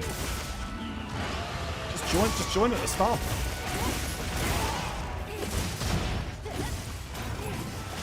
I'm dead. Yeah.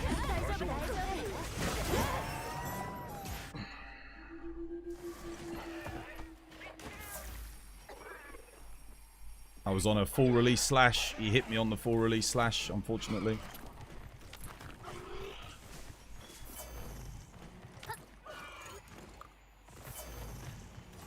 I'm the only one dusting as well. I should just let the fuckers die, shouldn't I?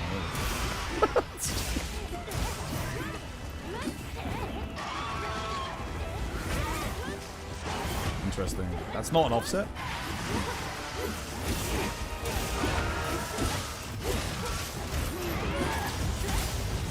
Why are we flashing the Me Too? Any particular reason? Why would it not let me counter there? Oh my god.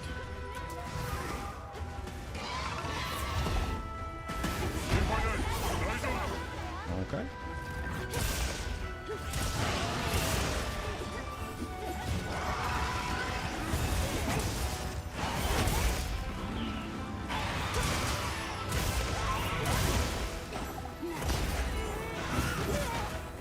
Oh, amazing. I love it. That's the other thing I love about Switch X countering this is it just, you do it, it never fucking hits anything.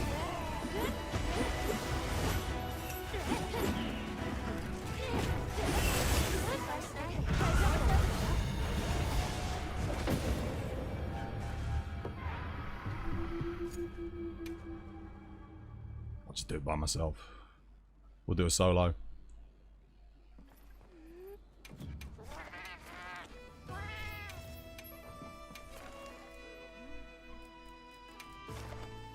Let's go.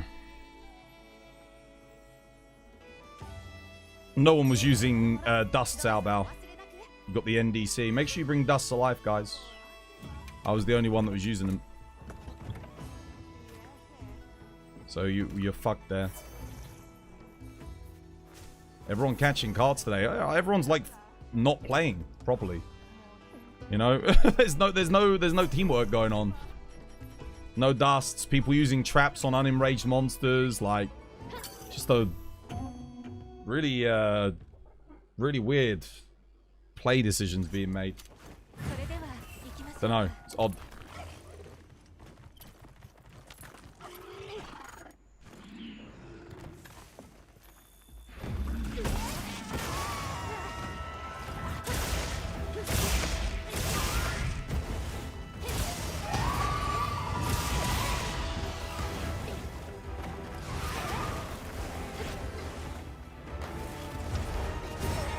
Wow, I didn't get the dodge there. That's surprising.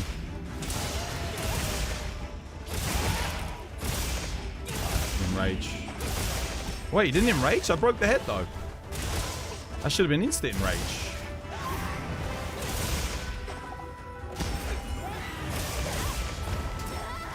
Can't double counter there. Nope. I'm surprised, actually. I broke the head, no enrage. There's the enrage. Bit late, though.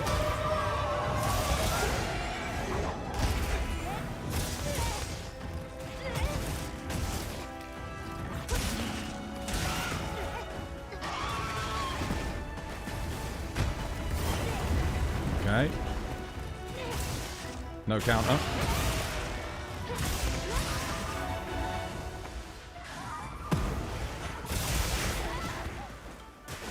counter didn't come up in time. Sorry.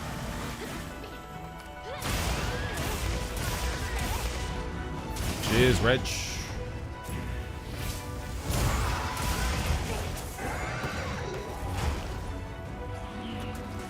Don't know why that second one never hits you for some reason. Put this down now whilst he's angry.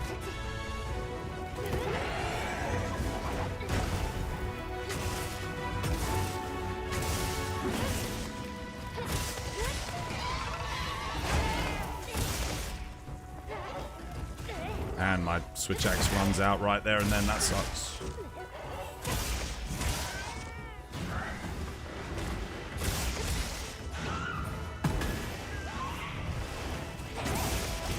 Oh my god, it keeps doing the insta double bite.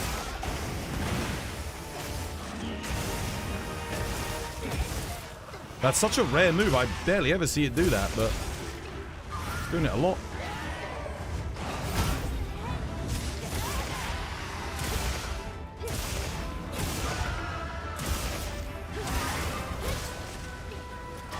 I'm below the guts threshold. I frame that.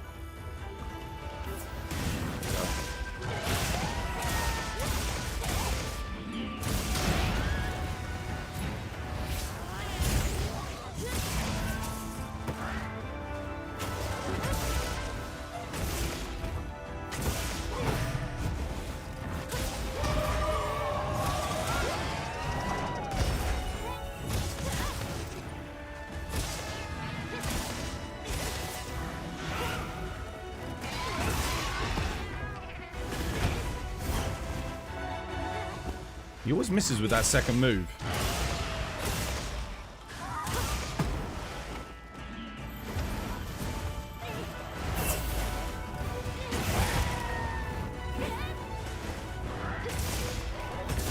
He always prefers solo hunts.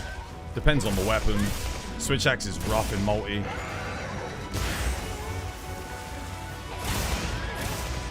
Because you're doing counters and you're not sure if the thing's hitting you. And obviously, if it doesn't hit you, you're kind of fucked.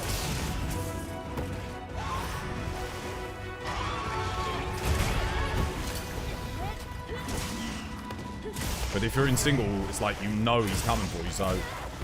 Dude, that's the one move, man. That freaking double bite. Oh my god. That was weird.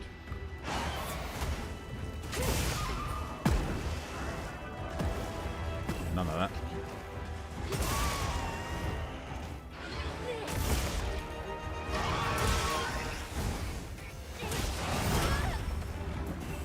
He quite fucking clearly hit me with that first attack, you know?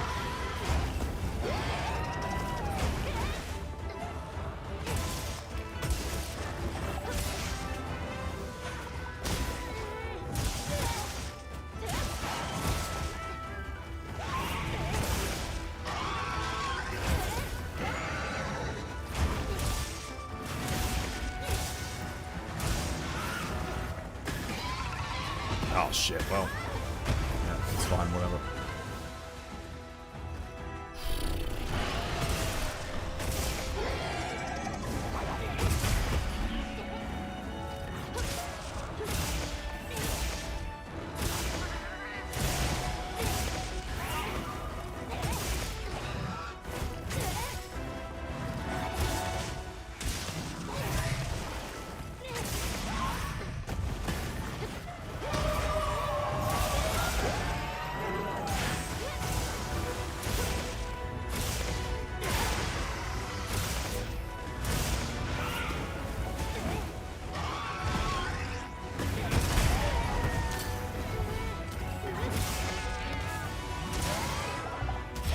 Oh, it did the fast one. It's dead anyway.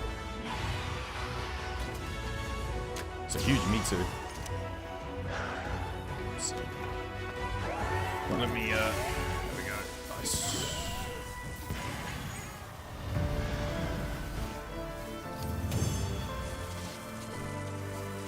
You feel like the offsets are harder to pull off than the counters for Swax?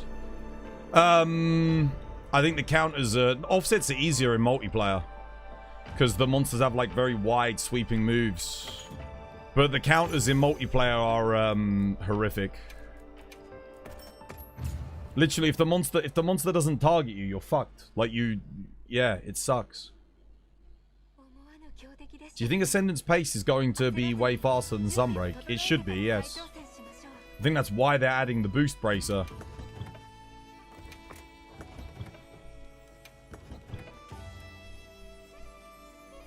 I might run that back. We'll do one more. Let's see if we can get a better hunt than that.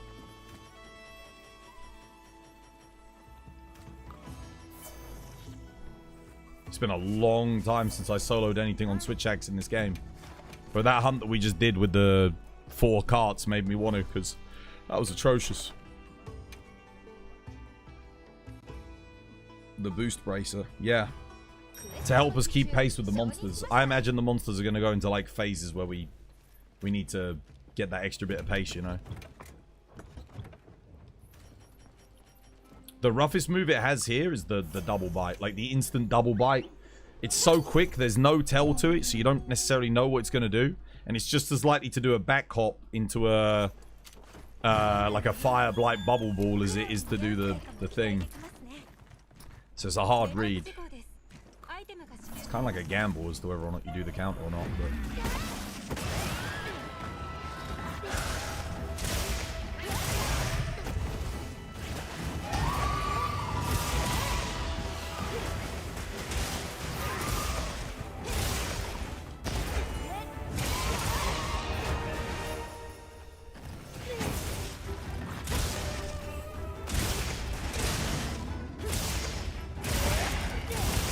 head broken.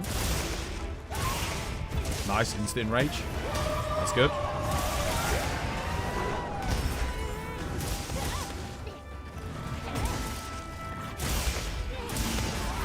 I did go for the focus right there, but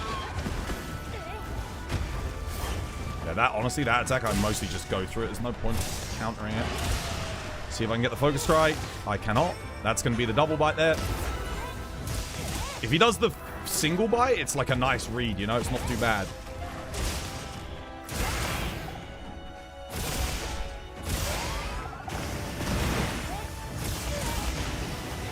That sucks, unfortunately. It's one thing I'd love for us to be able to do is... Oh, hello. Naughty. Is Reg going to do anything here? I don't think so.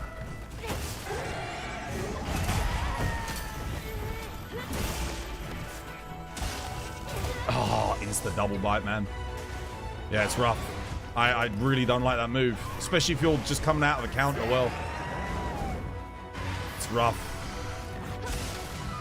I do miss Sunbreak counter on Switch X more than anything.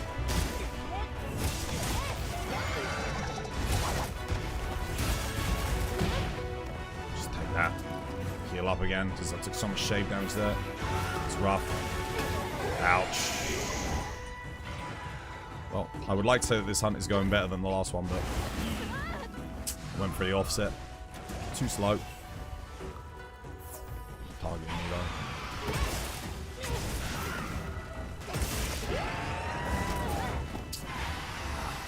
Dog shit. Unfortunately, I don't have another one of these in the arena to do after this. Terrible, terrible quest. Oh, and he's... I knock him over when he's not enraged. Oh, that's even worse.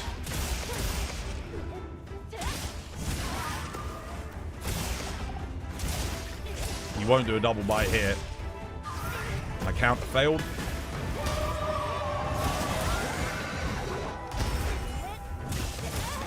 Took a lot of shave damage there though. I got a heal again.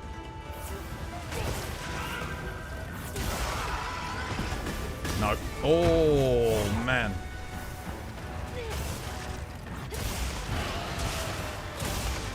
I haven't got the temple wound on the head yet. Barely got the iframe there. Go for it.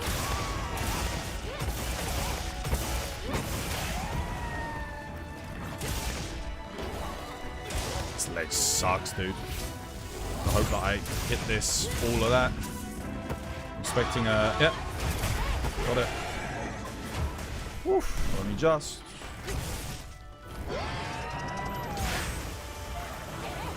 Can I get that?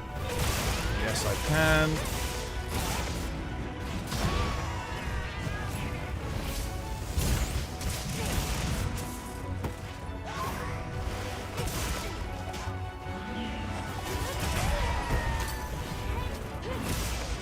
See, I like it when he does the double bite after that because I can predict it. But if he just does it out of nowhere, it's very rough.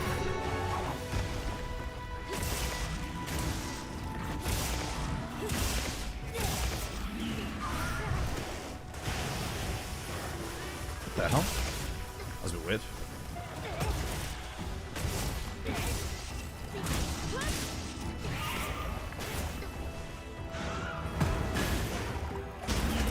Nice.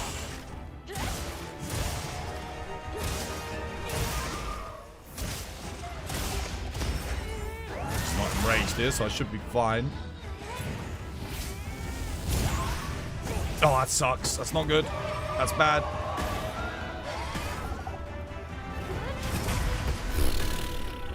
Too close.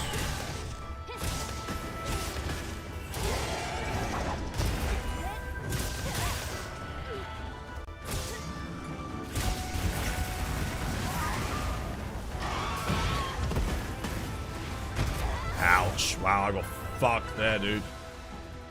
I thought for sure I'd get the knockdown off of that wound, but...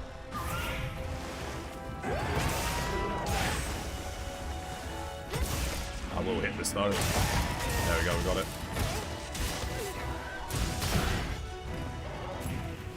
This quest is rough. Oh, no, no, no! Oh, my God, dude. Missed the offset. Oh, another double bite. Don't do a third. He's not going to do a third one, is he? Who's he targeting? Oh, Sir Reginald is over there.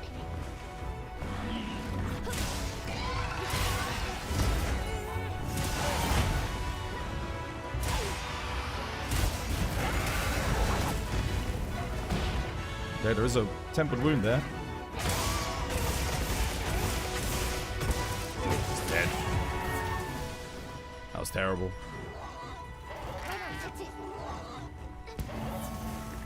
That was even worse than the first one.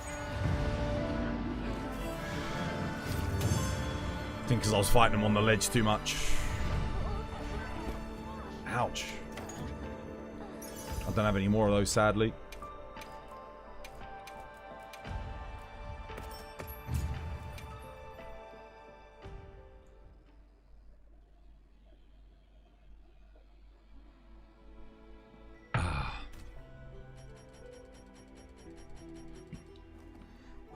It is a shame you can't, like, pay points or something to reclaim a quest. That would be sick. Imagine if you could pay, like, 2,000 points. You've been playing Swags in World? Oh, it's so much better in World. Dude, 100%. Yeah, it's good. It's more consistent. It feels way better. Same with Sunbreak as well. It's night and day.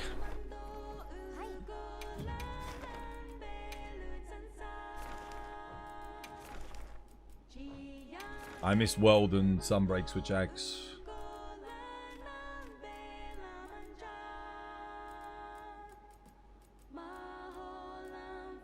It's the counter, man. World was a slower paced game, yeah.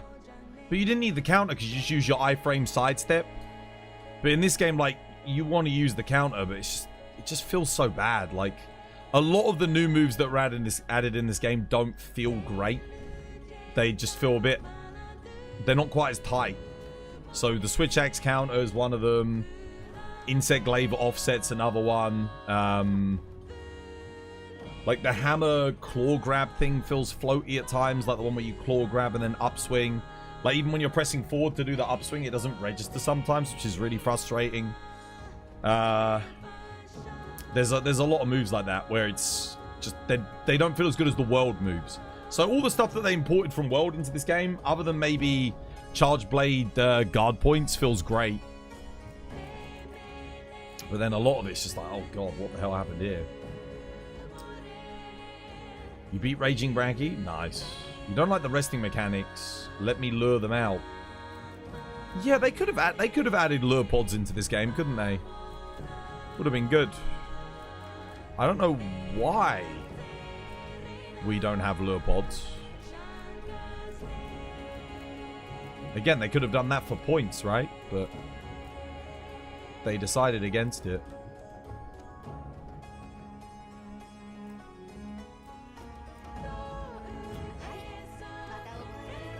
You've noticed some weird dropped inputs in the RE Engine games. Yeah, a lot of people have been talking about that on Reddit, I've seen. But we do have lure pods in this game. It's true, lure pods are good.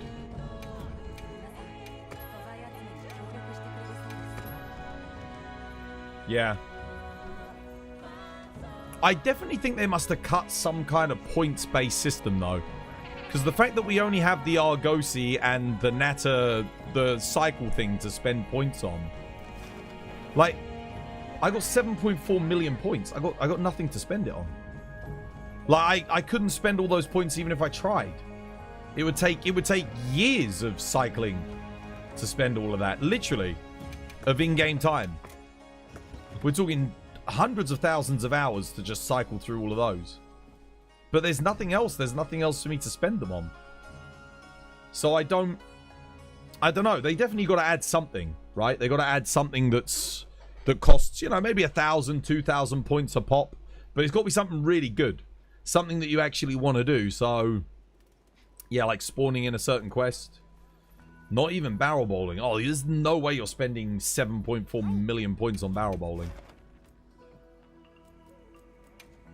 It's just not happening.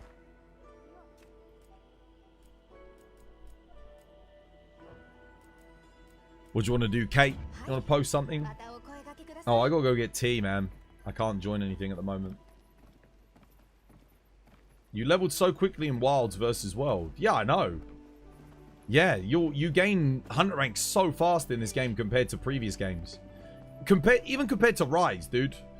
This is way faster than Rise. World takes a lot longer to level up. The hunter rank points and master rank points, it's long. Even if you do the most efficient grinds in the game, it will take longer than Wilds for sure. And that's not because the quests last longer or anything like that. They don't. It's just there's either you get less XP or there's more XP required. So it did take a while to get 999 in World. Oh. Right, let me go get some tea. I'll be back in a minute. This was by design. Find me someone that says the Gogma system shouldn't be more like the Safi system. Find me someone who says you shouldn't be able to lock in your skills and just re-roll one at a time. Find me that person. Find me anyone that thinks that it's a better way to do it where you re-roll everything every single time. Find me someone that actively says that Safi did it worse. You won't. So why the hell has Capcom done it this way? I don't get it. Other than to bloat the game, that's the only thing I can think of, is bloat the end game. But that's not good, because it's more fun to get the things that you want within a reasonable amount of time and effort, so that you can move on to working on getting something else. I mean, I still don't have the rolls that I want on Dual Blades. We just spent all of our materials today. Dude, if I'd seen that, I wouldn't have goddamn got it. Because when I buy the premium deluxe chunky monkey big dick edition for 100 and whatever quid, I expect to get all the DLC packs. Dude, what's happened in this day and age where that is not a normal expectation? Why is that? You think it's fine? I fucking don't. I don't. I'm sorry, that's not fine. How hard have you been whipped by the fucking gaming industry to think that that's okay? Give it to me, Daddy. Let me spend another $40 on your DLC pack. No, absolutely fucking not, dude. Absolutely not. That's not good. Dude, fuck that. No. Pisses me off. You remember we'd get event. Dude, this used to be free. So what is the season pass for then? Well, not all the seasons. not all of them.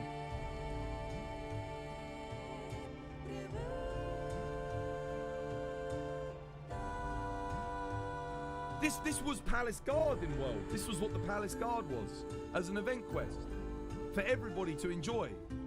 You know? That's what this was before. They did the same thing with Sunbreak with the plushie weapons and the code weapons as well, of course. They did the same thing there.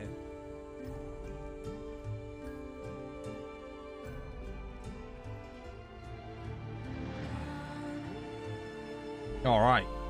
This was by design. Oh.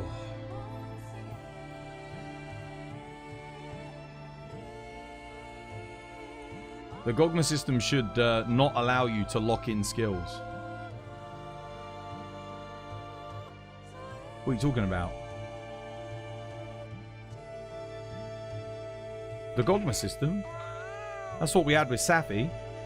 You could lock in skills. Once you picked a skill, that was it. You had it. It was locked in. And you just did one skill at a time.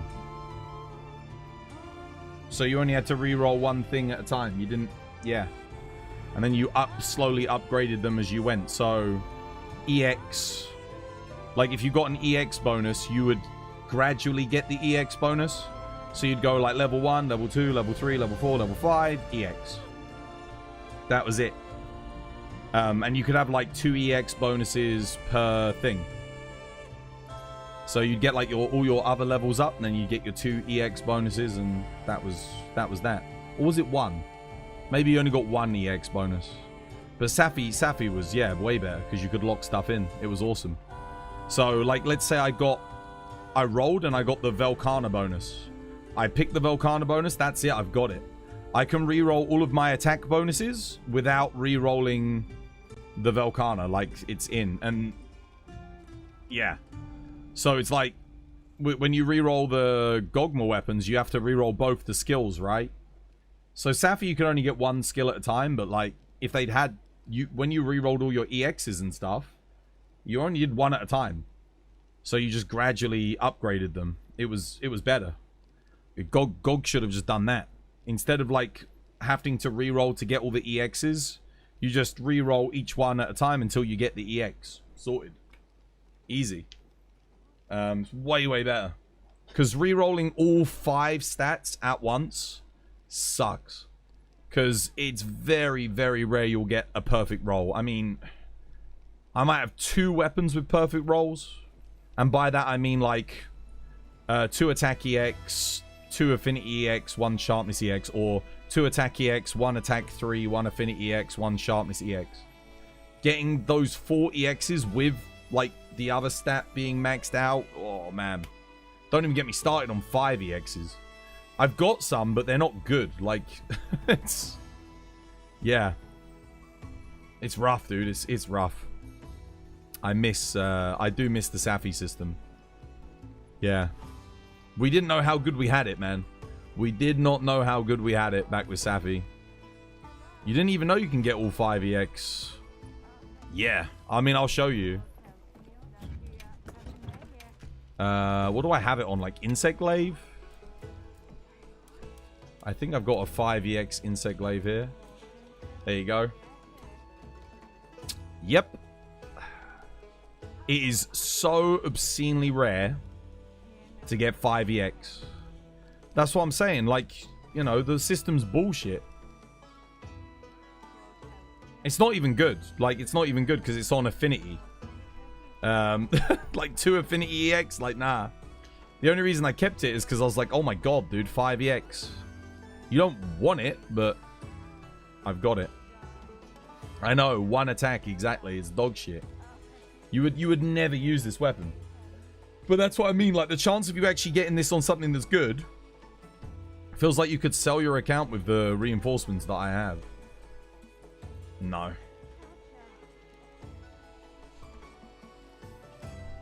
You can't even imagine content for Outlanders. From what I've seen, it's you walk into an arena using your character, you fight a monster for like 50 seconds, and then that's it, you're done. On to the next one.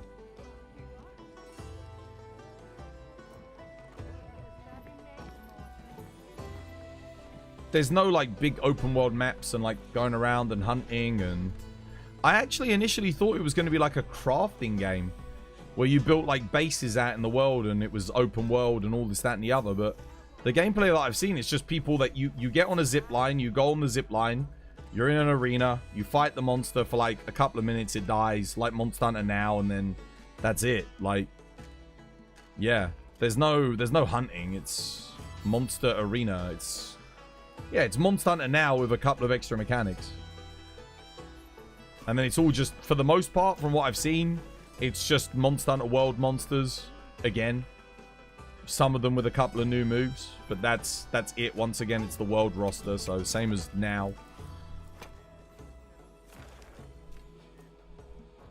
You thought it was... Yeah, I thought it was going to be a survival game. Yeah, that's what I thought. That's why initially I thought, oh, this looks interesting. But, no, it's not.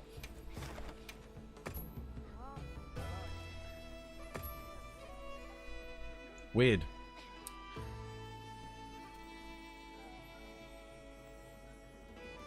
You have so many 40Xs. Well, a lot of the time, 5EX is impossible. If you've got a 3-attack weapon, it's impossible to get 5EX. You cannot get it. And it's better to have 3-attack than it is to have 2-attack and 1 element on the majority of weapons in the game. So yeah, you're not gonna see 5EX hardly ever. The only weapons that you always want 5EX on are dual blades. Dual blades, 5EX, you want it. 2 affinity, 2 attack, 1 sharpness. On like almost every build for dual blades, you want that. So basically, wilds without overstretched maps. Gotcha. Basically, it's Monster Hunter without any of the hunting aspect. None of the exploration. None of the discovery. None of the multi-monster, like, interactions. None of the environmental interactions. None of the social aspects, like, in this sense. Yeah. No open world. Monster Hunter, but even more gacha. Well, Monster Hunter, but paid gacha. It's got characters.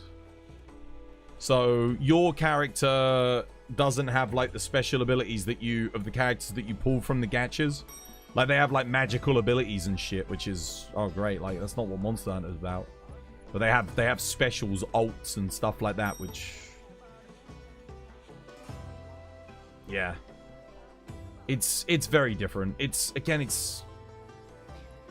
not traditional Monster Hunter at all. It is very much a gacha game with the Monster Hunter license, using Monster Hunter assets. That is what I have ascertained.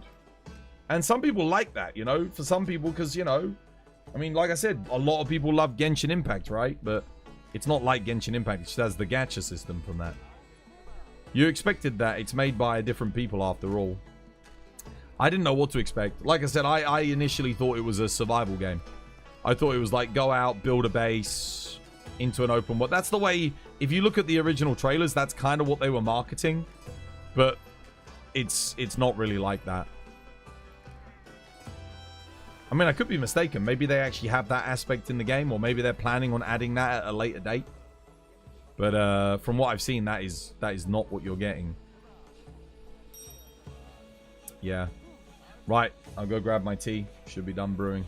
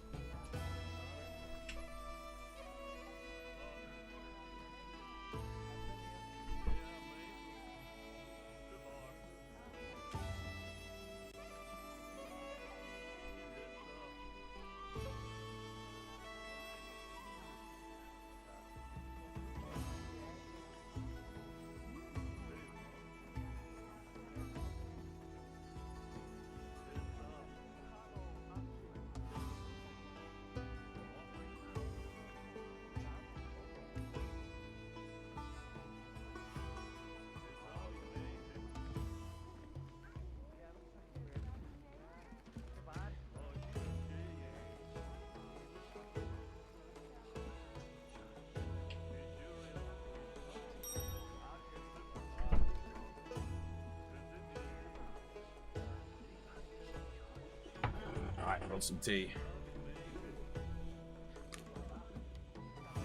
It's a mobile game, right? Yeah, mobile only. It's a mobile gacha game, bro. It's yeah.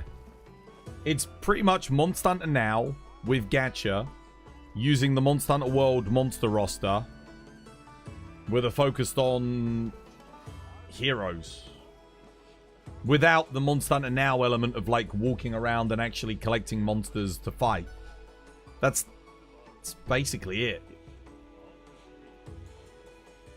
And then you open gacha boxes and you get heroes at different rarity levels. Like you want them, I think it's the legendary pools of heroes, and then I don't know, I think they're like stronger than the normal versions of them. That's it, yeah. And then you can use those hunters out on the hunt. You also have your own hunter that you create and get to use, but I don't think they get to use the mechanics that are unique to Thingy.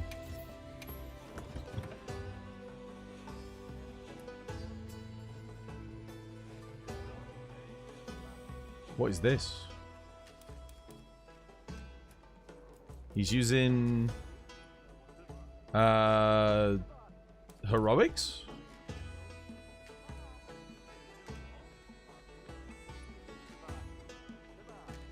What is this? Akuma. Is he actually using the Akuma weapons though, or?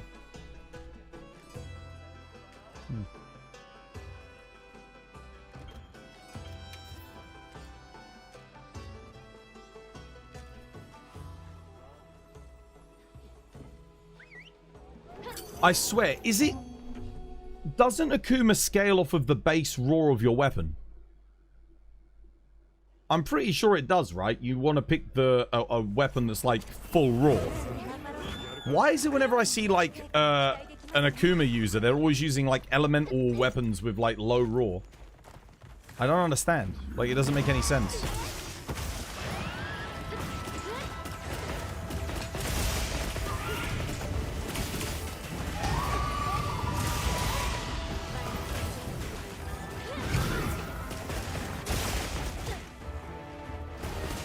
Get my counter up there. I did press the button.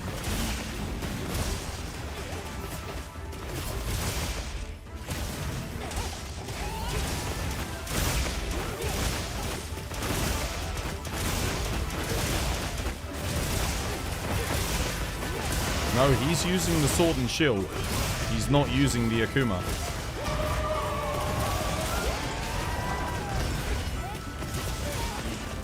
Bro is actually using the sword and shield. Why doesn't he guard up for Mitsu?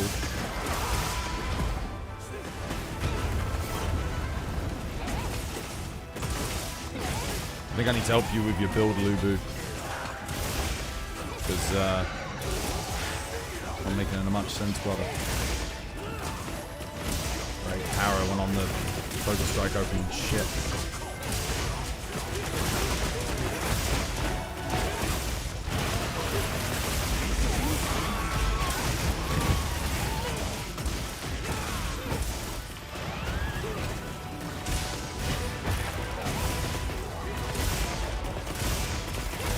Why is Lubu running around over there? Bro, you just had a monster knockdown, brother. Gotta fight the monster. We don't need you running around on a secret, brother. Come hit the thing. We're not here to carry you through this hunt, brother. Come fight.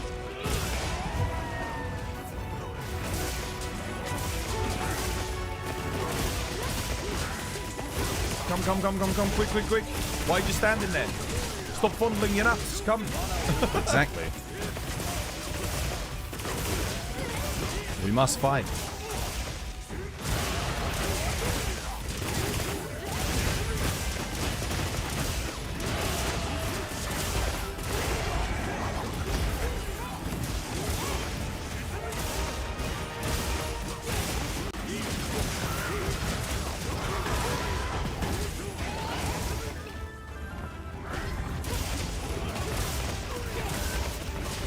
Why am I bullying Lubu? I'm not bullying him.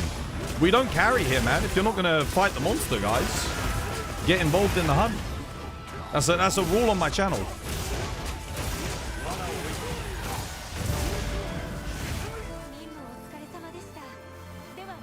Get involved, you know? Don't just sit around on your secret running around in the background.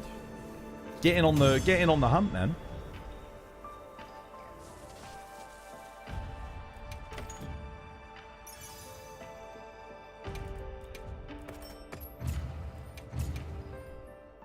A lot of people just think they can just run around the map and do nothing, or sit in the camp and let us get the hunt done for them.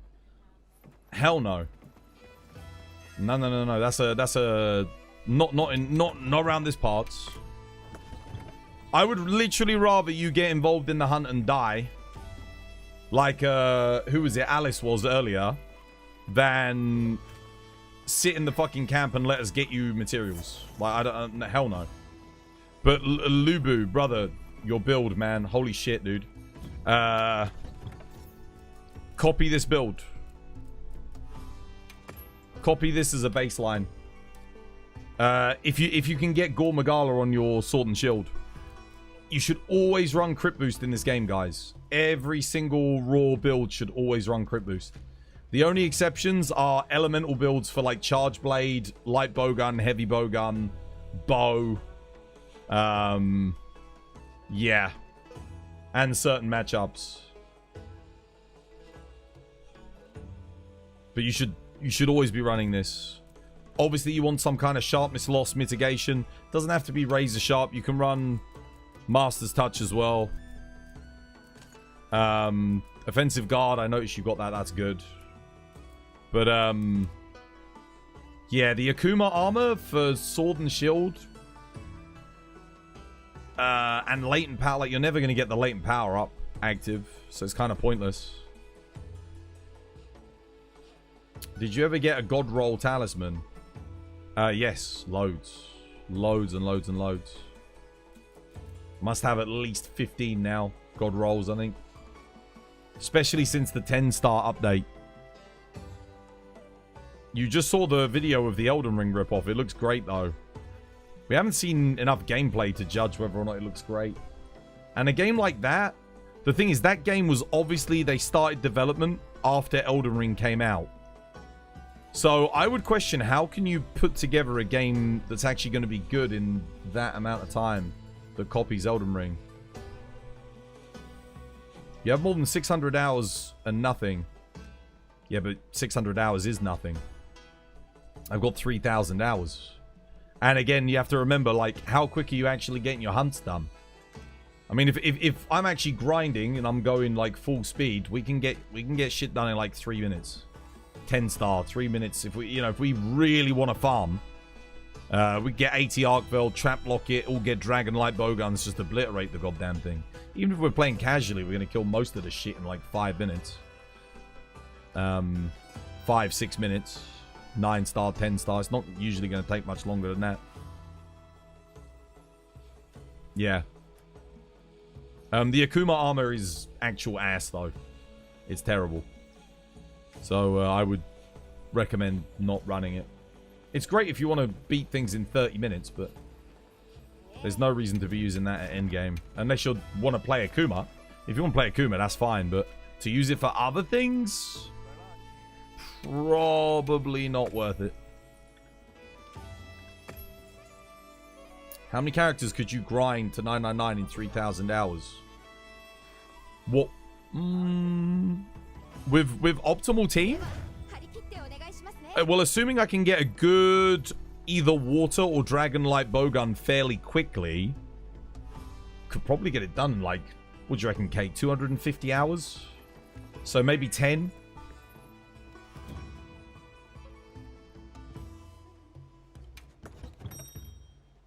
Check the Discord. My Swax was good. Wait, the DPS was good on the Swax? Was it actually?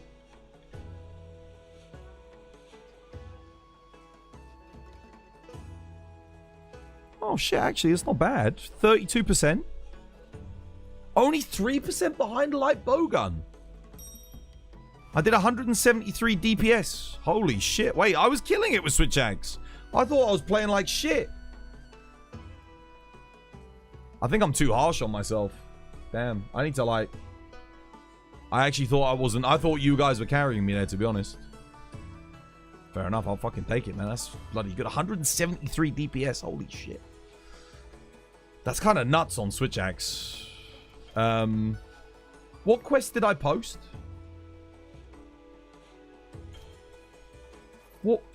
Oh, Gormagala. Yeah.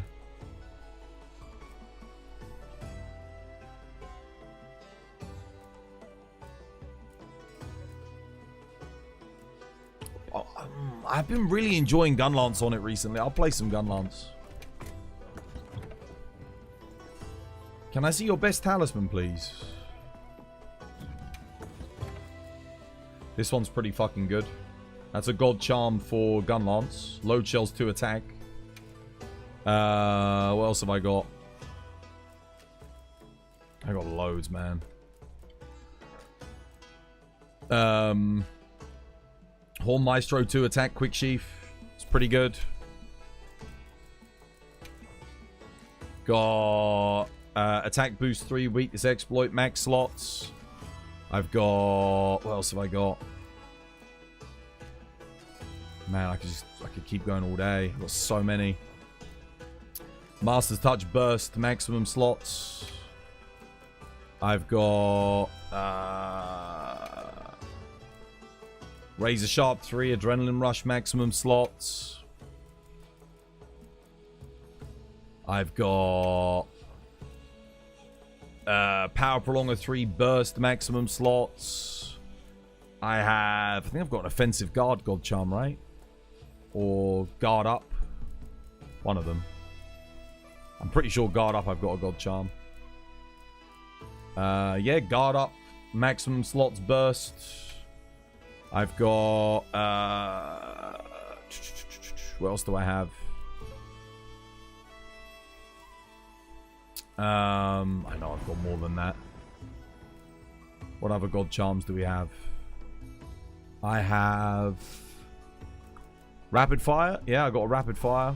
Rapid Fire, maximum might, maximum slots. I've got...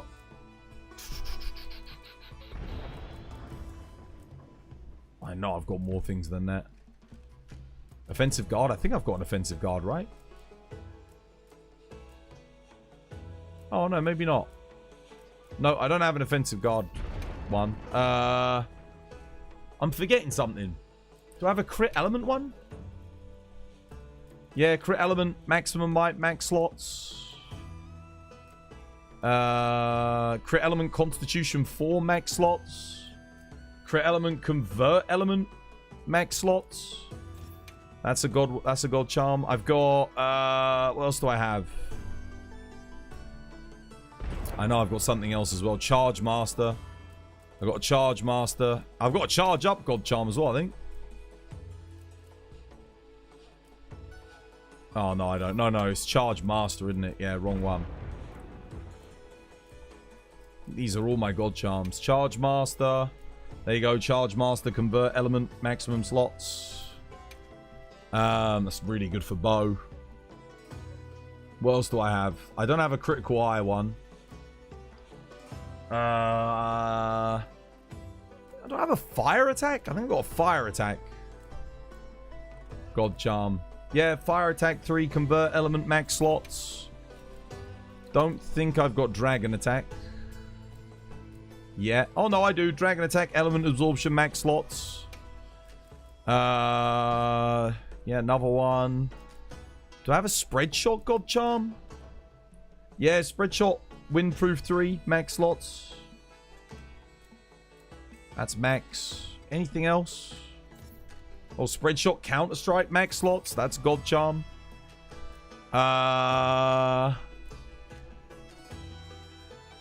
Shit, like I said, I've got so many. It's hard to remember. I think I got a Piercing Shot one. With Flare, if I remember correctly. Yeah, Piercing Shots. Flare, maximum slots. Focus. I don't know if I have a Focus one. No, I don't have a Focus God Charm. Focus I don't have. Anything else? I think that's everything. Oh, I might have an Artillery maybe. Oh, Special Ammo Boost. Yeah, I got Special Ammo Boost, Load Shells, Flare. It's not quite. Not quite. I think I actually do have a God Charm, though. Yeah, there you go. Special Ammo Boost, Medium. small, or special ammo boost peak, medium, small. That's technically a god charm. That's a max roll. There's the real good one. Special ammo boost 2, coalescence 2, medium, small. That's insane. That's really freaking good. There you go.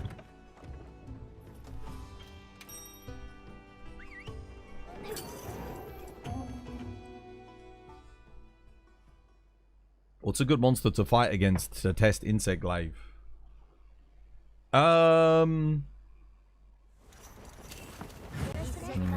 Arkveld.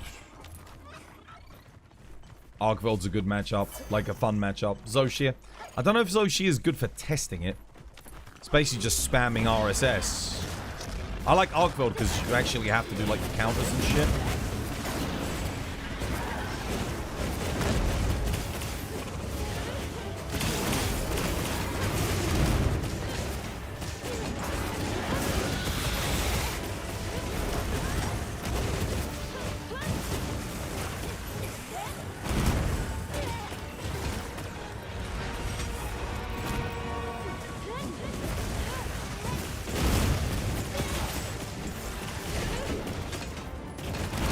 Damn it. Why did he do that? Why did he go all the way fucking over there?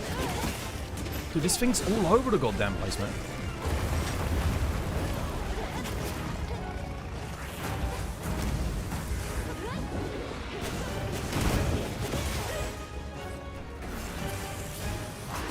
Nice.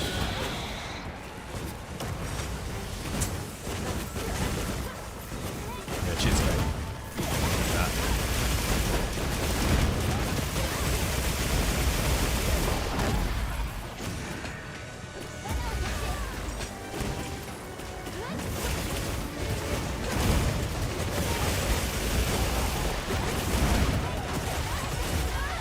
Thought I'd get my block there. Didn't get it.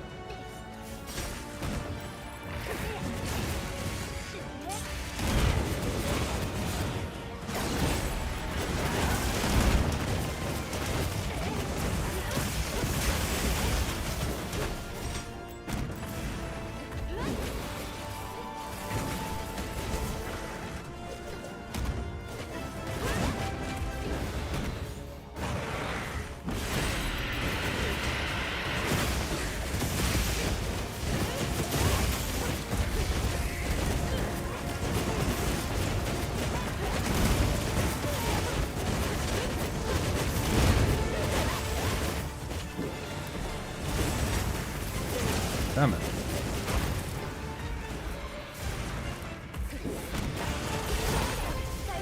Oh, shit, man.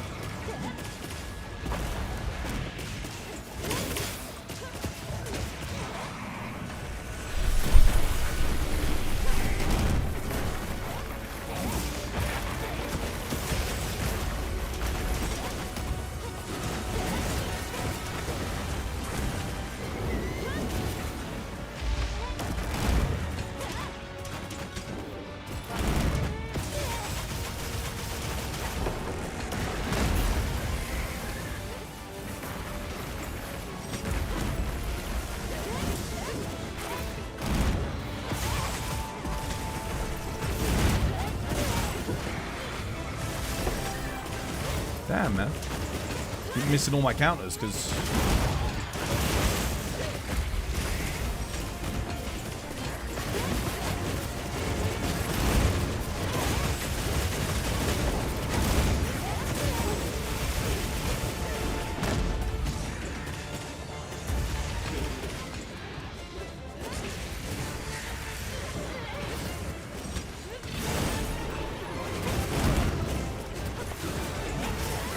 Ouch.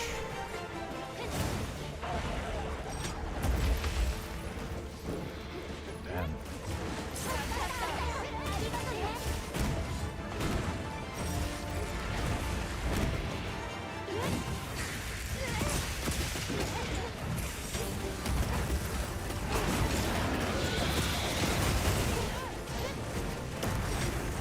What? That definitely hit me. Why did I not get my counter up?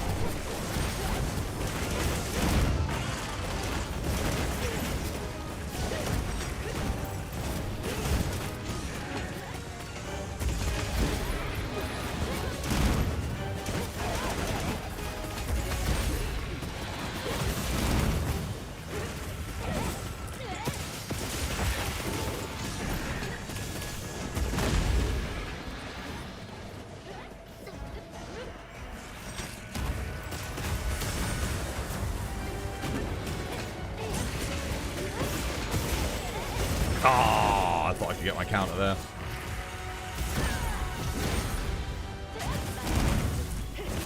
GG. A Duta's worst nightmare. What, snooze the HUD? I quite like Jinder had on Hunting Horn.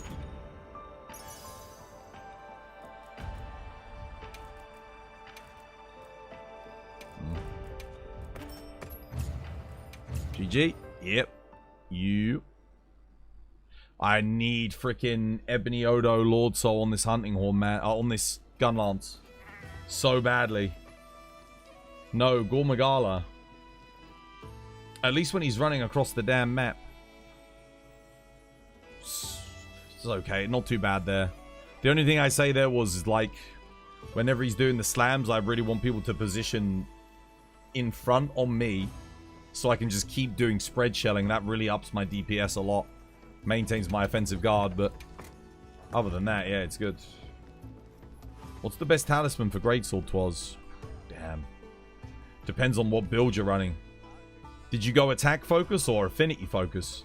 If you went affinity focus, it will be attack 3, weakness exploit, maximum slots.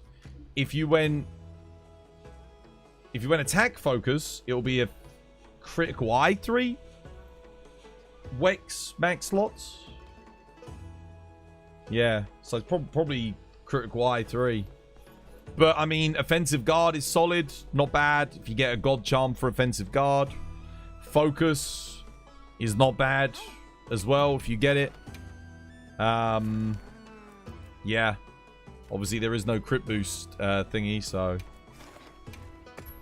yeah, I think those are the options for Greatsword. You just saw the video of the Elden Ring ripoff. It looks great. God damn. That is shameless, isn't it? That freaking, what was it called again? Notice Dawn or Notice something. I couldn't believe that, dude. That is the most shameless ripoff I've ever seen. Is it just part of Chinese culture? Have you noticed, like, they rip off toys, they rip off military equipment, they rip off... Dude, that's what they fucking do, dude. I'm starting to think it's, like, just a part of their culture. No offense if you're Chinese, but, like, holy shit, dude. Even your games are just fucking rip-offs of things that other people have done. Like, why is that? Why not come up with something by yourself, you know? Do your own little thing. Your own idea. Why you gotta steal other people's things and then just make them slightly different? They didn't even try to hide the millennia. Dude, it's fucking shameless, dude. That's the thing. In Western culture, like, outright copying someone else and just doing their thing almost verbatim is a big faux pas. Like, you don't do that. But, like, and they say, oh, yeah, you know, copying is the greatest form of flattery. Like, it really isn't. Like, not like that. The Japanese speedrunners are not liking the Chinese community because they're copying their scripts one for one and then uploading it the next day as their upload. What, on YouTube? Yeah, dude, why the fuck do they do that, man? Why do they do that? What? Why? It's fucking annoying. It's like, why are you doing that? Why you got to copy? Like, do your own thing. Be creative, you know? Like, at least that's the thing with Wukong. I think that's why it got so much praise as well, because they did their own thing. For once. Something unique, not just copying what someone else has done. It's much more interesting. I know it's hard work to not copy someone, you know, come up with your own creative things, but like, man. I'm noticing it more and more and more, dude, in everything. I mean, I noticed it years ago when they were copying like the F-22 Raptor from America. Like they literally almost copied it verbatim in their own 5th generation fighter designs.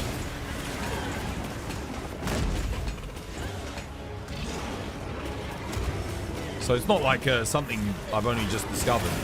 Let me get on UK. Cheers. With my offensive guard up.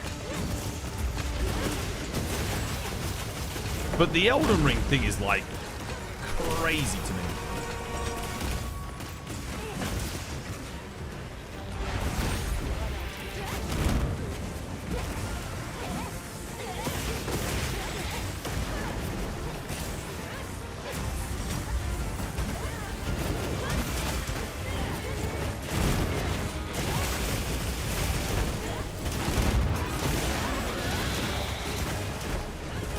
Oh, damn it.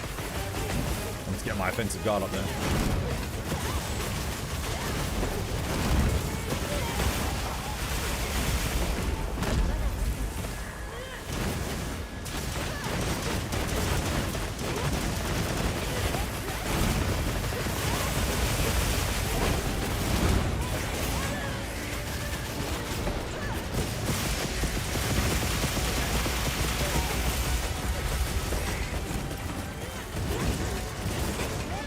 They're really good at upgrading what they copy. Oh yeah, no, I'm sure sometimes they get it right. I don't think you're going to upgrade Elden Ring though, I'm going to be real with you.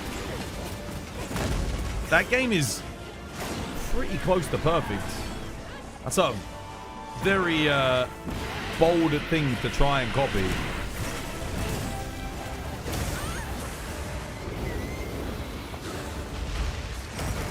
What? Okay, I tried blocking the AoE there, but it didn't hit me. Nah, I got screwed there, didn't I? Holy shit.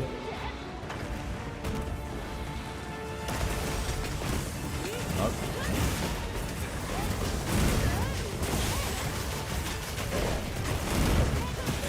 It's the same company that did Genshin, right? I think so, yeah. Genshin, everyone said was a copy of Breath of the Wild. Which I don't know how much truth there was to that. It never looked like Breath of the Wild to me. I mean, those of you that played it would be able to say whether or not that's bullshit or not.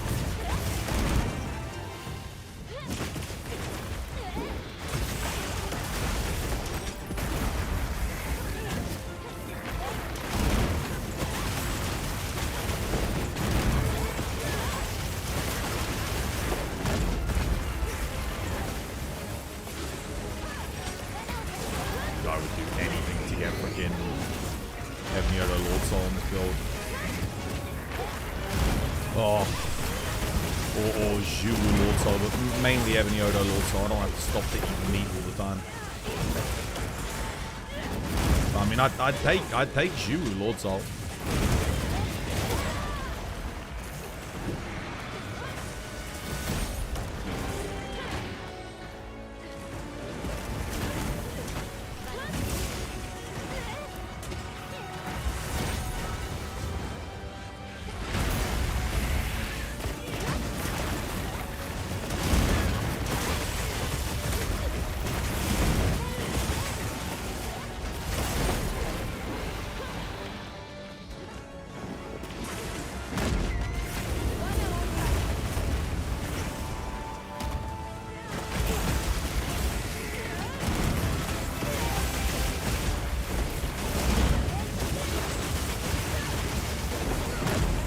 Oh shit.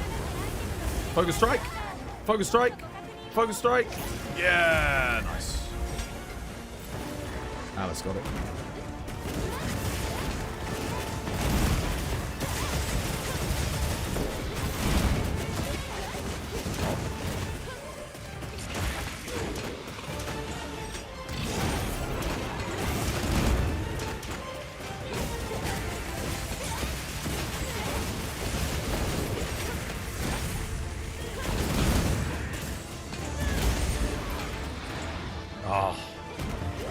I got multi-hitboxed out.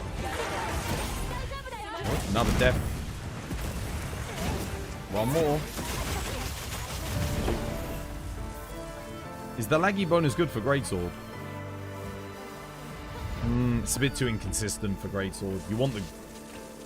You want the Soul of a Dark Knight bonus. Soul of a Dark Knight bonus is effectively a 10% damage boost on all your charged attacks. Maybe even more. It's too good. But the Soul of a Dark Knight armor sucks. The armor sucks, but the set bonus is good. You use it for the same reason as Gore, but it's better than Gore. Because if you do Affinity Focus Greatsword, you can get 100% Affinity without the Gore bonus. That's the idea, right? You need Soul of a Dark Knight. Even if you only get Soul of a Dark Knight, that's fine. Obviously, Soul of a Dark Knight Lord Soul is better, but if that's all you get, you can still make an excellent build. Because you just use 3 pieces of Arch Tempered. Is AT Arcveld the best farming method? For what? It's only the best farming method if you can get it done quickly.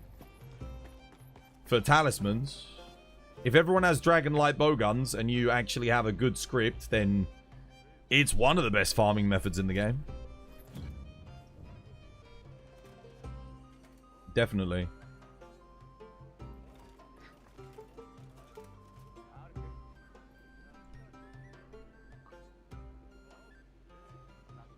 For talismans, it depends, man.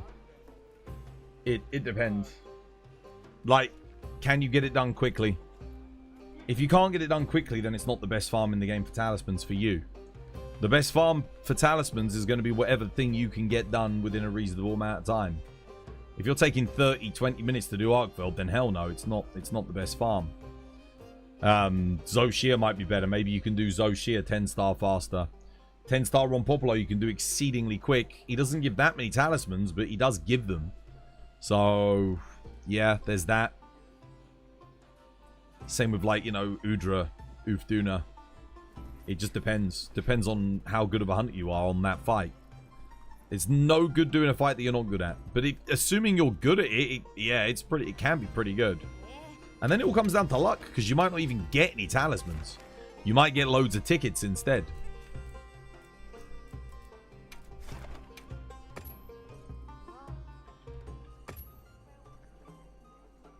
Is the Seregios Gunlance good?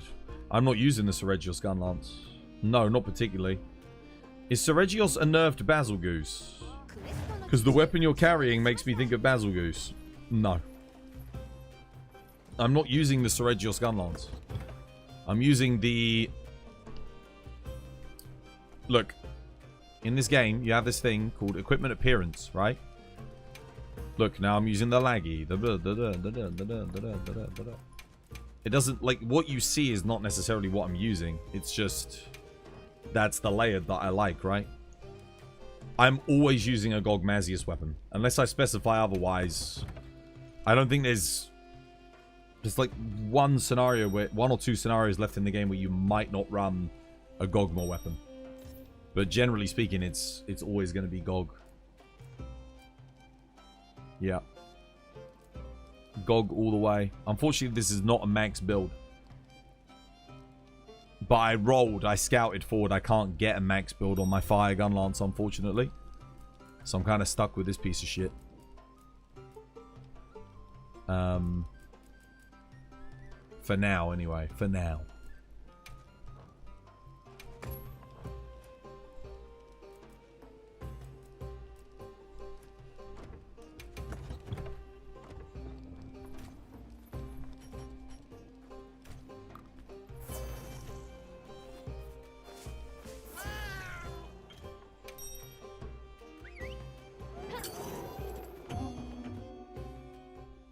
One of them being the Ajarican Hunting Horn. So Hunting Horn is one of the few weapons that doesn't always use GOG. But you always switch to GOG. So you don't use the weapon other than to get the buffs. But no, I'm thinking more of things like the Shatter Seal. Like if you don't have a max GOG roll, then you just use the Shatter Seal for Greatsword.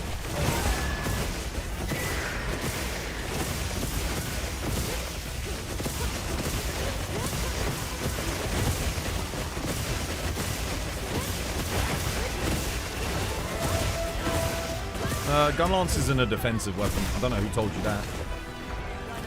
All weapons are offensive weapons. If you're playing a weapon defensively, that's just the same as playing it badly or poorly. Every weapon is best used for offense.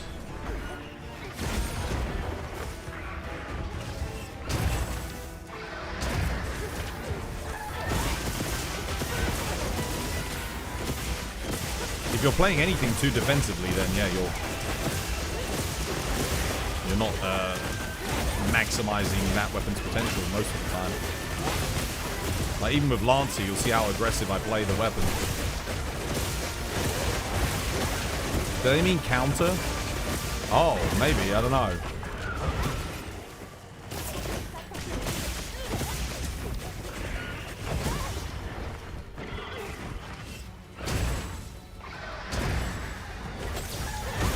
Whoa, whoa, whoa, whoa, whoa, whoa, whoa, why are we flashing?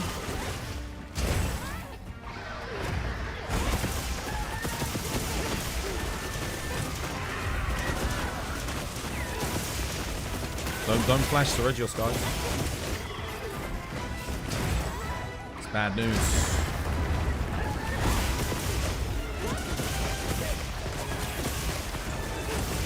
The best defense is a good offense. Absolutely. I literally made a clip about that on TikTok. Just this week.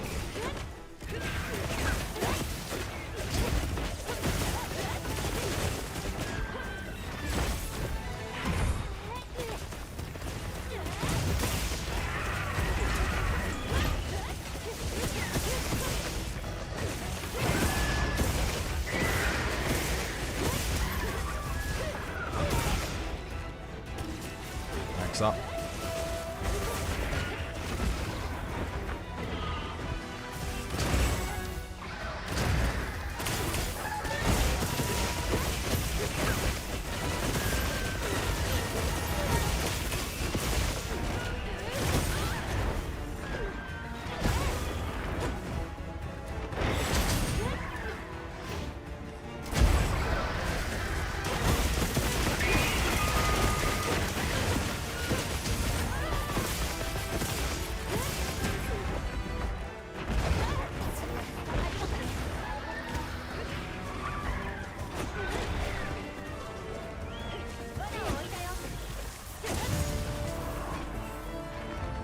Lance is one of the best counter-based weapons. Oh, 100%, yeah. It's amazing. There's very few scenarios where Lance gets kind of fucked. So you've got the Lagiacrus, like, Thunder AoE. That kind of... Even then you can do a Grand Retribution thrust. Is there any scenario that Lance doesn't like? The multi-hitboxes on, like, the chain drags for Arkveld are kind of... bit shit. Because you can't do... You can't do your counter guards. They're a bit annoying. But because like if you do the counter guards, you'll get hit by the latter end of the hitbox. Interesting. Wait, how many is this for? That's not bad actually. I might register that. It's good for new players. Help them get some decorations. Right. It's that time again. I've got to go Suja. Yeah. Saber knows. Saber knows. Playing that, playing with all the guard assist. Me? No, I don't have any guard on my build. I got critical, attack, master's touch, and offensive guard. You don't use guard skills on Lance unless you need guard up, of which there's like 4 matchups where you need guard up. Zoshia, Omega, Gogmazius, and Gravios. That's it. I don't think you need guard up on anything else. That's all you need. What am I at? 4? Okay, we need 6 more. Give me 6 more, guys. 6 more towards Jeebus's. I see a lot of shield-based players. They always make that mistake. They're always running guard ups like, dude. You need to make different builds. You need to have a build where you have guard up and a build where you don't have it. Because there's 4 instances in the game where you need guard up.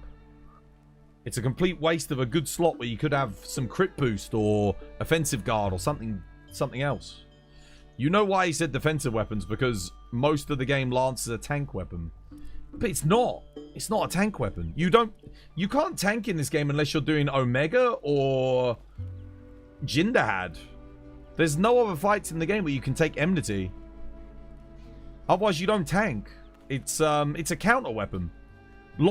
Lance is more similar, is similar to Longsword more than anything else. That's like the most common thing I could liken it to in this game. Where are we at? 2, 3, 4, 5, 6. Okay, we need 4 more.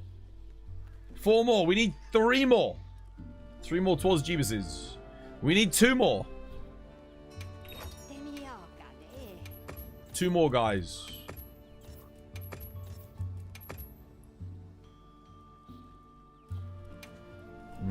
Well, statistically, I probably only get 1 here. I need 1 more. 1 more towards Jeebus. 1 more towards Jeebus.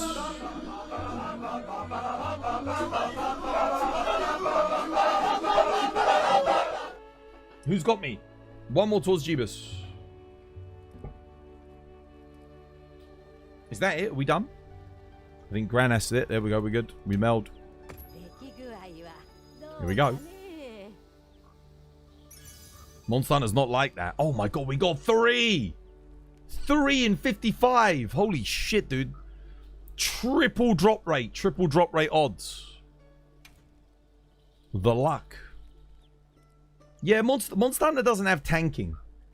Outside of the Final Fantasy stuff. I'm actually surprised that Jindahad has enmity, to be honest. But I guess it is a siege fight, so...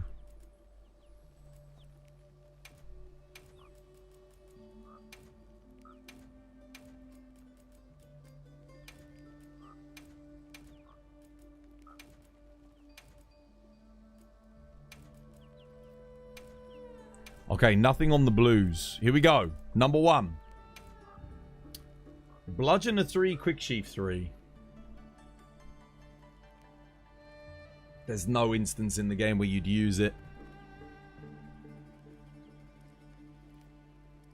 I'll keep it on the off chance that we get like something at Master Rank. Maybe we get a weapon that's got like a tiny sliver of like white and blue. And then a huge bar of green. And it's maybe that's for longsword, in which case, okay, maybe, but... Ooh, I mean, the thing is, Tetrad Shot 3 is kind of shit. It's a good charm, but... Yeah. Tetrad... It's almost a god charm, dude. But you never really use Tetrad 3. Tetrad 3 is... It's just not good enough. You only get 10% affinity. Level 1 gives you 6%. So 2 extra levels for 4% and only on a couple of shots is a waste. Not worth it. Maybe they buff it though. And last but not least... Now, if that was Artillery 3, it'd be interesting. But it's not. It's kind of useless. Unfortunately, because it's not Artillery 3, it's... Yeah. Close. Okay, no, not bad. Not bad. Probably the best talismans I've seen in a meld in a very, very long time.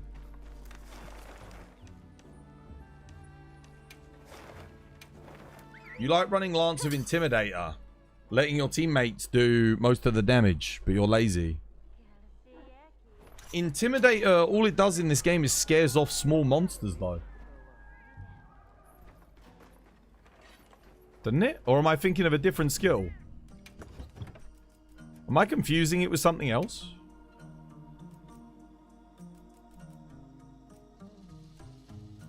Where's Intimidator? Am I tripping?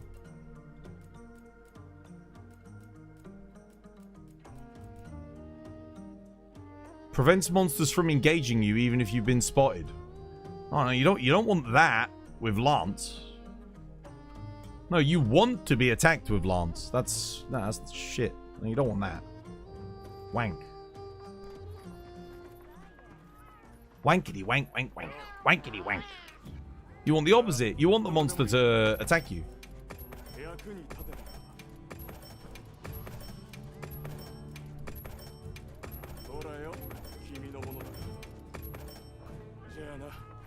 Flinch free is better if you want to deal with the mini Omegas. Flinch free? Yeah, Flinch free's kind of got quite a lot of tech in this game. Because there's loads of like tiny hitboxes and things where the monster moves and it knocks you over. And Flinch free stops that from happening. It's surprisingly useful.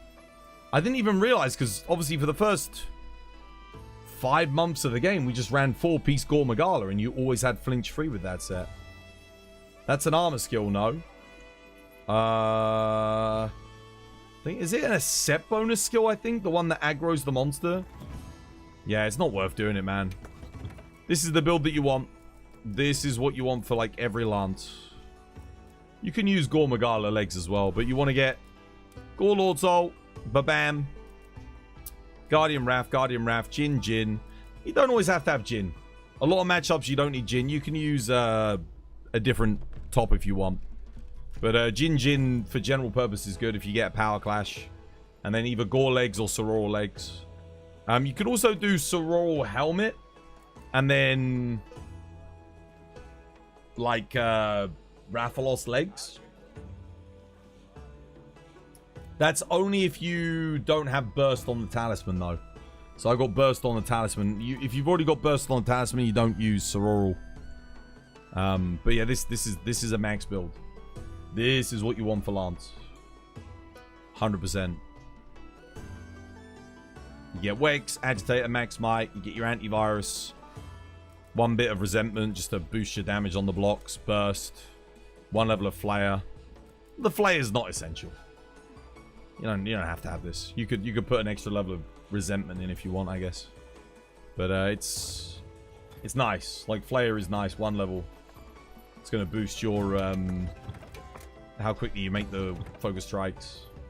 It's more so for the rest of your team though on Lance, because let's face it, Lance's focus strike's not the greatest thing in the world. It's good for a lockdown, but not much beyond that.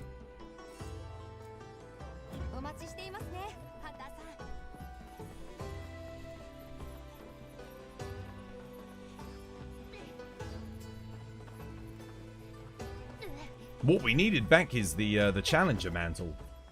Challenger Mantle would be good for Lance. They should bring back the Challenger Mantle and make it so that when you use it, you're guaranteed to get targeted. That would be so freaking useful in multiplayer for Lance and Longsword. Make it last like 2 minutes. And then make it so that you get like a +10 raw when the monster's attacking you. Mwah. Dude, I would use the Challenger Mantle all the time on Lance and Longsword. It'd be sick. You could build strategies around it. That would be amazing. Yeah, I would use that for sure.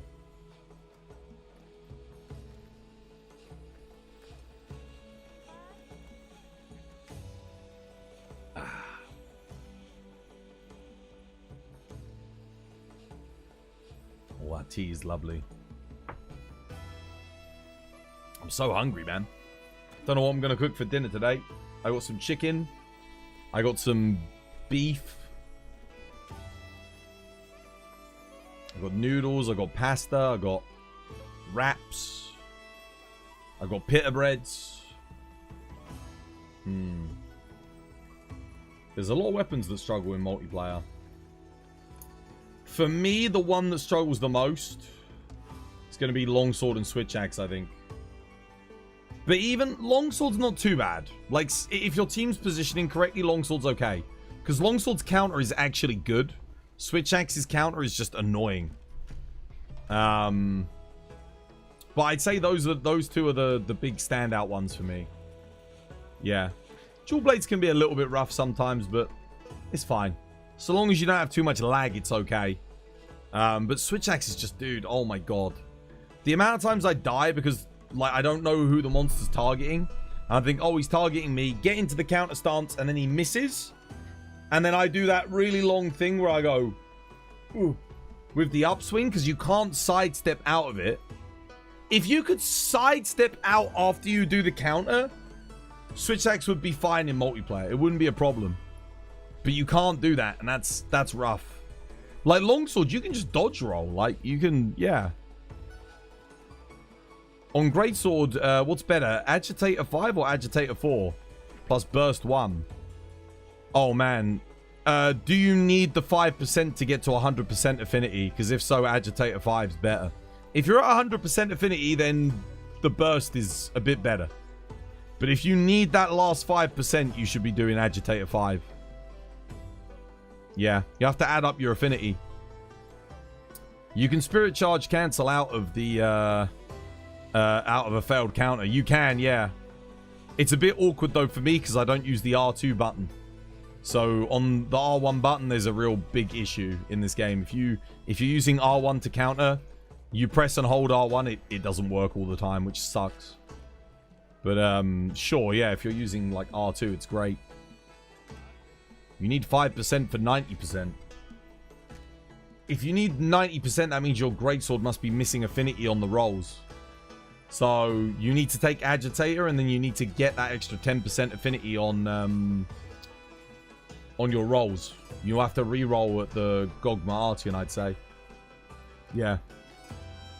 You want 100% on Greatsword, because you know what it's like. If you've got a 1 in 10 hit, that crit is going to fail on your TCS. It's just sod's law. Happens all the time, man. You'll crit all your other attacks, and then the TCS comes up, and instead of hitting 1,300, you hit 800. So, oh, great. So obviously, if you've got crit, you should have max crit boost as well. So you're losing the 40% on crit rather than just the 25%. Right, what are we doing? What's next? What do you want to do? Kate, what you posting? What you posting, what you hosting, what we doing? What do you need? What do you want? What do you reckon? You started to not get tickets on Zoe. Really? Oh, damn. I mean, that's... Unfortunately, it's been like that for me the whole time. You want to do Ron Popolo? I've got 5 tickets to use. Do we have... I mean, we've got Studi. Studi's got the light bow gun. Do you want to do some Rom? I can just spend my tickets real quick. I mean, I do need to spend them because I think I've got a claim still. Albao's here? Yeah, dude, let's do it. We've got Studi, we've got Albao, we've got you.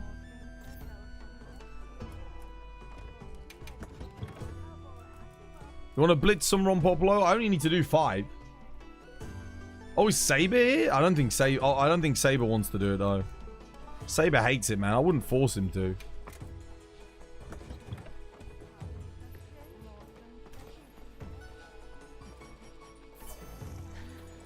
It doesn't give him any rewards, so Saber loves it. Nah, bro, he hates it. It doesn't give him dog shit.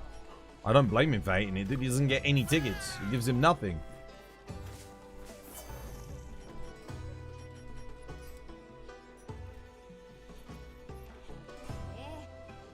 It's a shame that there's no news on Wilds from Gamescom. But there's still the Tokyo Game Show. Yeah. I've lost faith that we're going to see anything there, though. I'm not confident. Because here's the thing. Tokyo Game Show's 2 weeks later, right? And here's the thing. What's the bigger event? Gamescom or Tokyo Game Show? It's Gamescom, right? So if you can show off Monster Hunter at Tokyo Game Show, why would you have not just shown it off at Gamescom? That's better advertisement, more potential customers, more eyes on the show, a bigger audience, which means more potential purchasers. And the game's more popular in the West anyway than it is in Japan, so that's who you want to be marketing to. It just seems weird. You feel like they never show anything huge at Tokyo. No, they don't. No, you're not tripping, dude. They never do. Tokyo Game Show, they usually show some gameplay after it's already been announced. They don't normally announce big things at Tokyo Game Show. It's just like showcasing like something new. You start, Twas second, Studi third. I don't know. Let me post it. I don't even know who's joining us. Is Studi joining? Is Saber joining? I don't know. It's probably going to be the guy. I'm with you, Devil. I don't think we get anything now till the Game Awards. Which means there won't be a demo until next year, which means the game's probably not coming out till late next year. Or mid next year. I don't think we're getting anything for a while. It doesn't make any sense why they wouldn't do it. No, it only makes sense if they're not showing anything until the Game Awards. Then it makes sense. Oh, 1 out of 1. Sorry, guys.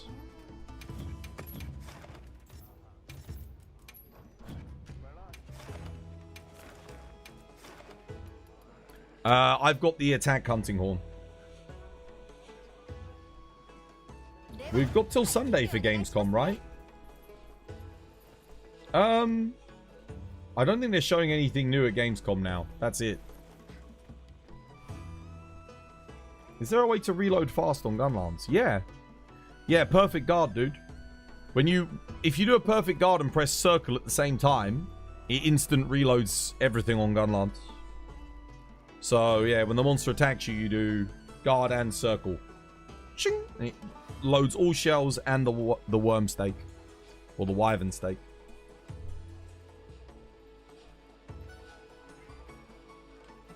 They can't release the game near GTA 6. No. No, they're not going to. I mean, it's not coming out this year. GTA 6 is November 26th, right? So, yeah. Circle on PC. Yeah. What's the key on PC? I don't know. Not a clue. I don't use keyboard and mouse for action RPGs.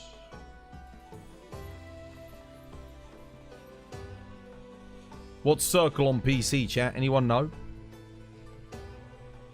Circle is right mouse button. There you go. Maybe they didn't want to release it early 2027 because of GTA.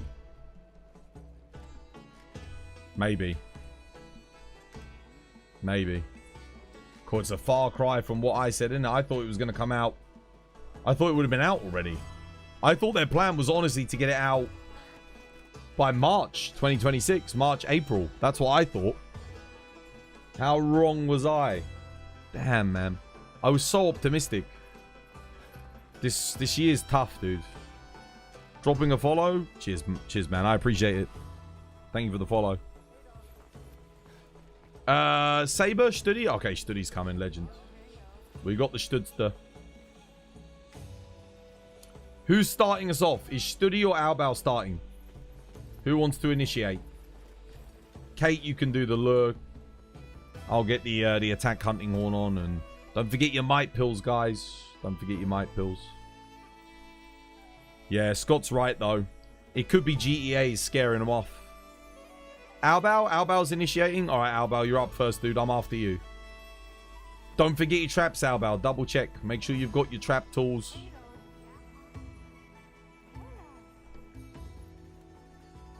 You're still hoping for February. I just don't see it anymore, honestly. I don't. I did up until Gamescom yesterday. Now I don't think so. I think that is maximum cope at this point. I don't think we're getting February. Because it just doesn't line up. Like, the marketing's too short.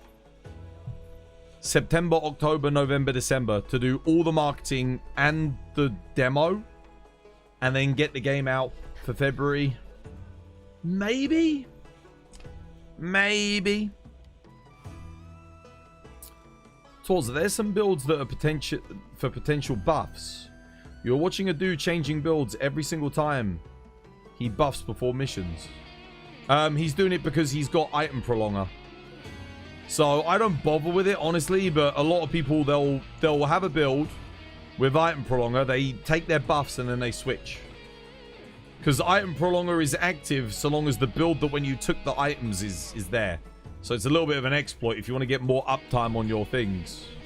Some people do that. I only do that if I'm speedrunning. Otherwise, I don't bother. When they show the Game Awards, then it will be the end of 27. Yeah. I don't know if that's what you're referring to. Because you said he changes builds every single time he buffs. That might be it.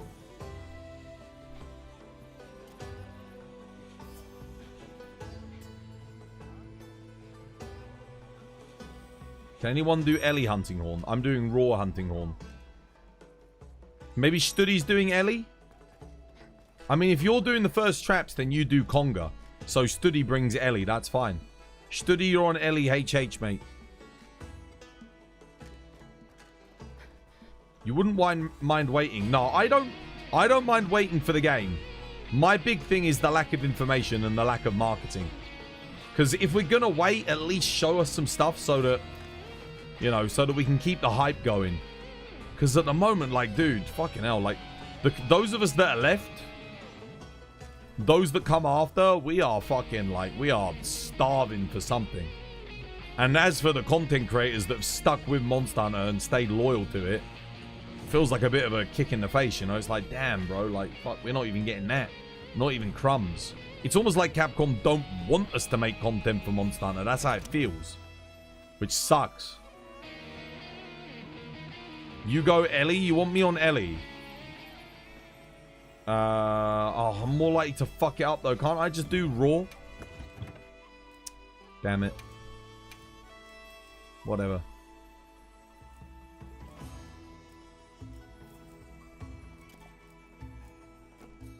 Where is it? Not that one. Okay. Cool. I've got it. We need Mael in Capcom marketing. That would have been a really good collab, wouldn't it? Expedition 33 with Monster Hunter. The collabs have been kind of shit this time around, I can't lie. Like Fender, Ichiran Noodles. Like, dude, bro, what? No Devil May Cry, no Elden Ring Night Rain, no Expedition, no, like... I mean, the Final Fantasy collab was cool, but...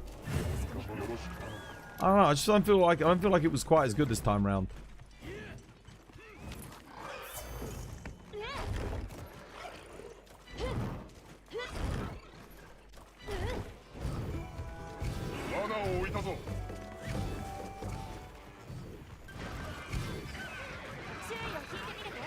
Alright, nice. Buffs up, bitch. Let's go.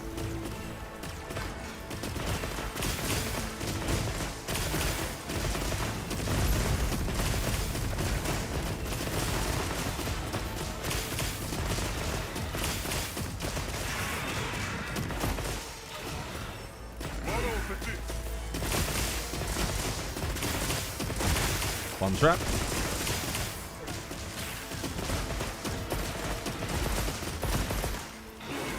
Two trap.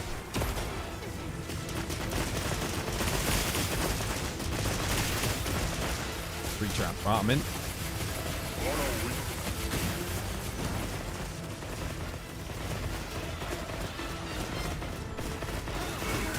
Should deflate here. Lovely. Let him do the raw. Whoa, whoa, whoa, whoa, whoa, wait. Oh, damn, sorry about that. I forgot to craft the trap first. Alright, nice. Just me done.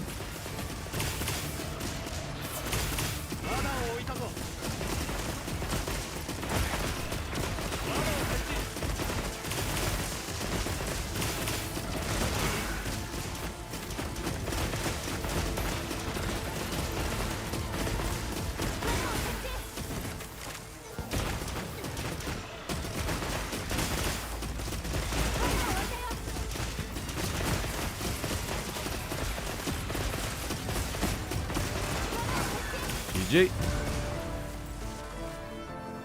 They need to do a Dragon's Dogma 2 DLC collab. I think they probably will. Assuming Dragon's Dogma 2 DLC does good. Because, oh wow, no tickets. Oh shit, I forgot to use a lucky voucher. Okay. We're okay. I actually got max rewards there, with no lucky voucher.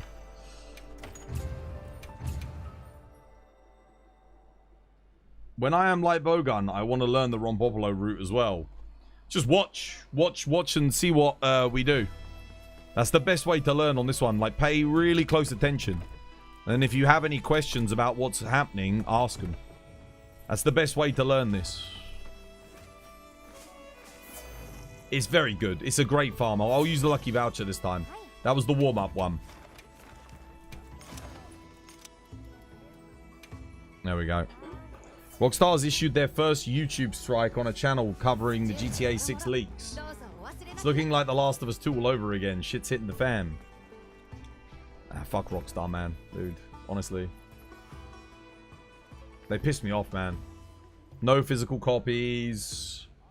Like, charging extra for the game.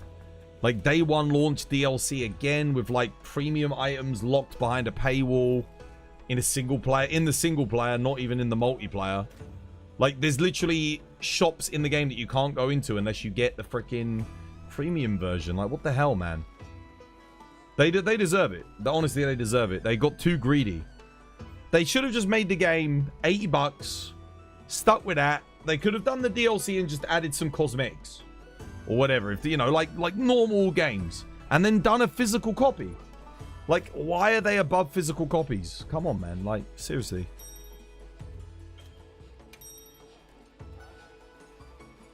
Have you seen the Cyberleak guy? Freaking legend. Yeah, dude.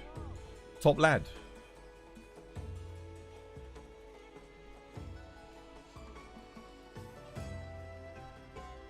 Or an Elden Ring collab? Did I not say Elden Ring? I thought that was what I said. You have zero interest in GTA 6. You don't mean to in a contrarian way. No, I know a lot of people don't. I do have an interest in it, but I'm not like... It's like Red Dead Redemption 2, right? If I don't play it, I'm okay. You know, it's like, whatever. I ended up playing Red Dead 2, but I played it like 3 years after it came out. So, yeah. I'm not in a rush. I'll play it eventually, but it's not going to change. Like, if I play GTA 6 3 years from now, I'm fine. You know, I'm not that fussed. You couldn't convince me that Sony and Rockstar didn't conspire. No, I'm with you, brother. I agree. There was some... Because Sony and Rockstar are like this, dude. Rockstar owes all of its success to Sony. For GTA 1, GTA 2, GTA 3, Vice City, San Andreas. That's Sony. Sony fucking made them. They're tight as anything. I reckon Sony were like, we're not going to do physical, so just do digital only. And then they made it PlayStation exclusive for the time being. So you can only buy that game on the PlayStation Store. That's it. That's the only way you can get GTA 6 until it comes to PC. Is the PlayStation Store. So you can't buy it off Amazon for cheaper. You can't. Nah, it's bullshit. It's absolutely, it's a fucking scam, bro. It's crazy. You need to say that GTA 6 is the biggest gaming release in history. I mean, it will be. But they're not helping it. They're definitely, like, cutting the amount of... They're definitely losing sales because of all of this shit that's going on. And I'll tell you what, if the Cyberleak guy actually leaks the PC version... Because remember, the reason they're delaying the PC version is so they can double dip. Because they want people that... Especially, like, even if you think of content creators... Every content creator is going to have to buy that game twice. They're going to have to buy it on console because they can't miss the launch window. And then they're going to have to buy it again on PC when it comes out on PC. So they're double dipping. That's $160 for all the content creators right there. They're double dipping. And then they're going to double dip on the whole community. Yeah. It's a bummer, dude. GTA 5 sold 230 million copies according to... Yeah. It's a lot. Absolutely. And they'll probably do more units than that on GTA 6. Assuming they don't fuck it up.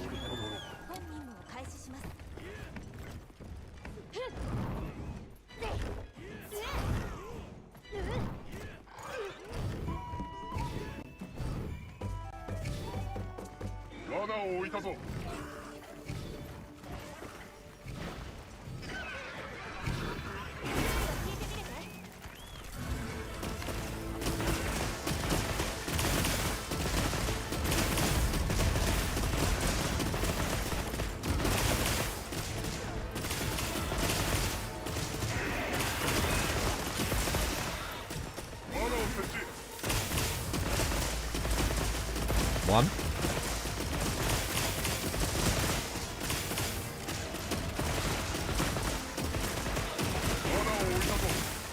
2.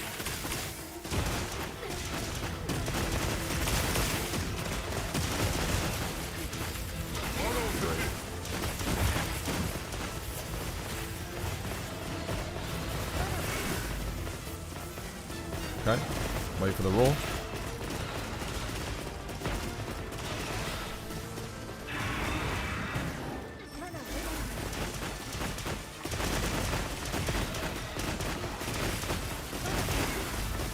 Alright, I'm out.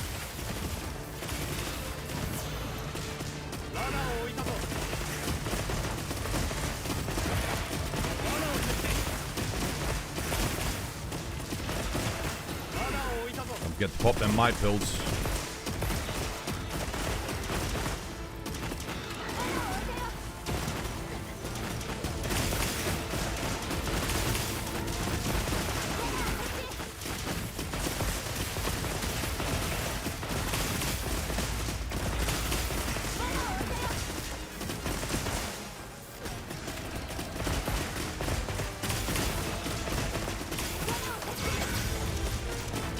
Someone forgot my pill, I think. Maybe a my pill pop.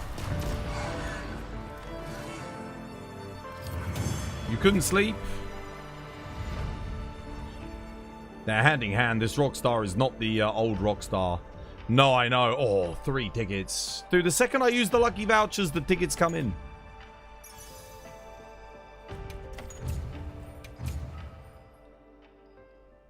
Nice.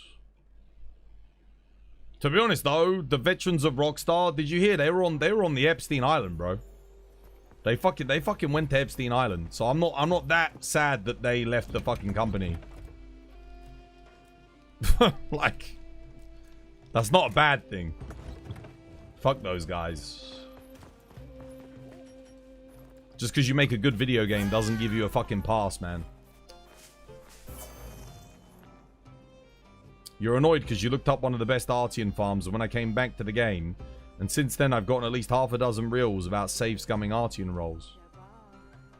Yeah, you kind of have to do that, dude. If you want to, like... You have to scout. Because otherwise, it's... You're going to be here for, like, the rest of your life trying to get god rolls.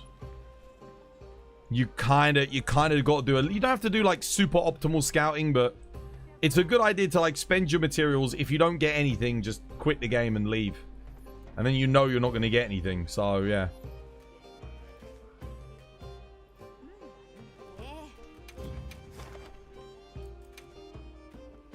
I'll post it again. Going straight back up.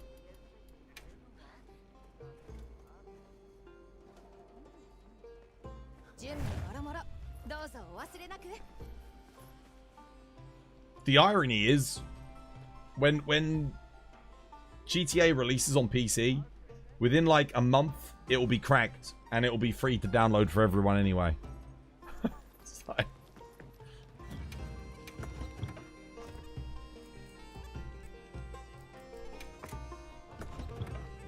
That's the funny thing. It just sucks because they're gonna put it out on PC probably 6 months later. That's the sucky thing. We're still getting staggered releases, but it's an unnecessary staggered release.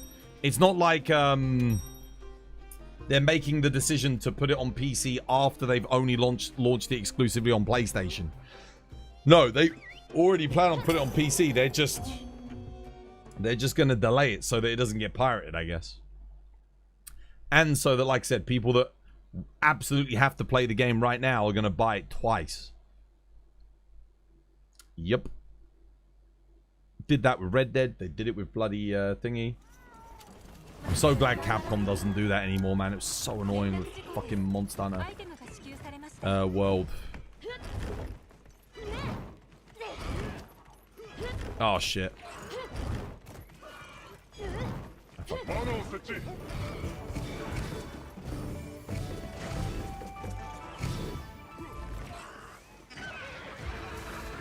So I pressed right. I had to press right 3 times there to get him to do the thing. Damn. Rough.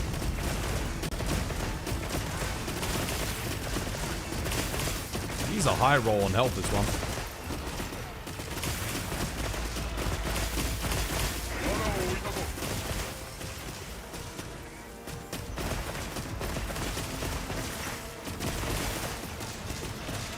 One.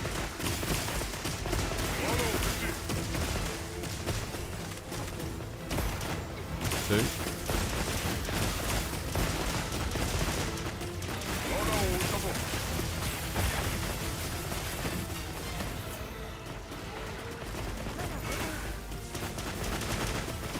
Should deflate here. Yeah, nice. Keep shooting, keep shooting, keep shooting.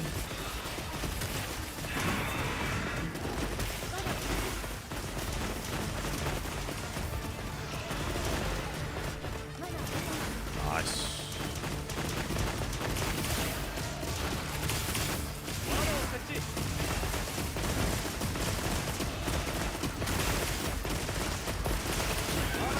Oh, what the hell? You like teleported there a little bit, you see that?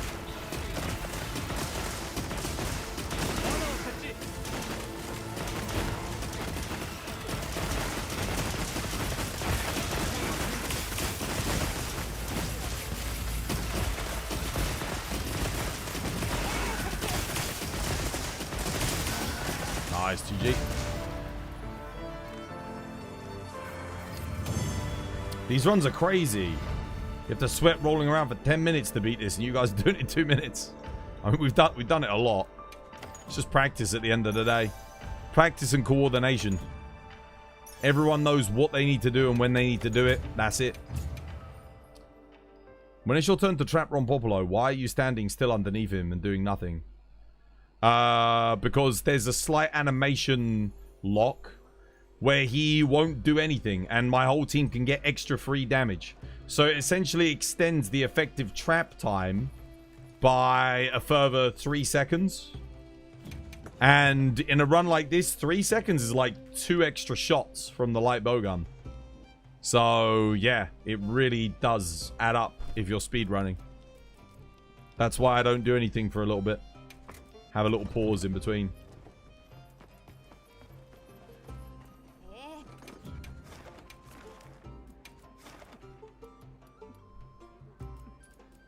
Alright, posting again.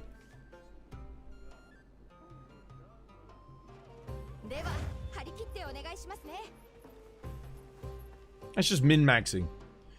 It's just min-maxing. You'll notice everyone delays their traps a little bit. It's kind of difficult to do anything because the trap wears off. Oh yeah, you're not meant to do anything. You just have to sacrifice your damage for the rest of the team. Once you've done 3 traps, they hit a threshold where the trap will basically instantly dissipate. So all you're doing is using the trap to just lock the monster in place. And then the actual animation of him breaking out of the trap is longer than the effective trap activation time. So you're actually just using it to animation lock him, pretty much. That's why you do it. Not for the trap itself, like, because the trap beyond the first few is, yeah. Albao's traps will have 100% effectiveness. Then you get, like, what, like 75% effectiveness, and then 50% effectiveness. By the time it gets to me, I've got 25% effectiveness, and then, like, 1% effectiveness. When I'm doing my traps, and then everyone after that, again, we're just cycling in to lock him. That's it. That's the idea. Wait a minute. Did I get the right loadout? Making sure I actually... Yeah, we're good. Dual Blades can never. Dual Blades absolutely can. Dual Blades uses this strategy on quite a few monsters. And then to activate your True Demon mode, you use... you do dead angle bomb activations. So you place down a barrel bomb and you dead angle it and then press the X button immediately to iframe the bomb explosion. And that way you maintain your True Demon mode. So yeah, no, Dual Blades absolutely can do this strategy. In fact, you could probably do this almost as quickly with Dual Blades as you can light bowgun here. Probably take you like 3 minutes, but it can be done.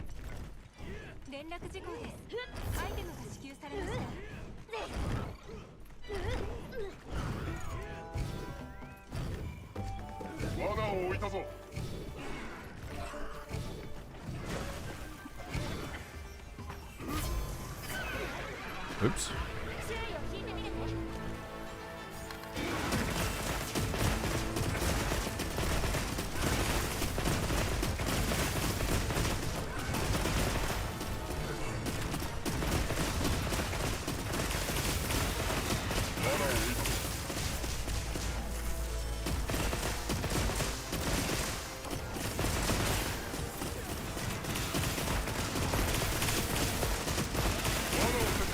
Trap 2.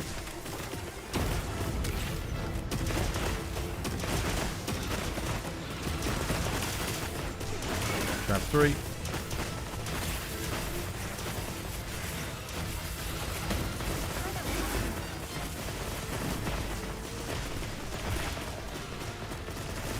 No deflation. Damn. There we go. We wait, let him reinflate.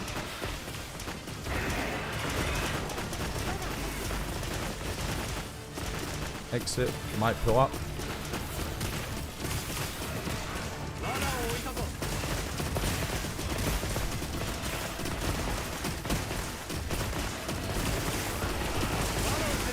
That's not good.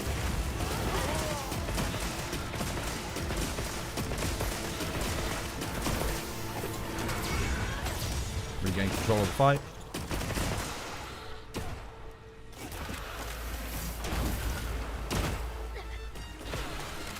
Who's got traps?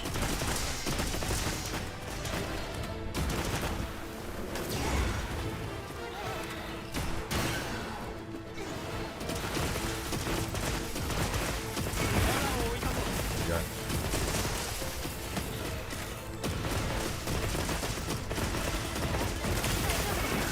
We lost one.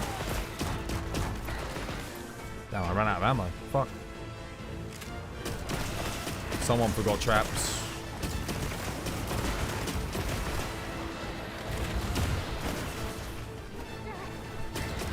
Scald. Capture him. Come on, guys. Who's got traps? Fuck it. Getting a low pod.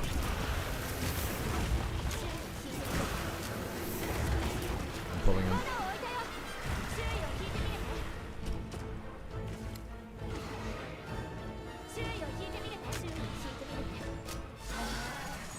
What happened there? Who forgot traps?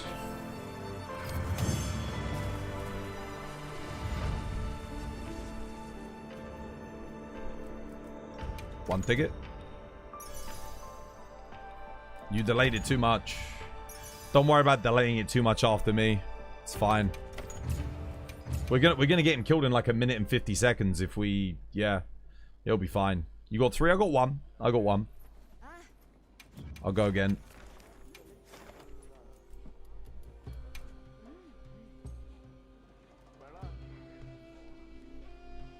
So long as you get the animation delays after you've started, it's fine.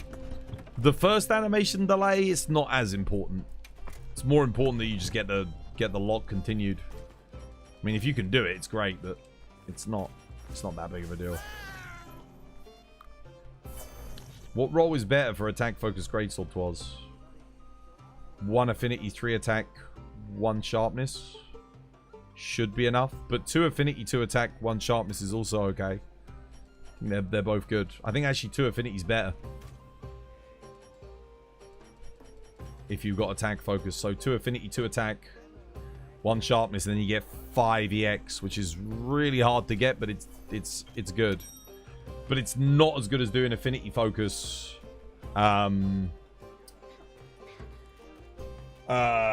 And then just get 4 attack with max attack.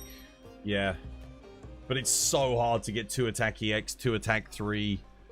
That's, yeah, it's rough. And no matter what way you look at it, to max it out, it's going to be difficult for greatsword. It's a tough one.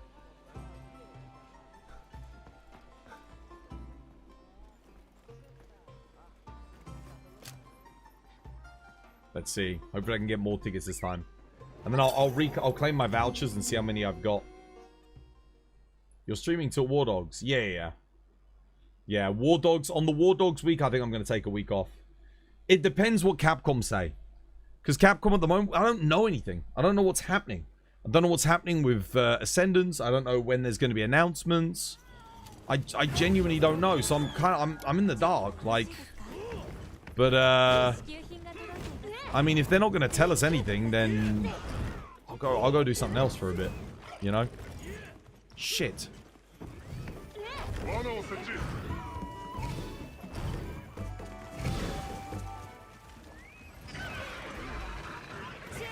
I have to mash that button to get that to do the thing.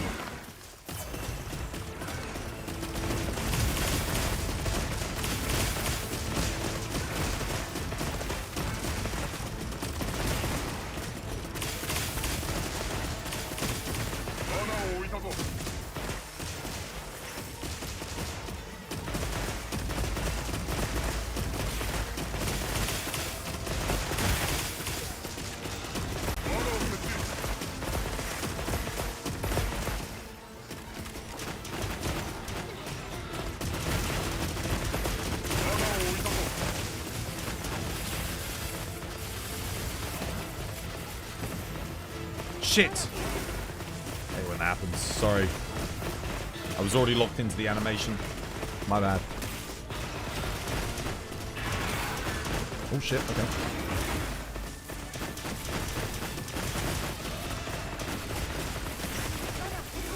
Go.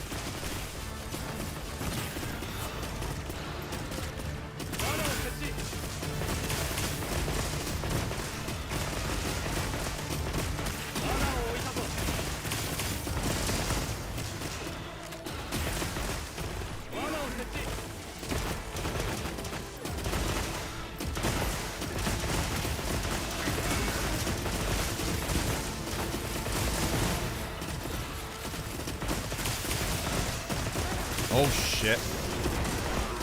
What happened? No trap. Oof.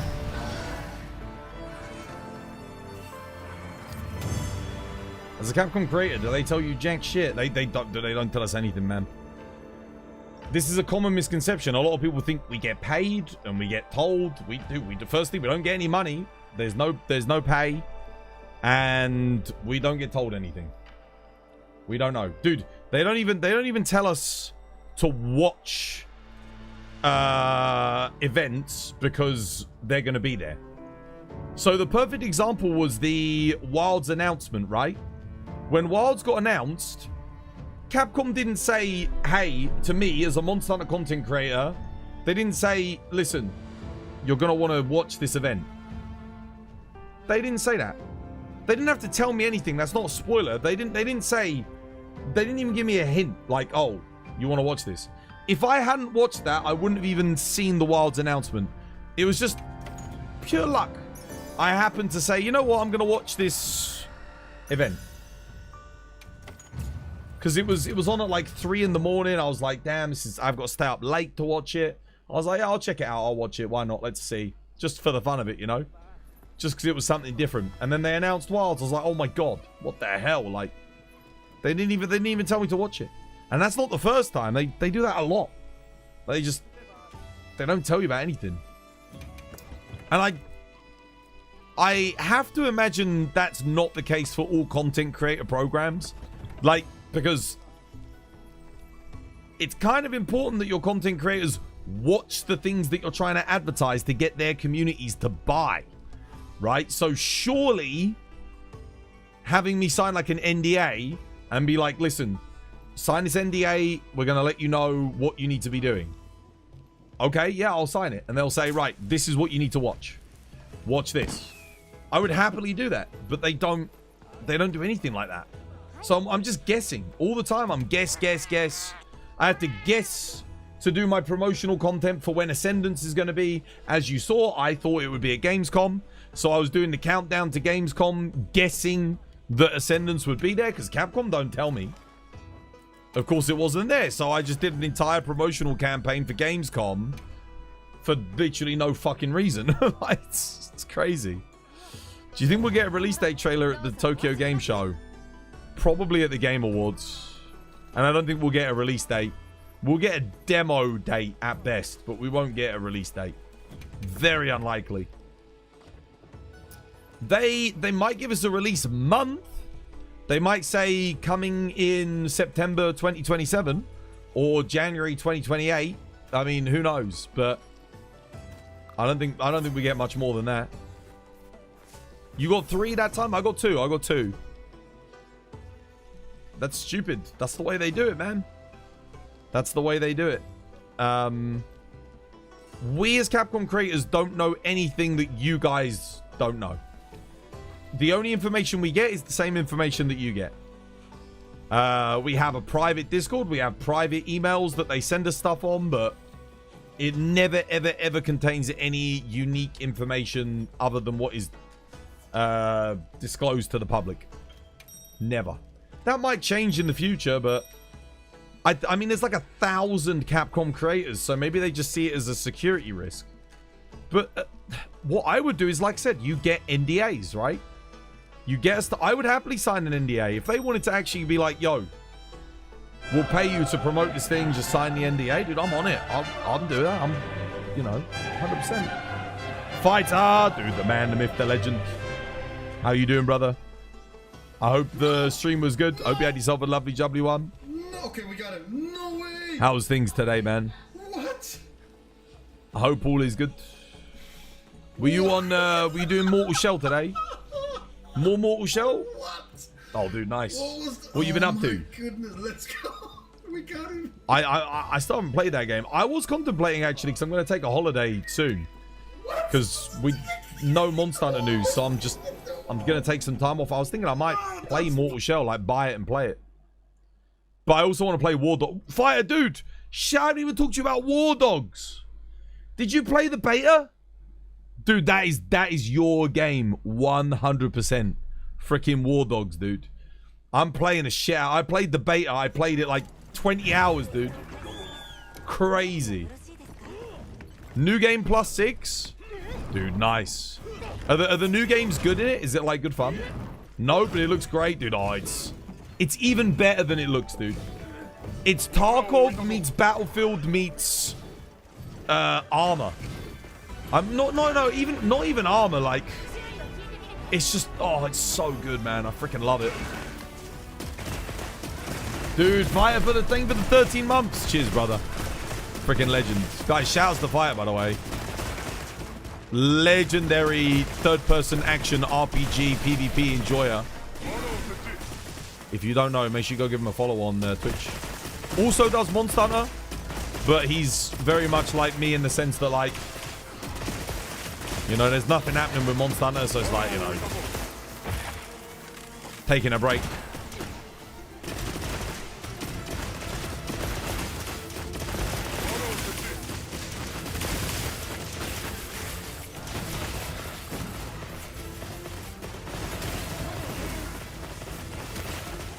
You're gonna play the Monster Hunter DLC, dude? Yeah. I hopefully they'll tell us soon, like, a bit more information about it. Because at the minute it's kind of just like no one really knows what's happening. I mean, we know it's happening, but not when or where or how. We just know so little about it.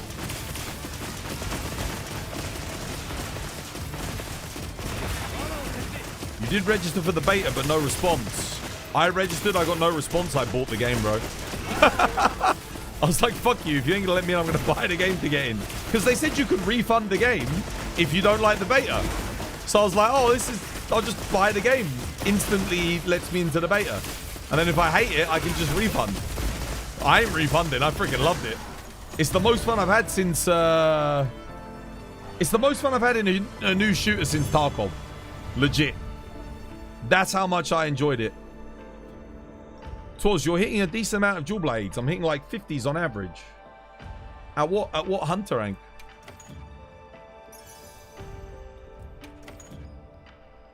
Nah, I loved it, man, dude. You'll try it, dude. Trust, I 100% Fighter. You're gonna fucking love it, dude. It's so good. I like the fact that you can kind of do whatever you want as well. It's very sandbox. Like, if you want to go play it like Tarkov, go off on your own, go and, like, hunt down enemy players, like, you can do that. If you want to go fly helicopters and, like, give people, be like a taxi service, you get paid for that. You're also a partner for the Arena Breakout, so you need to play it again. Oh, you partnered with them? You know, I actually didn't know that. I actually didn't know that. The only thing I'm partnered with is a Capcom. I think the only requisite for Capcom is so long as I play one Capcom game every 30 days, I get to stay a Capcom creator. But I mean, that's easy for me. Like, dude, I live and breathe Monster Hunter, so yeah. Other than that, I mean, I just have to let them know. If I'm going on holiday, it's like, yeah. Capcom ignored you on the thingy. Did you ask Jono?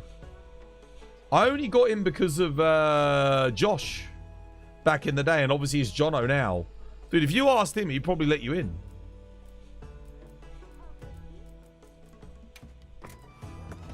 That's the only reason I got in, I think, was because of Josh back in the day. So I knew I was good friends with the community manager, Jake, back in the Monster Hunter 4U days, and I helped him with the promotional campaign for 4U.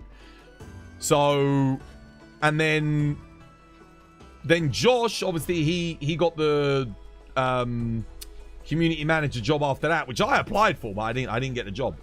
And I was streaming it. I started streaming at that point.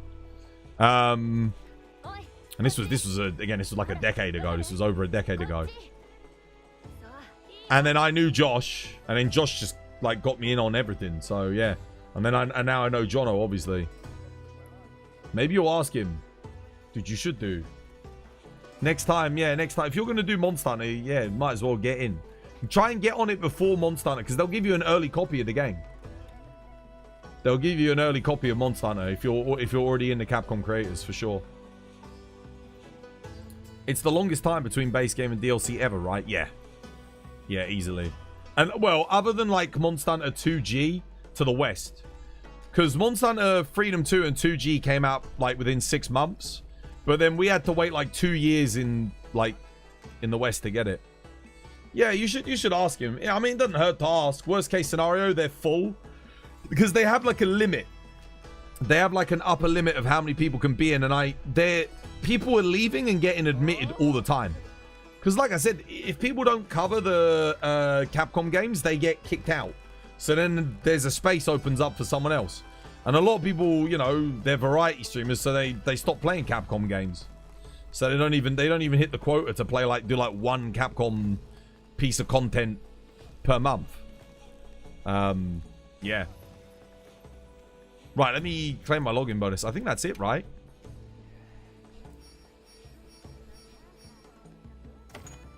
Now the question is, do I do more? Do we continue? Do we do some more?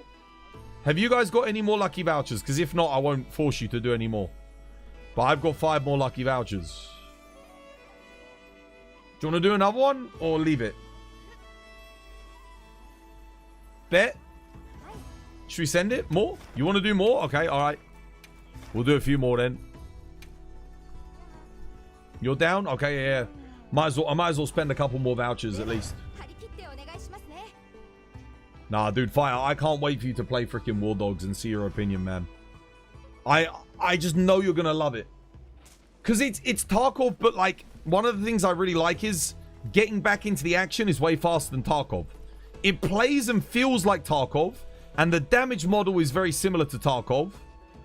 But if you die, like, yeah, it takes you a while to get back, but it's not like... It doesn't feel as rough, you know? And... I don't know, there's just so much going on. Like, it's got the battlefield aspect of, like, tanks and helicopters, and you got, like, building bases and shit. Oh, it's just... I honestly... I can't wait for September 10th, dude. I cannot wait. I'm telling you, this is going to be the next big shooter. I reckon this will be the next Tarkov of Twitch. I think it's going to pop off, man. People are going to be going crazy for it. If I wasn't a Monster Hunter streamer, I would stream it.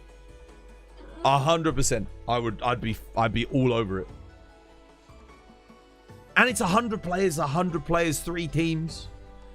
You can get like all the people together, like all your friends all join the same team. I love it, man. Like I said, dude, I haven't had that much fun in a first-person shooter in a long, long time. Not since I first played Tarkov, I don't think. It feels like an evolution because it combines so many different aspects. You can't wait for The Witcher 3? It's going to be good, dude. I'll probably play The Witcher 3 over my Christmas break, you know? I'll probably, yeah. That's when I'll check out the new edition. Are you sometimes down in the fact you can only stream Monster Hunter? No. No, because I like Monster Hunter a lot. There's not many other games that I enjoy as much as Monster Hunter. And the other thing is like the honeymoon period for Monster Hunter never really ends for me. It's like a lot of games, like I'll love it, and then I'll be like, I get kind of bored. I'm like, okay, I've had enough, you know. But Monster Hunter, I can just keep playing it, man. Even at the moment when I'm a bit pissed off that we didn't get any announcements, like I can still play it and still enjoy it. Like, yes, it's a bit of a rough time, but I can't see myself playing any other game as much as I play Monster Hunter quite as religiously, you know? Monster Hunter is just that game for me.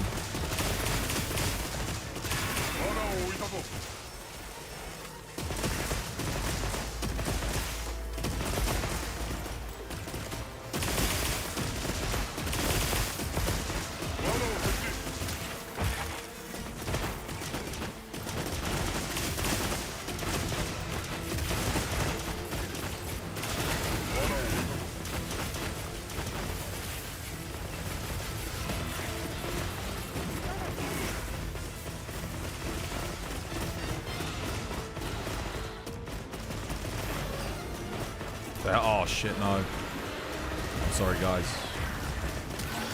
I couldn't put the champ down, man. He's got a re-inflating me.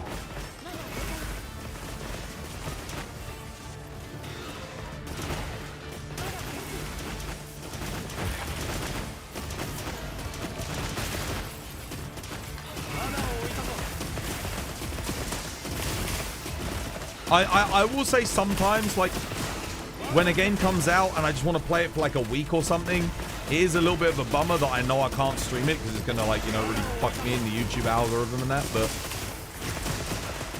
at the end of the day, it could be worse. Like, I could, like, not have a game like Monster Hunter that I really, really love and enjoy playing. Now, that for me would be worse. Not having, like, a game that I can always go back to. I feel like, for me, I think every streamer that, or every content creator that has, like, success, like Fighter, for example, like Viseri, they all have that one game that they, no matter what happens, they can always come back to it and have a real good time. Some content creators don't have that. They don't have a main game. They don't have a game that's like, they can always love it. Like, Fighter's got Dark Souls 3. He can always go back to Dark Souls 3, always have a good time. I've got Monster Hunter. I can always come back to Monster Hunter and have a good time. Can you solve that with a secondary channel? I have been streaming for 10 years, dude. If I start a secondary channel, I'm starting from scratch again. I don't have anyone to manage the secondary channel. Already takes me... I already spend like 15 hours a day managing just the one channel. Managing another one, getting clips for it, getting regular content updates, paying an editor for it. I can't afford it. I can't afford it not only in time, but I can't afford it in the money it would take, because I'd have to get someone else to manage it. So, yeah. And then I've got to film all the content as well. It's hard enough getting all the clips just for Monster Hunter in a week. Like, getting enough clips just to have content for Monster Hunter is already difficult enough. But getting it for another game as well, or other games, plural, that's very, very difficult. It's only me. It's only me. If I can afford an editor, like I did when I paid Gaudi to do the roguelike video, I can do it, but then it's a gamble, because, like I said, if the video does shit like the roguelike video, then I can't do it again, because I don't make the money back, you know? It's this is one of the things that a lot of people, they criticize Mr. Beast. They're like, oh, why did Mr. Beast have to film that? Like, because he uses the money to actually fund the next thing that he's doing. That's how he does it. Like, he makes the money off the ad revenue and then does it again. Obviously, nowadays it's a little bit different because he's got his, like, entire brand, Feastables, and all this, that, and the other. He's got more sources of revenue. But when he initially started, he used to do, like, oh, you know, giving away $10,000 to a homeless person, or buying a homeless person a car or a house, or, you know, remember back when he used to do all those videos? And people always criticize him. It's like, oh, why would you need to film this? You should just do it out of the kindness of your heart. Because if he doesn't film it, he does it once and then he can never do it again. Because you can't, there's no income for him to fund it to do it the next time. That's the cruel reality of content creation, is you have to, if you don't make enough money from you doing it, you can't do it again because you can't afford to do it again. It sucks. A lot of people don't realize that whenever you make something, it costs money. Everything you make costs money if you're making content. None of it's free. So if you can't make the money back, you can't make more content. Even streaming, like people think, oh yeah, streaming, it's free. I'll tell you right now,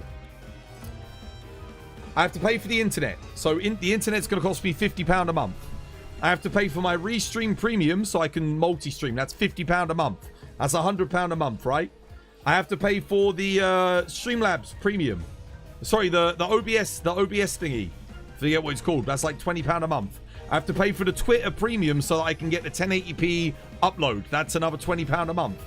I have to pay for anything that breaks or anything that needs replacing. Usually something breaks per month, like a piece of hardware is gonna break.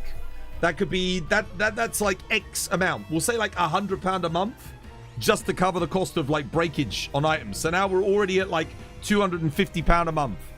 Then I got to pay for the electricity bill. That's gonna be well over £200 a month. So now we're looking at £450, £500 a month. That's just the stream. £500 a month. And then I make like what? I'll be lucky if I make £800 a month. So I'm like £300 in profit. Now I've got to potentially pay an editor, or if I want someone to do something, that's going to cost me like £200, 150, 200 quid. That's for one video. And then I've got what, £100 left. Like, people think it's easy, it's free. It's like, nah, it costs a shitload. I mean, you can slum it, but you're all like, to get the content to the quality that I've gotten it to, where you guys get a nice clean bit rate, my stream's always on time, you know, I don't have the technical issues. Even then I still get technical issues, and everything looks good and runs nice. Yeah, I know, and I don't even have a VTuber. Imagine if I had a VTuber. Oh my goodness. Then it's even more money. Do you not living or rent?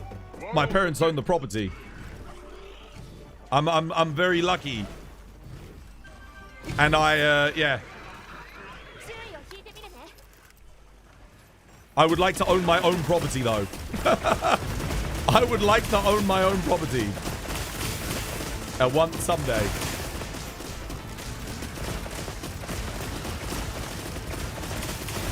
But there's council tax, man. Gotta pay the council tax. That's expensive. And the bills are expensive. Bills and council tax.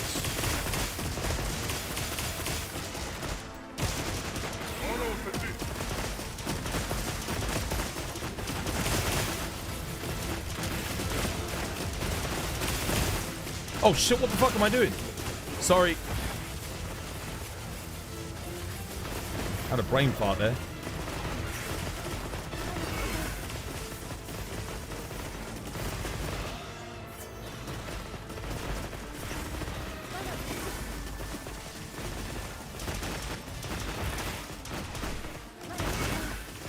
That was lucky.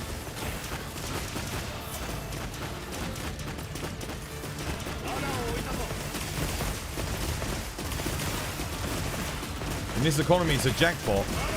I would not be able to do this if my parents didn't own this. If I was renting in London, like I wouldn't live in this country. I'd have to leave the country. I could not afford to live in England. Because my parents are quite old. Back when they bought their house very cheap. You know, and then they sold the house, moved into this house. They own the property. And this property it's got extension, it's big enough. It's like two properties in one. It's a 4-bedroom. So it's big. So yeah, we're lucky. Very fortunate. How expensive is it to live in London? To put it in perspective, I think when this house, we purchased it, would have been about 200,000. So with a mortgage, the mortgage was paid off in 4 or 5 years. My dad had a good job, like a very good job. Obviously, all retired now. I'm the only person that works now. So I pay for a lot of it. And it's just, like I said, it's just the council tax and food and bills. And the council tax is a lot. But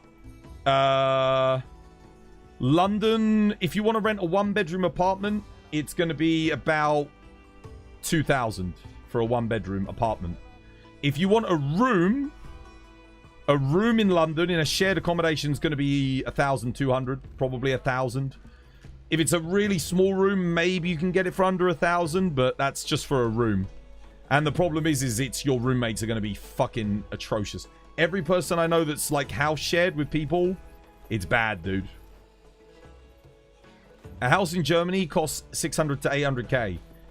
Yeah, so this house now is probably worth $1 million, over $1 million. Well over $1 million, because it's in London. For a 4-bedroom house. Yeah.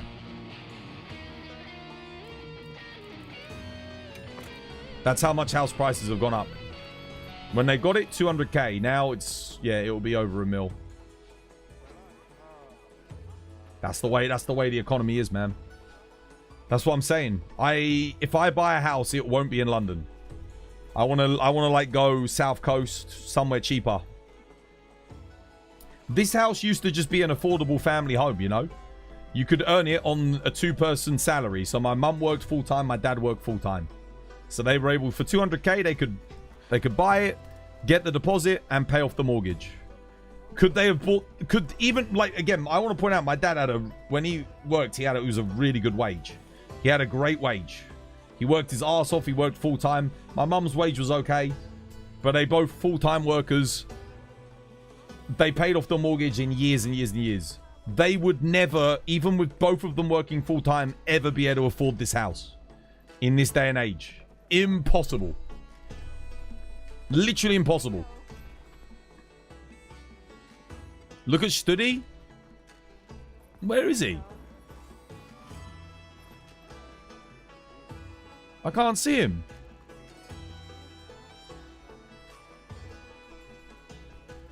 Where is the bastard? Oh, right. There he is. God damn it. You're under there, Studi. He's hiding. You're moving back north when you can. It's getting ridiculous here in Swindon. Yeah, I mean, council taxes are going up here in the UK.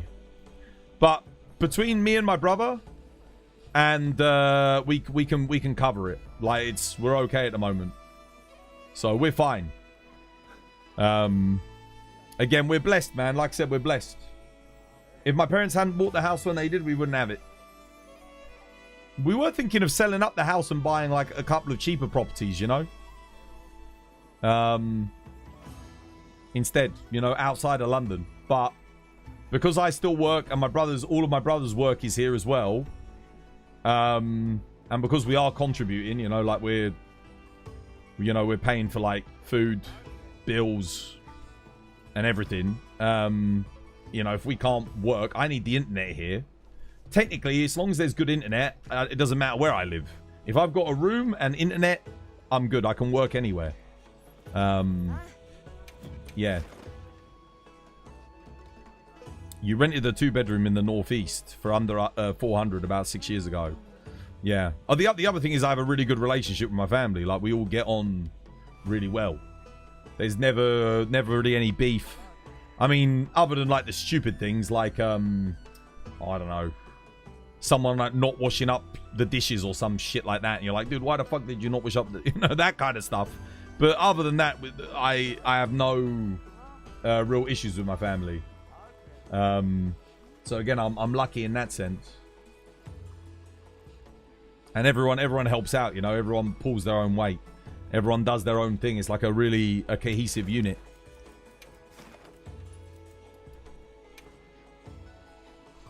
Your family here is doing that in El Salvador, where the homes are cheap. And they work in the US. They pay... Yeah, one of my friends does that as well. His family, they work here in the UK, and they've got properties abroad. So much cheaper. You know, yeah, like you can get like a home for £20,000 out there for like a 2-3 bedroom, lovely, fully furnished, modern flat with all the mod cons, everything.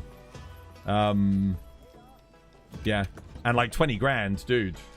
That's minimum wage here in the UK. So even on minimum wage in the UK, you can own property in other countries. You just can't own property here in the UK. It's going to take you 10 years to save up to maybe buy a 1-bedroom flat, at which point in 10 years' time, that 1-bedroom flat that was 200k is going to be 400k. What they need to do here in the UK, I think, genuinely, is there's a few things. Number one, you make it so that anyone who is not a British citizen cannot own property. That's number one. And the reason why you do that, it's not for racist reasons. It's because foreign investment. You have Chinese, Saudi Arabian, American investors that are buying up property and it's just staying empty.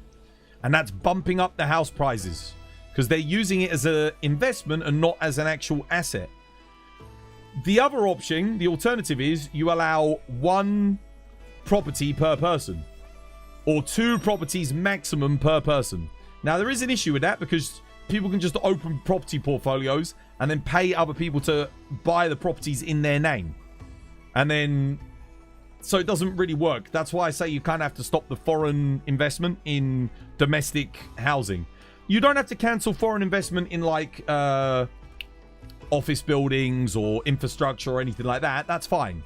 But in domesticated housing, having like, I don't know, a rich Russian oligarch buy up 10,000 properties in central London, that's not helping people. You've got a bunch of empty homes that no one fucking lives in. So that has to stop. Like we need to actually start controlling that shit. But they don't want to because the way they see it is money's coming into London. People are investing in properties. It's good for the economy, but it's in the long run, it's not sustainable. The other thing is, like I said, you have to have a limit. You've got to put a limit on housing. Let people have 2 properties. That way it's like, okay, you can have 1 property that you live in and then maybe a second property you can buy on behalf of someone else. You have that limit. That should be something I think they consider doing. I don't think they will do it, but I would consider putting that in.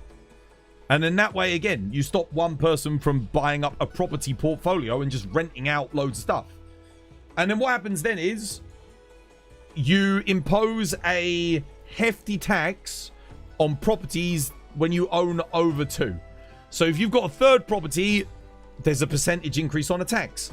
If you own a 4th property, there's a bigger percentage increase on tax, and you keep increasing it until there is a 100% tax. So there's a threshold where if you own 10 properties, that last property, you can't afford it. That's it. You've been priced out. No matter how much money you make, you can't afford it. It's not a viable strategy. So you can maybe own 1 or 2 and have like a little bit of rent and have the rent coming in and manage that, but you're not going to have like 20, 30, 40, 100, 1,000 properties that you're renting. Because that's where things get ridiculous. And again, then people, yeah, it will crash the housing market. I'm well aware of that. It will crash it. But is that a bad thing? House prices come down, become more affordable again. People can actually finally save up and buy a home. And people that are buying homes are buying them because they want to live in them, not because they want to invest in them. There you go. Done.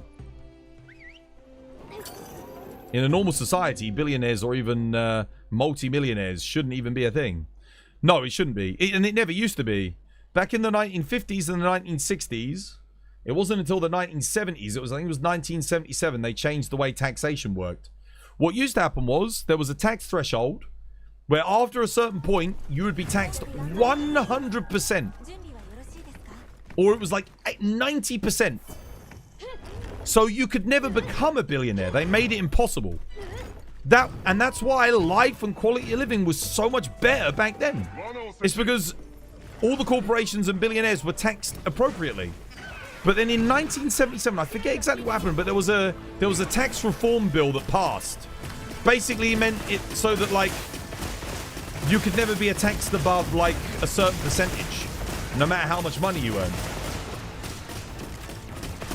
And that kind of fucked the economy because ever since then, like house prices have skyrocketed and It's been bad, man. It's been real bad. But yeah, they used to tax people properly. And now you hear it about the rich. They always pull the same card. Well, if you taxed us too much, none of us would want to live here. Blah, blah, blah, blah, blah, blah, blah, blah. It's like, no, it's bullshit. It's bullshit. The whole point is you contribute equally, fairly to the rest of society. If you need to contribute a little bit more, you know, to ensure that roads get funded properly, hospitals get funded, schools get funded, extra programs get funded, research, whatever it is, then you contribute more. That's why the wealth gap has become so big, because you and me, we pay our a disproportionately high amount of tax compared to billionaires and multi-millionaires. Do they pay a lot in tax? Yeah, of course, because they earn a lot. Do they pay a fair amount in tax? Equity and equality are two very different things.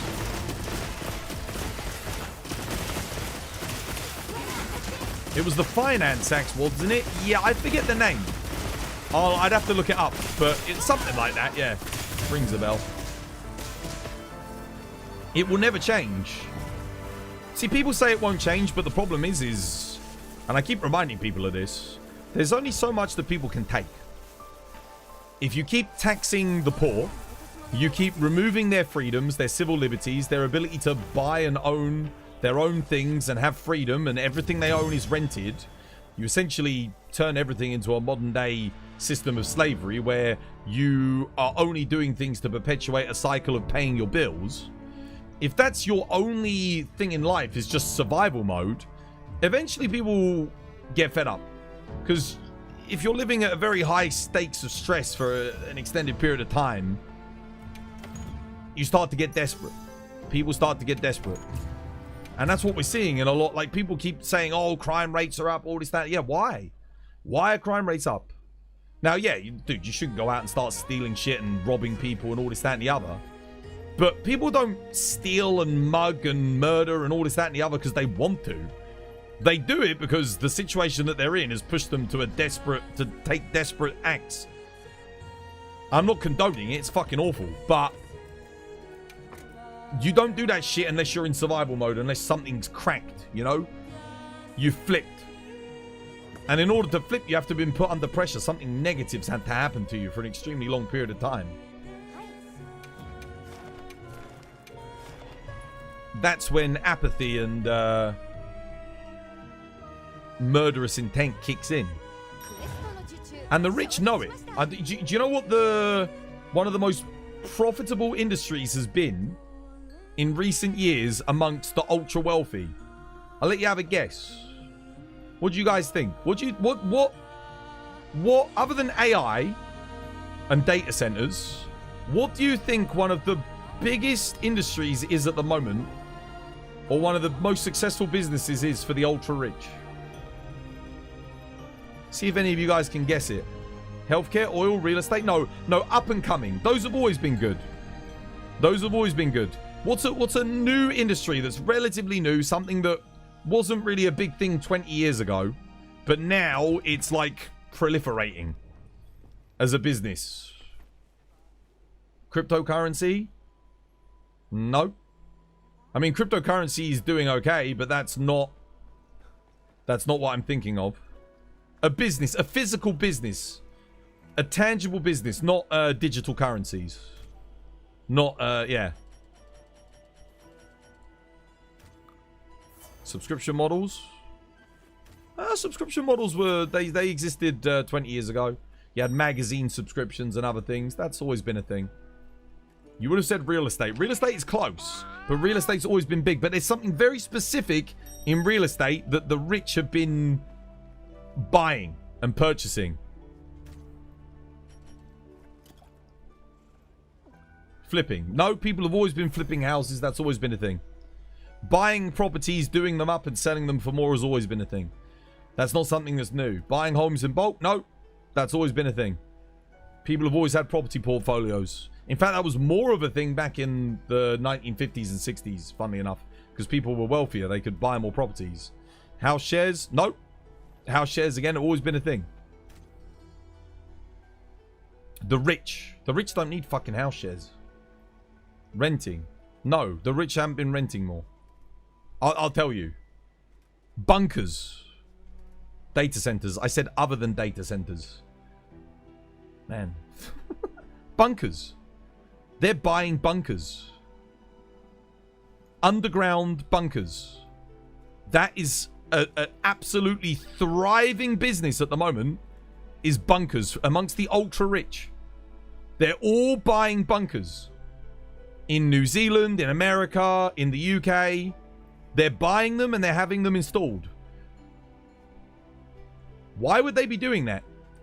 A lot of people think it's because they expect there to be like a war, right? I don't think they're buying bunkers for a war.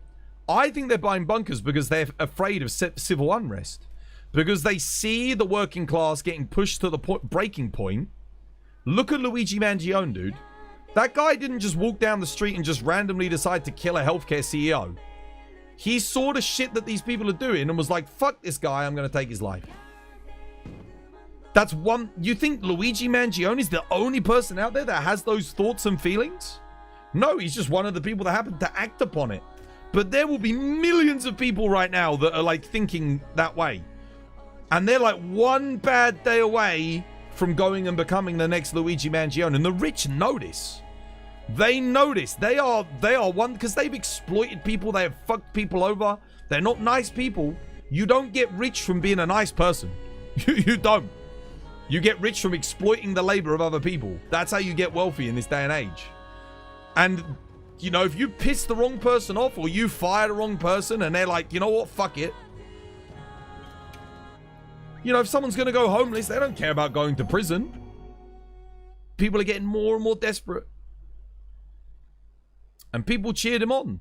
Because I think it was mostly Americans that cheered him on because he killed a healthcare CEO, an insurance CEO, people that profiteer off denying other people healthcare. I mean, that's a diabolical industry. That's murderous, right? Like, people will have died because of that man. He's probably responsible for the deaths of, I'd say, hundreds and hundreds of people. You know, thousands maybe people. It's horrible. And like, no one will miss him. No one will miss that guy.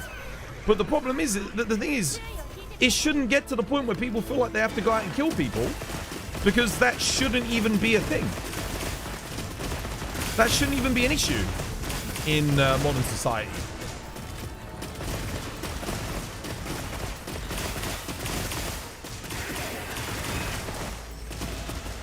The hell, that's so weird.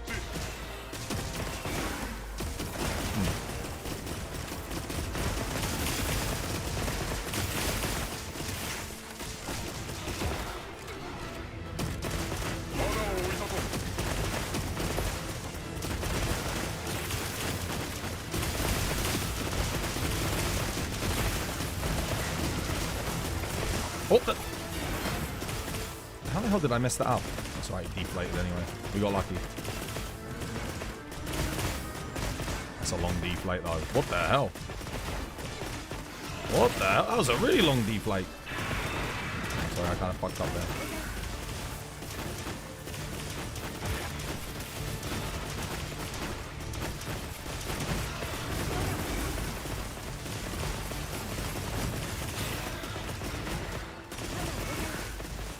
But I would expect to see more in the next 10 years. We're going to see a lot more Luigi Mangiones.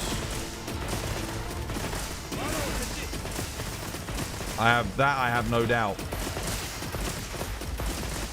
Especially if we get another economic crash like we had in 2008. God damn, dude. You just know that they're salivating at the thought of selling off parts of the NHS. Oh, dude, Nigel Farage, he's already been recorded. Have you heard all those interviews that Nigel Farage was having when he was talking to the American healthcare pharmaceutical companies?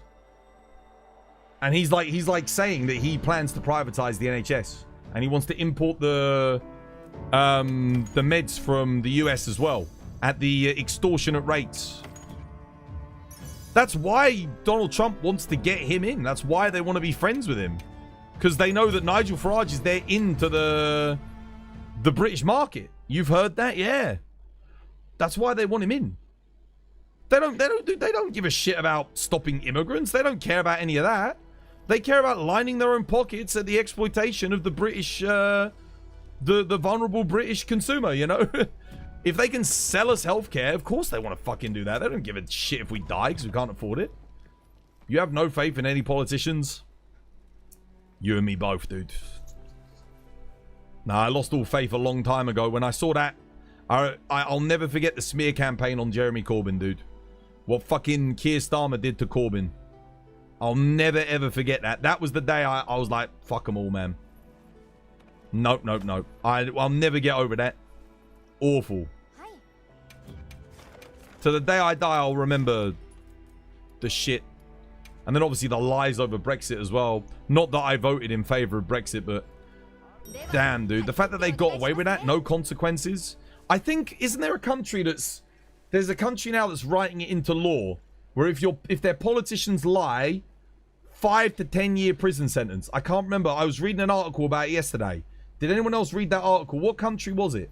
They're literally writing it into law where if you lie and deceive when you're in public office, there's a prison sentence guaranteed. Like, bam, straight to jail with you. That's fucking crazy, dude. We should all be doing that. That'd keep them honest. You know, a little bit of a threat of, you know, meeting old Tyrone in the showers when you drop the soap. Getting a bit of the old 10-inch wonder, you know, like fuck a doodle do. That'll straighten them out. Nothing straightens out a politician like a fear of a bit of the old bum in the showers. I tell you, corruption would be gone overnight. Didn't the Welsh Parliament say something like that? They might have done Xenoflex. It wasn't the Welsh. It's not. That's not what I'm thinking of. It might have been New Zealand, Zane. It might have been New Zealand. There's a country that's looking to pass it. It's like that's like the anti-corruption law. It should be common sense. We should all have that. We should demand honesty from our public officials. The other thing I would love to do is no, you cannot take money from outside sources if you're in politics. Get money out of it completely. Like this whole APAC bullshit that's going on, absolutely fucking not, dude. That should not be a thing.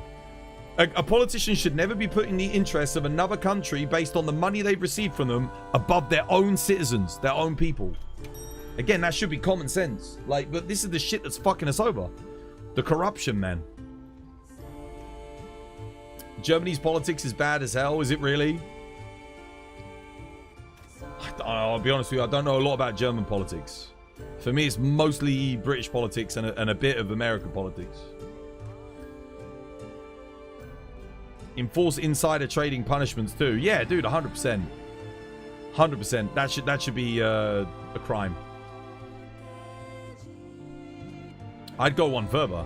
I'd say if you're serving in public office, you should not be allowed to hold stocks and shares. Simple. They already get paid 100 grand a year. If you're a politician here in the UK, you get 100k a year. 100 grand a year. 105 grand a year, I think it is, for politicians in the UK. That's enough.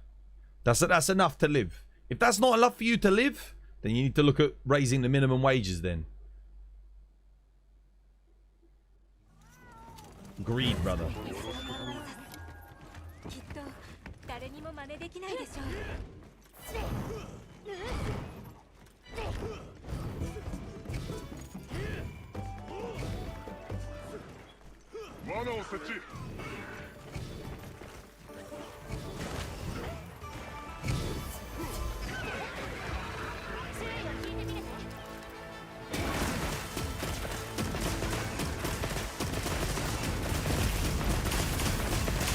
We need full systemic reform. I think the UK is more likely to get it than the US. But I feel like we're about to have our Trump saga with Nigel Farage very, very soon. Because he'll win the next election.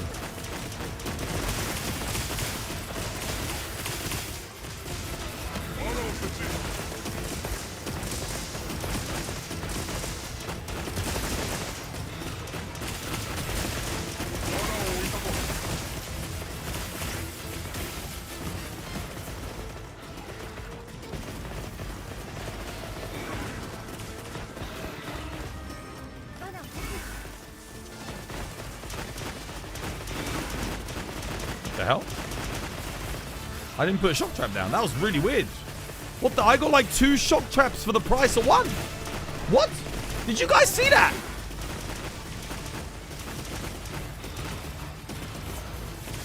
That's the weird. What?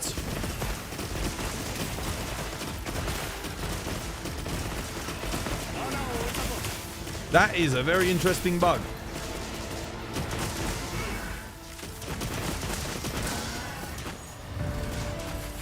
What? Dude, I got double. I got double shock trap. 152. Bro, we got a new PB off of a bug. Dude, I got a double shock trap. Oh wait, no, didn't I get a 149? I think I got a 149 with Saber. Still three freaking tickets.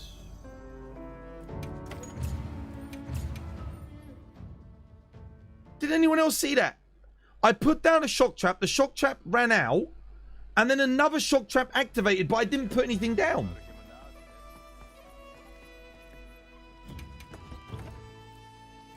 I've never seen that happen before. First time I've seen that in like almost 3,000 hours. Bloody hell. The politicians in the Netherlands get 80,000 when they're elected. Were you part of the party but didn't get enough seats and now you're out of a job?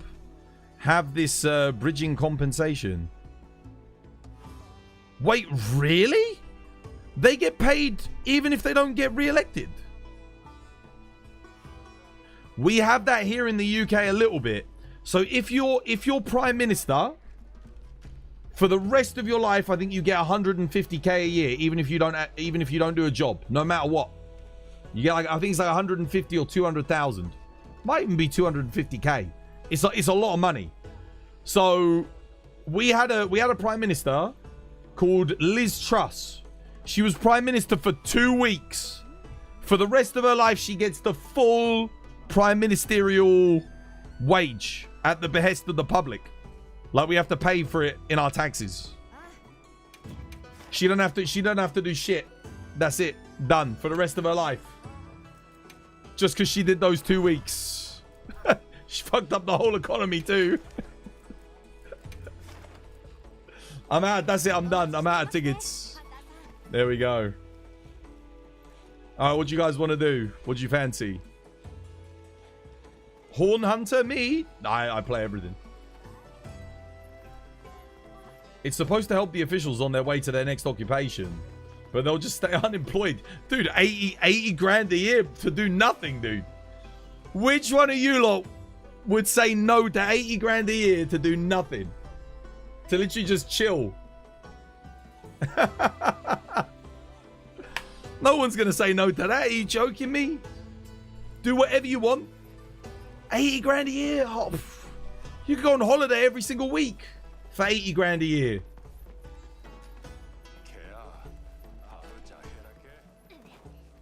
Crazy, bro. Crazy.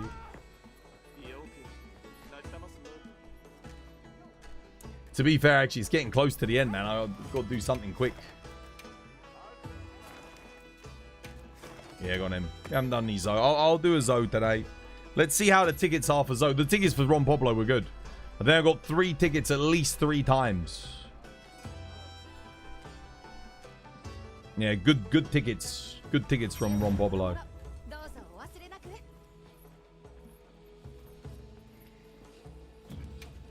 I would love to see corruption removed from politics, man. I really would. It would solve so many issues. It really, really would. It's money, man. It's all money. It is depression. Corruption is not bad. Corruption. Corruption is only bad If I'm not involved. Yes. Yes. But if I'm a part of that corruption, I'll I defend defend it. That is literally every modern day politician. Like all of them. It's every single one, bro. I defend it.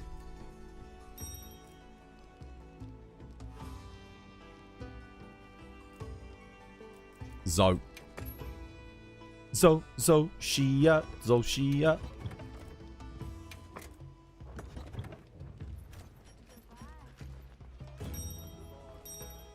Wait a minute. I think I can get wide ranging, can't I? Bear with me a second. I definitely can. I'm putting friendship in, bro. The power of friendship. For might pills. You know what I'm saying? You know what I'm saying? A little bit of friendship in my life. A little bit of my pills all the time.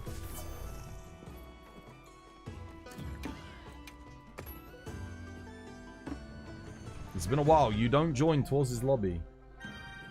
I don't blame you.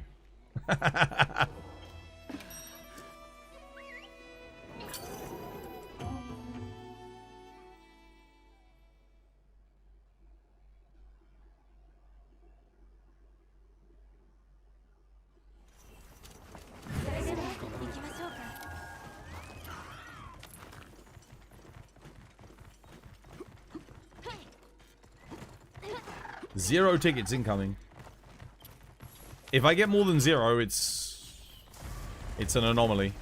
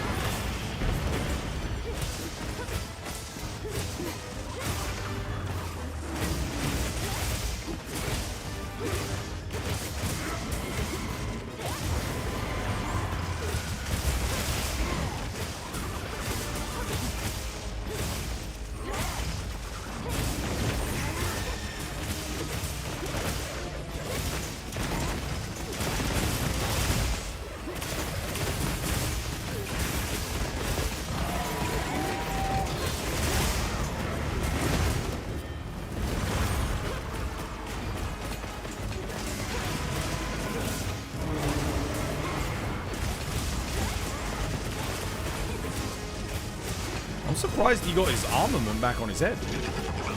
Oh, there he goes. Nice.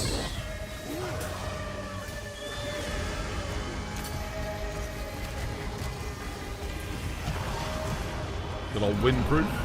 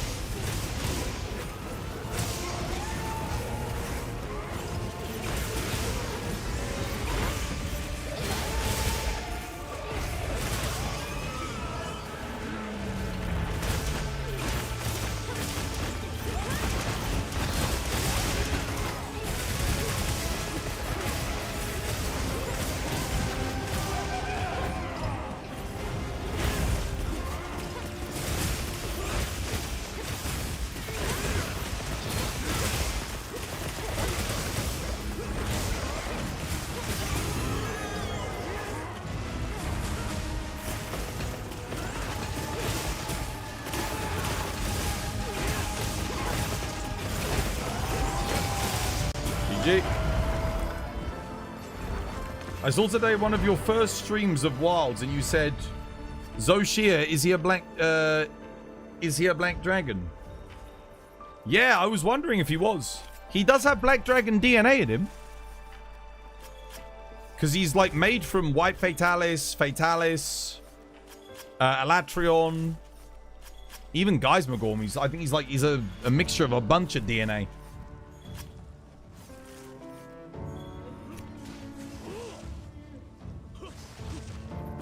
All right, tickets. How many? Gimme.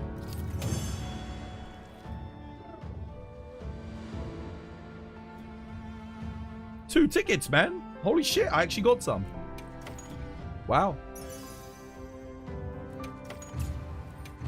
Nice.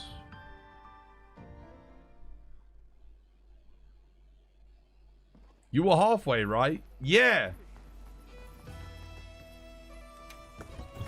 I'm actually going to save this with the wide range. Popping the might pills when he, like, goes up and then comes back down again is actually kind of good. Like, did you notice the damage increase from me popping the might pills, guys? Or was it not really that big of a deal?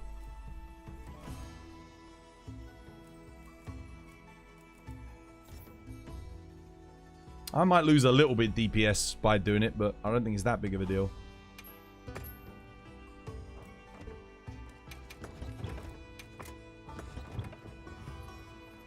Where do they get the DNA from? Hunters, dude. Hunters. We craft armor out of the monsters. It's not like... What do you mean, where do they get the DNA from? Remember, Monster Hunter games happen in chronological order, right? So, I mean, the World Hunters hunted... I mean, I guess that's the ancient civilization, but... The Hunters would have got the DNA for them. Weren't Wyveria in a war with the Elder Dragons? I don't know. It's possible. You have to remember, in, like, the ancient civilizations used, like, the monsters as weapons. It's a big part of the lore in Frontier, actually. Like, they explore it quite a bit. It's like this idea that, like, the monsters were weapons. You know? They were... like in Monster Hunter stories, kind of, you know? They were actually... There was a bond between Hunter and... or Rider and Monster.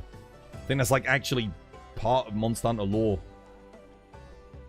Wyveria was an advanced civilization, so they could have killed a few Elatrion and Fatalis. Absolutely, yeah. 100%.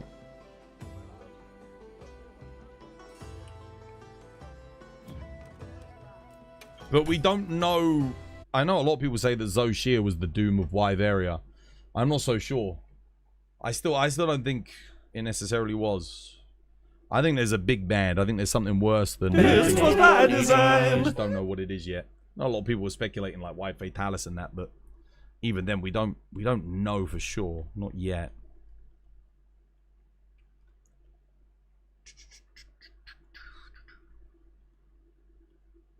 Oh my goodness, dude. The amount of freaking tabs. I'm control shift escaping. There we go. Finally. Right, let me close this. Let's have a look.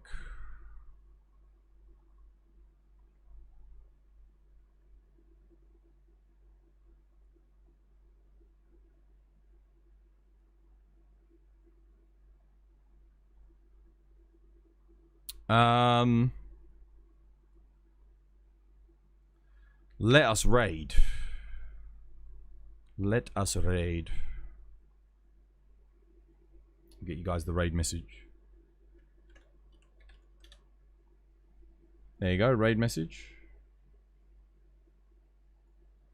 Is it just me or is the stream muted? I mean, it shouldn't be. Lao Shanglung is running from someone. Yeah, Lao's always running from a Fatalis.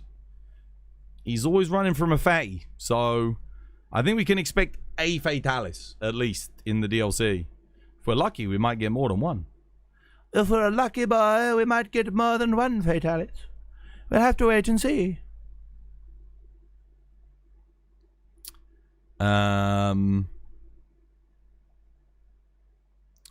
Shall we raid? We could raid into Buck. He's playing Mortal Shell 2.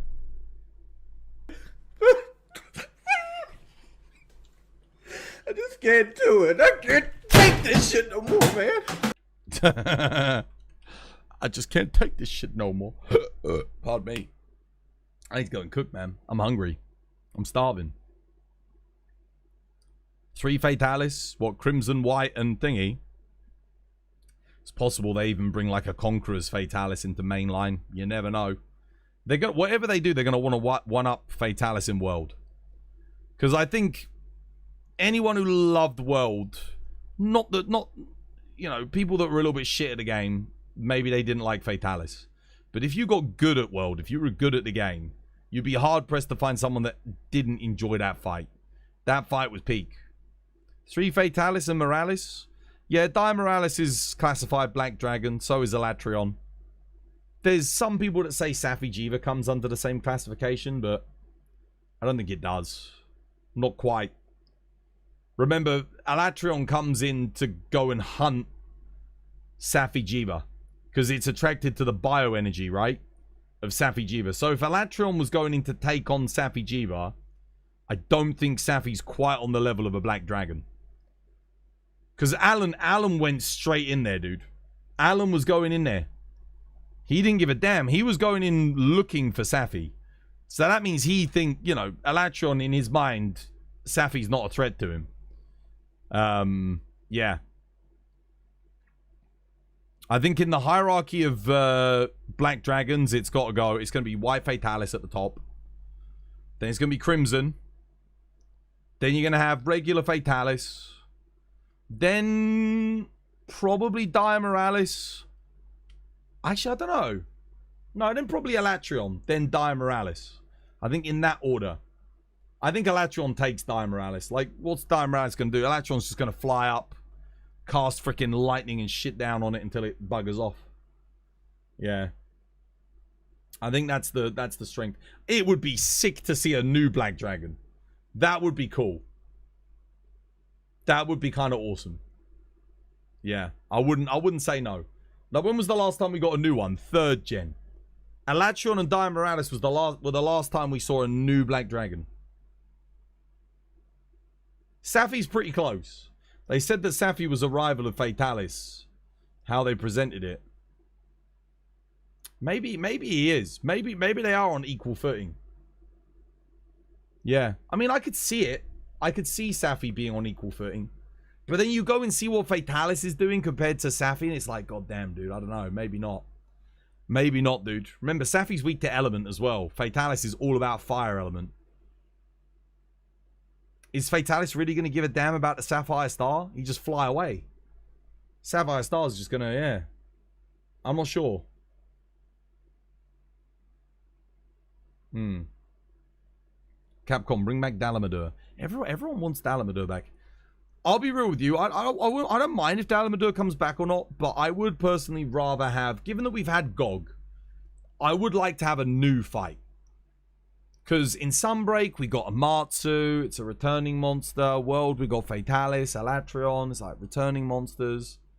It's cool, but like, you know, we also got Kulftaroth.